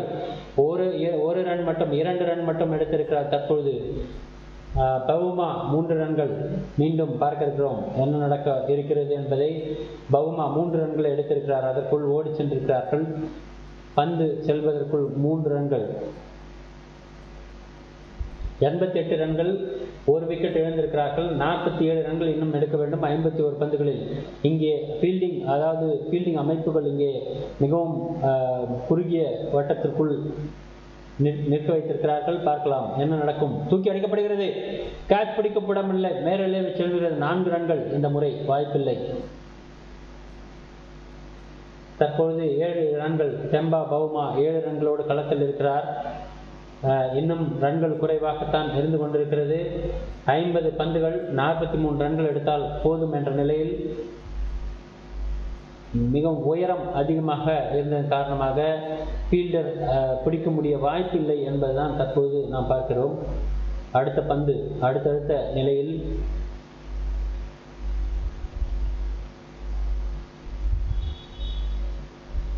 அடுத்த பந்து மேலே செல்கிறது.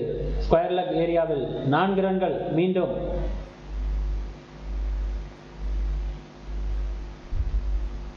தெம்பா பவுமா 8 ரன்களை பெற்றிருக்கிறார்.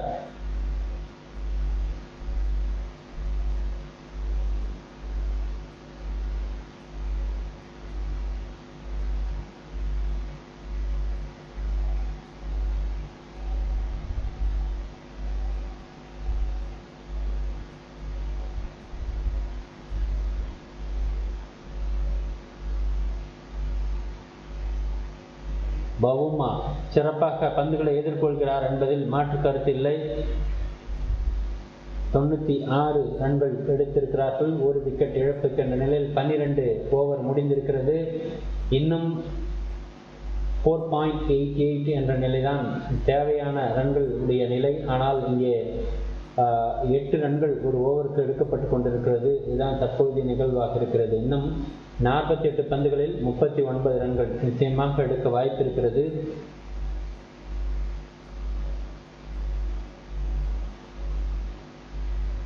என்ன நடக்கும் பார்க்க இருக்கிறோம். இன்னும் சற்று நேரத்தில் அனைத்து நிகழ்வுகளும். அடுத்த பந்து வீசுவதற்காக ரித்திக் பாண்டியா மீண்டும் தொடர்கிறார். பந்து வீசுவதற்காக ரித்திக் பாண்டியா மீண்டும் பந்து வீச்ச தொடங்கிக் கொண்டிருக்கிறார். மீண்டும் அழைக்கப்பட்டிருக்கிறார். இந்த நேரத்தில் ரன்கள் பெறுவதற்கான வாய்ப்பு இருக்கிறதா, விக்கெட்டுகளை பெறுவதற்கான வாய்ப்பு இருக்கிறதா என்பதை பார்க்க இருக்கிறோம். என்ன நடக்கும் என்பதை தொடர்ந்து பார்க்கலாம். இது மிக முக்கியமான ஒரு நிகழ்வு. இன்றைய போட்டியை பொறுத்தவரை நிச்சயமாக இந்தியா வெற்றி பெற வாய்ப்புகள் குறைந்து கொண்டே செல்கிறது என்பது மற்றும் ஒரு நிகழ்வு. அடுத்த பந்து அடித்தாட முயற்சிக்கிறார். ரன் எதுவும் இல்லை, தடுத்து நிறுத்தப்பட்டிருக்கிறது. கவர் ஏரியாவில் தடுத்து நிறுத்தப்பட்ட பந்து, ரன் எதுவும் இல்லை. ஹர்திக் பாண்டியா மீண்டும்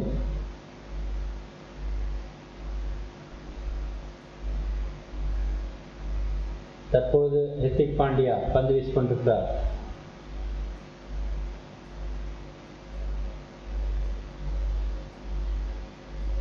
நூற்று 48 km/h என்ற வேகத்தில் கொடுக்கப்பட்ட பந்து, ரன் எதுவும் இல்லை. மீண்டும் ஒய்டு என்று அறிவிக்கப்படுகிறது. இது என்னவென்று புரியவில்லை. இன்றைய பந்து வீச்சாளர்கள் மட்டுமல்ல, பேட்டிங் செய்த வீரர்களும் சிறப்பாக செயல்படவில்லை என்றுதான் தெரிகிறது. இன்றைய தோல்விக்கு மிக முக்கிய காரணம் பேட்டிங் செய்ததிலே தவறுகள் நடந்திருக்கிறது. அதன் காரணமாக சரியான ரன்கள் எடுக்க முடியவில்லை. இங்கே பந்து வீச்சாளர்களுக்கு மிகப்பெரிய ஒரு நிகழ்வு கொடுத்து மீண்டும் ஒரு 6 ரன்கள். குவிண்டன் டி காக் மீண்டும் ஒரு 6 ரன்கள், 58 ரன்களை எடுத்திருக்கிறார்.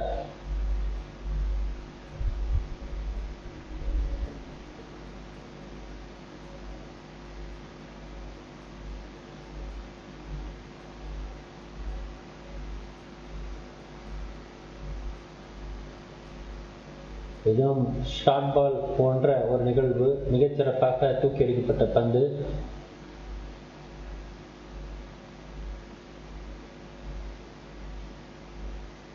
இரண்டு, அதாவது லெஃப்ட் சைட் பேட்ஸ்மேன், அதாவது லெஃப்ட் ஹேண்ட் பேட்ஸ்மேனுக்கு மீண்டும் ஒரு 4 அடிக்க ஆரம்பித்து விட்டார். 45 பந்துகள் 28 ரன்கள் என்ற நிலையில் நிச்சயமாக தென்னாப்பிரிக்கா வெற்றி பெறுவதற்கான வாய்ப்பு இருக்கிறது. குவிண்டன் டி காக் 42 பந்துகளில் 62 ரன்கள்.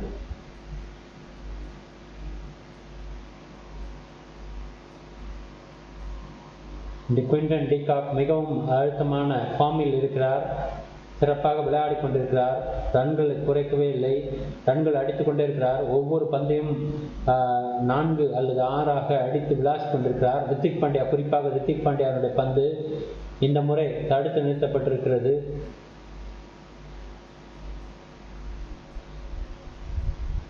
குவிண்டன் டி காக் பந்து வீசுவது என்பது சற்று கடினமான இலக்கு போல் தெரிகிறது. அடுத்தடுத்த பந்துகளை அடித்து ஆடிக்கொண்டிருக்கிறார். மேலெழுந்து செல்லக்கூடிய பந்துகள் அனைத்தும் 4 அல்லது 6 செல்கிறது. கீழே இருக்கக்கூடிய பந்துகள் மட்டும்தான் தடுத்து நிறுத்தப்படுகிறது. 4 எல்லையிலே இப்பொழுது ஃபீல்டர்கள் இல்லை.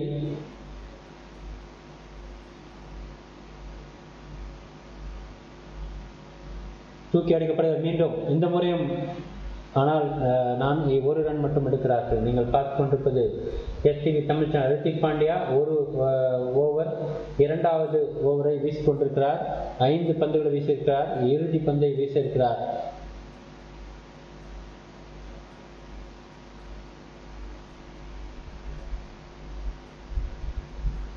இன்றைய போட்டியிலே தேர்ந்தெடுக்கப்பட்ட பந்து வீச்சாளர்கள் சரியான ஒரு நிலை இல்லை என்பதுதான் தற்பொழுது புரிகிறது.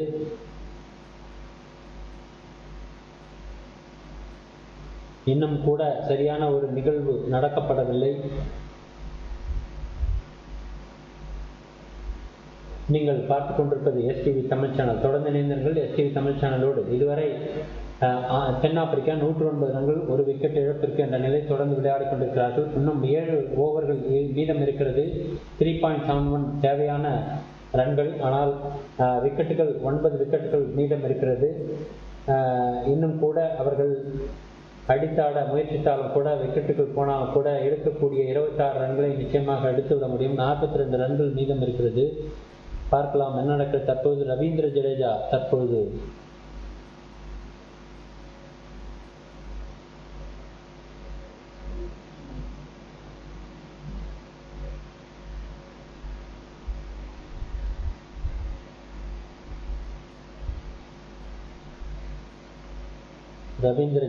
மீண்டும் தற்பொழுது பந்து வீச முதல் முறையாக அழைக்கப்பட்டிருக்கிறார்.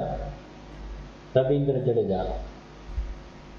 இந்த மைதானத்திற்கு தேவையான ஒரு நிகழ்வாக விக்கெட்டுகள் எடுக்கப்பட வேண்டும் என்பதுதான் தேவையான ஒரு நிகழ்வு. பார்க்கலாம் என்ன நடக்கிறது என்பது.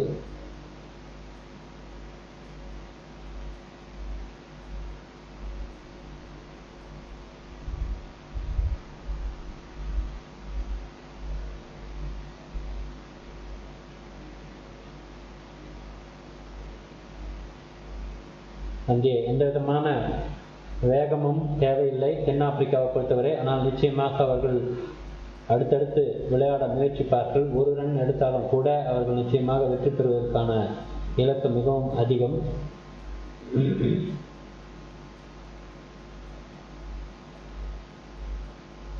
பவுமா மற்றும் குயின்டன் டிகாக் இருவருமே சிறப்பாக விளையாடக்கூடியவர்கள்.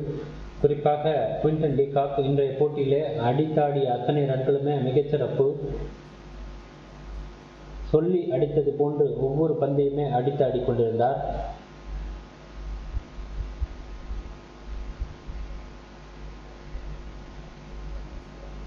அடுத்த பந்து மேலெழும்பி செல்கிறது. இந்த முறை நேரடியாக ஃபீல்டரிடம் சென்றுவிட்டது. ஒரு ரன் மட்டும் தற்பொழுது கிடைத்திருக்கிறது.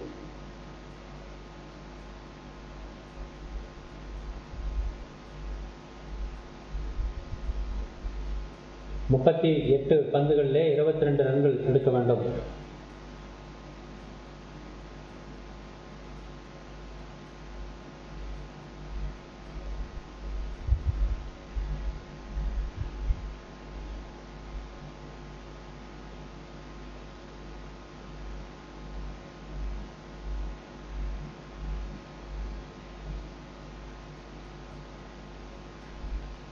சரியாக தற்பொழுது ரவீந்திர ஜடேஜா 2 பந்துகளில் ரன்கள் எடுப்பதை குறைத்திருக்கிறார் என்று சொல்லலாம். அவருடைய ஓவர் 3 பந்துகளும் குறைவாக இருந்திருக்கிற ரன்கள். மீண்டும் மீண்டும் முயற்சி செய்கிறார் பவுமா, ஆனால் ரன்கள் எடுக்க முடியவில்லை என்பதுதான் தற்போது தெரிகிறது. 36 பந்துகளிலே 22 ரன்கள் எடுக்க வேண்டும். இதுதான் தற்போதைய நிகழ்வு. தற்போது குயின்டன் டிகாக் அடிக்க இருக்கிறார். தொடர்ந்து பார்க்கலாம் என்ன நடக்கும் என்பதை. அவர் அடித்தாடக்கூடிய தன்மை கொண்டிருந்தாலும் சில சமயங்களில் பந்துகளை அடித்தாடும் பொழுது விக்கெட்டுகள் வீழ்வதற்கான வாய்ப்புகள் இருக்கிறது. அதை எதிர்பார்த்து காத்துக் கொண்டிருக்கோம். குயின்டன் டிகாக் அவுட் ஆகி சென்றால் நிச்சயமாக அடுத்து வரக்கூடிய புதிய பேட்ஸ்மேன் அடித்தாடும் பொழுது நிச்சயமாக தவறான ஆட்டத்தை ஆடுவதற்கான வாய்ப்பு இருக்கிறதாக தொடர்ந்து முயற்சி செய்து கொண்டிருக்கிறார்கள். இன்னும் கூட வாய்ப்புகள் இருப்பதாகத்தான் தெரிகிறது. இருந்தாலும் தென்னாப்பிரிக்காவிற்கு அது சாதகமாக இருக்கிறது என்பதுதான் தற்பொழுது பார்க்கிறோம். மிகவும் அதிகபட்சமாக ஆக்ரோஷமாக ஆடியிருக்கிறார் குயின்டன் டிகாக் என்றுதான் சொல்ல வேண்டும். நீங்கள் பார்த்துக் கொண்டிருப்பது எஸ்டிவி தமிழ் சேனல்.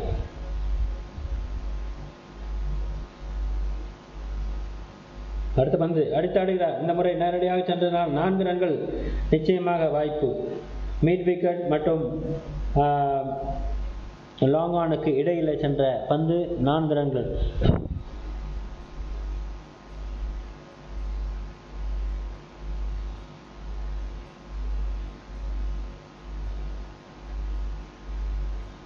எந்த ஒரு பந்தையுமே விட்டுவிட முடியாமல் தான் அவர் இருந்து கொண்டிருக்கிறார் என்றுதான் தெரிகிறது. தற்பொழுது அடுத்தடுத்த பந்துகள் நேரடியாக 4 ரன்களை கொடுக்கிறது. இது குயின்டன் டிகாக்கு. அனைத்து பந்துகளையும் ஷார்ட் பந்துகளாக ஷார்ட் பாலாக போட்டுக் கொண்டிருக்கிறார்கள். அது அவர்களுக்கு சாதகமாக இருக்கிறது என்பதுதான் தற்பொழுது நிகழ்வாக இருக்கிறது. ஷார்ட் பால் நிச்சயமாக அடித்தாட முயற்சிப்பார்கள் என்பதில் அனைவருக்குமே தெரிந்த ஒரு நிகழ்வு. தென்னாப்பிரிக்கா அதில் எந்த விதத்திலும் சளைத்தவர்கள் அல்ல. தொடர்ந்து பார்க்க இருக்கிறோம். பவுமா தொடர இருக்கிறார். அடுத்த பந்து தடுத்து நிறுத்தப்பட்டிருக்கிறது. 1 ரன் மட்டும் கொடுத்திருக்கிறார்கள்.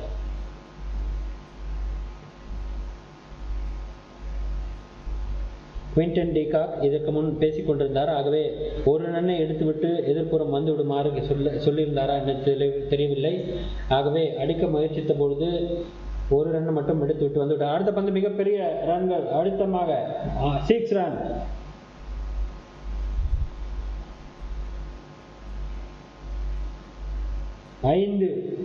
6 ரன்களை அடித்திருக்கிறார். 4 ரன்கள் 6 ரன்கள். இன்னும் 10 ரன்கள் மட்டுமே எடுக்க வேண்டும் 32 பந்துகளில்.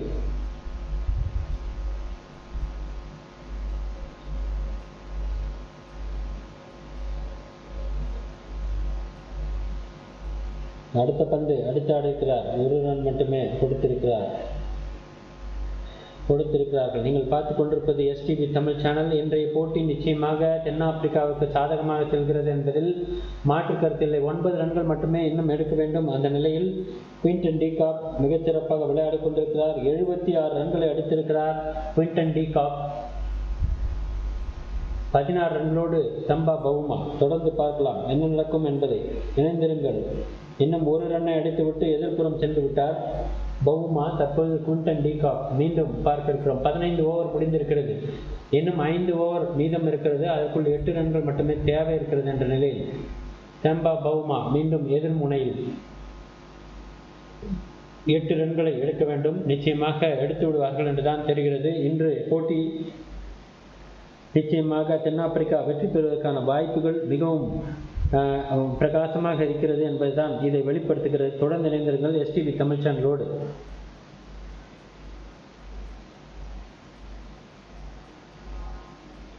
நீங்கள் பார்த்து கொண்டிருப்பது எஸ்டிவி தமிழ் சேனல். பார்வையாளர்களாக இருக்கும் நீங்கள் எஸ்டிவி தமிழ் சேனலை சப்ஸ்கிரைப் செய்யுமாறு கேட்டுக்கொள்கிறோம். தற்போது ஜடேஜா அடுத்த பந்து தடுத்து நிறுத்தப்படுகிறது. ரன் எதுவும் இல்லை.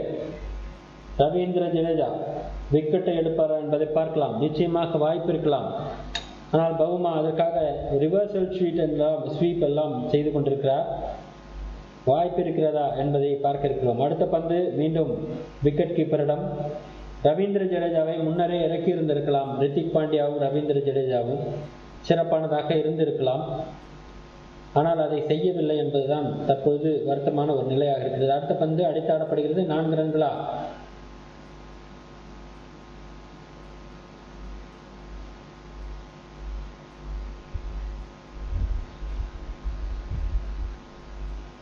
மிக குறைந்த ரன்கள் தான் தற்பொழுது தேவை என்ற நிலை. 7 ரன்கள் குவிண்டன் டி காக் களத்தில் இருக்கிறார்.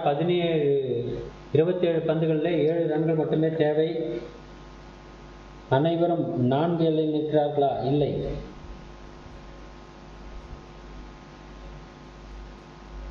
அடுத்த பந்து குவிண்டன் டி காக் 1 ரன் மட்டும் எடுத்திருக்கிறார்.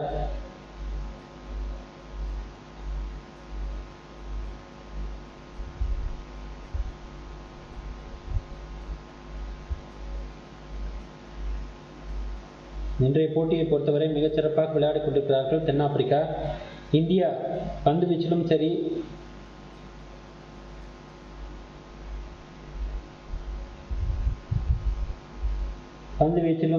அல்லது பேட்டிங்கிலும் சரி சிறப்பான ஒரு நிகழ்வை ஏற்படுத்தவில்லை. இன்றைய போட்டியில் ரித்திக் பாண்டியாவுக்கு மட்டும் ஒரே ஒரு விக்கெட் விழுந்திருக்கிறது. வேறு யாருக்கும் இதுவரை விக்கெட் எடுக்கப்படவில்லை. ரவீந்திர ஜடேஜா மீண்டும் பந்து வீசிக் கொண்டிருக்கிறார்.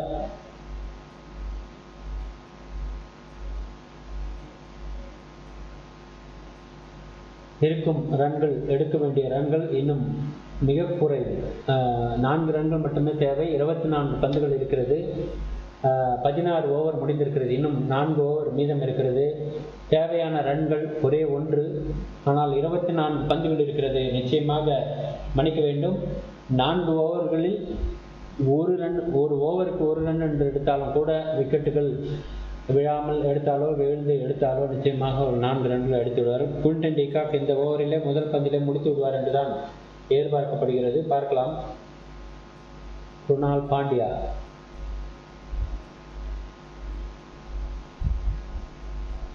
தூக்கி அடித்திருக்கிறார். 1 ரன் மட்டும் கொடுத்திருக்கிறார்கள். இன்றைய பொறுத்தவரை தென்னாப்பிரிக்கா மிகச் சிறப்பாக விளையாடி இருக்கிறார்கள். ஒரே ஒரு விக்கெட்டை மட்டுமே இழந்து இந்த வெற்றிகளை பெற்றிருக்கிறார்கள் என்பது முக்கியமான ஒரு நிகழ்வு. தொடர்ந்து பார்க்க இருக்கிறோம். இன்றைய பொறுத்தவரை நிச்சயமாக தென்னாப்பிரிக்கா மிக சிறப்பாக விளையாடி இருக்கிறார்கள் என்பதில் எந்த மாற்று கருத்தும் இல்லை. ஒரு விக்கெட் மட்டுமே விழுந்திருக்கிறது. இந்திய அணி நிச்சயமாக மிகப்பெரிய மன அழுத்தத்திலே இருப்பார்கள். இந்த போட்டியில் வெற்றி பெற வேண்டும் என்று நினைத்தாலும் வெற்றி பெற முடியவில்லை என்பதை இன்னும் எடுக்க வேண்டிய ரன்கள் 3 ரன்கள் மட்டுமே. 22 பந்துகளில் 3 ரன்கள் எடுக்க வேண்டும். அதை குவிண்டன் டீகாக் மிகச்சிறப்பாக அதை வெளிப்படுத்தியிருக்கிறார் என்பதுதான் நாம் பார்த்திருக்கிறோம்.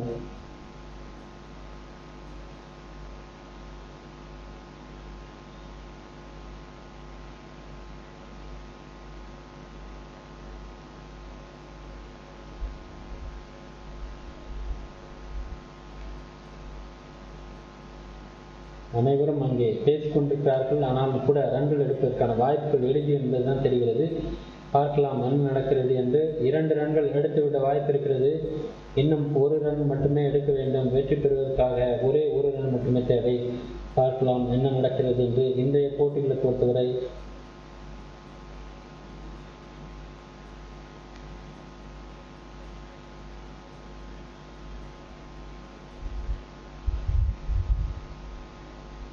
இரநூறு ரன்களுக்கு மேல் எடுத்திருந்தால் நிச்சயமாக இங்கே மிகப்பெரிய அழுத்தங்களோடு இருந்திருக்கும். ஆனால் வெறும் 134 ரன்கள் என்பது அவர்களுக்கு மிக எளிதான ஒரு இலக்கு என்பதுதான் தெரிகிறது. பார்க்க இருக்கிறோம். எஸ்டிவி தமிழ் சேனலோடு தற்போது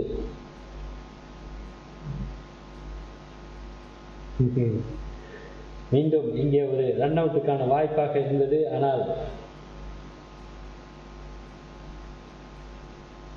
ரவீந்திர ஜடேஜா மிகச்சிறப்பாக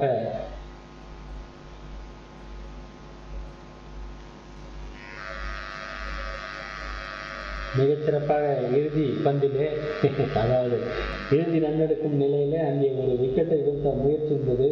ரன் அவுட் ஆக்கியிருக்க வேண்டும். அதற்கு பின்னோக்கி வந்துவிட்டார். தூக்கி அடிக்கப்பட்டிருக்கிறது. இந்த முறை 6 ரன்கள்.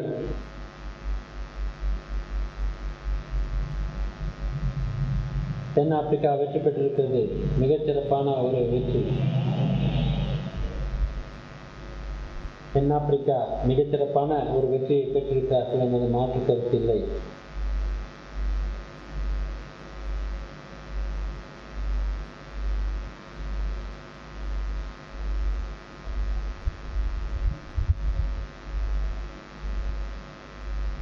குவிண்டன் டீகாக் மிகச்சிறப்பாக பந்துகளை எதிர்த்தாடி கொண்டிருந்தார்.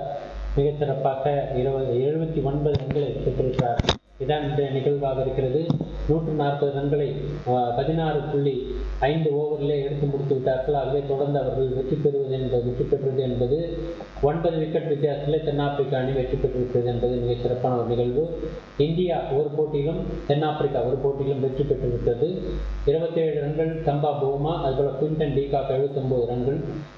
இந்த நிலையில் இந்தியா இன்றைய போட்டியிலே ரித்திக் பாண்டியா எடுத்த ஒரே ஒரு விக்கெட்டை தவிர்த்து வேறு எந்த விக்கெட்டும் எடுக்கப்படவில்லை. இன்றைய போட்டி இத்துடன் நிறைவு பெறுகிறது. ஆகவே அதுபோல எஸ்டிவி தமிழ் சேனல் இந்த நேரலையை இத்துடன் நிறுத்திக் கொள்ள இருக்கிறார்கள். ஆகவே இதுவரை பார்வையாளராக கலந்து கொண்ட நீங்கள் அனைவரும் எஸ்டிவி தமிழ் சேனலை சப்ஸ்கிரைப் செய்து மறக்காமல் எஸ்டிவியினுடைய அனைத்து நிகழ்ச்சிகளையும் கலந்து கொள்ள வேண்டும் அன்போடு கேட்டுக்கொள்வோம். தொடர்ந்து இணைந்திருங்கள். பல்வேறு நிகழ்ச்சிகள் தொடர்ந்து வர இருக்கிறது. இந்த மாத இறுதியில் பல்வேறு புதிய நிகழ்ச்சிகள் வர இருக்கிறது எஸ்டிவி தமிழ் சேனலில். ஆகவே பார்வையாளர்கள் எஸ்டிவி தமிழ் சேனலை சப்ஸ்கிரைப் செய்து மறக்காமல் பெல் பட்டனை கேட்டுக்கொள்கிறோம். தொடர்ந்து பல்வேறு நிகழ்வுகளை நாம் பார்க்க இருக்கிறோம். அனைத்து நிகழ்வுகளும் தொடர்ந்து நீங்கள் பார்ப்பதற்காக உங்களுடைய இன்பாக்ஸுக்கு வரக்கூடிய தகவல்களை வைத்து அனைத்து நிகழ்ச்சிகளையும் பார்த்து ரசிக்குமாறு அன்போடு கேட்டுக்கொள்கிறோம். இதுவரை தொடர்ந்து எஸ்டிவி தமிழ் சேனலோடு இணைந்திருந்த அனைத்து சப்ஸ்கிரைபர்கள் பார்வையாளர்கள் மற்றும் பொதுமக்கள் அனைவருக்குமாக எஸ்டிவி தமிழ் சேனல் அந்த எஸ்டிவி தமிழ் சேனலோட குழு அனைவருக்கும் பார்த்த பார்வையாளர்கள் அனைவருக்கும் எஸ்டிவி தமிழ் சேனலுடைய அன்பு நன்றி வணக்கம். ஜெய்ஹிந்த். மீண்டும் அடுத்த போட்டி நேரலையிலே சந்தித்திருக்கலாம். அதுவரை நன்றி வணக்கம்.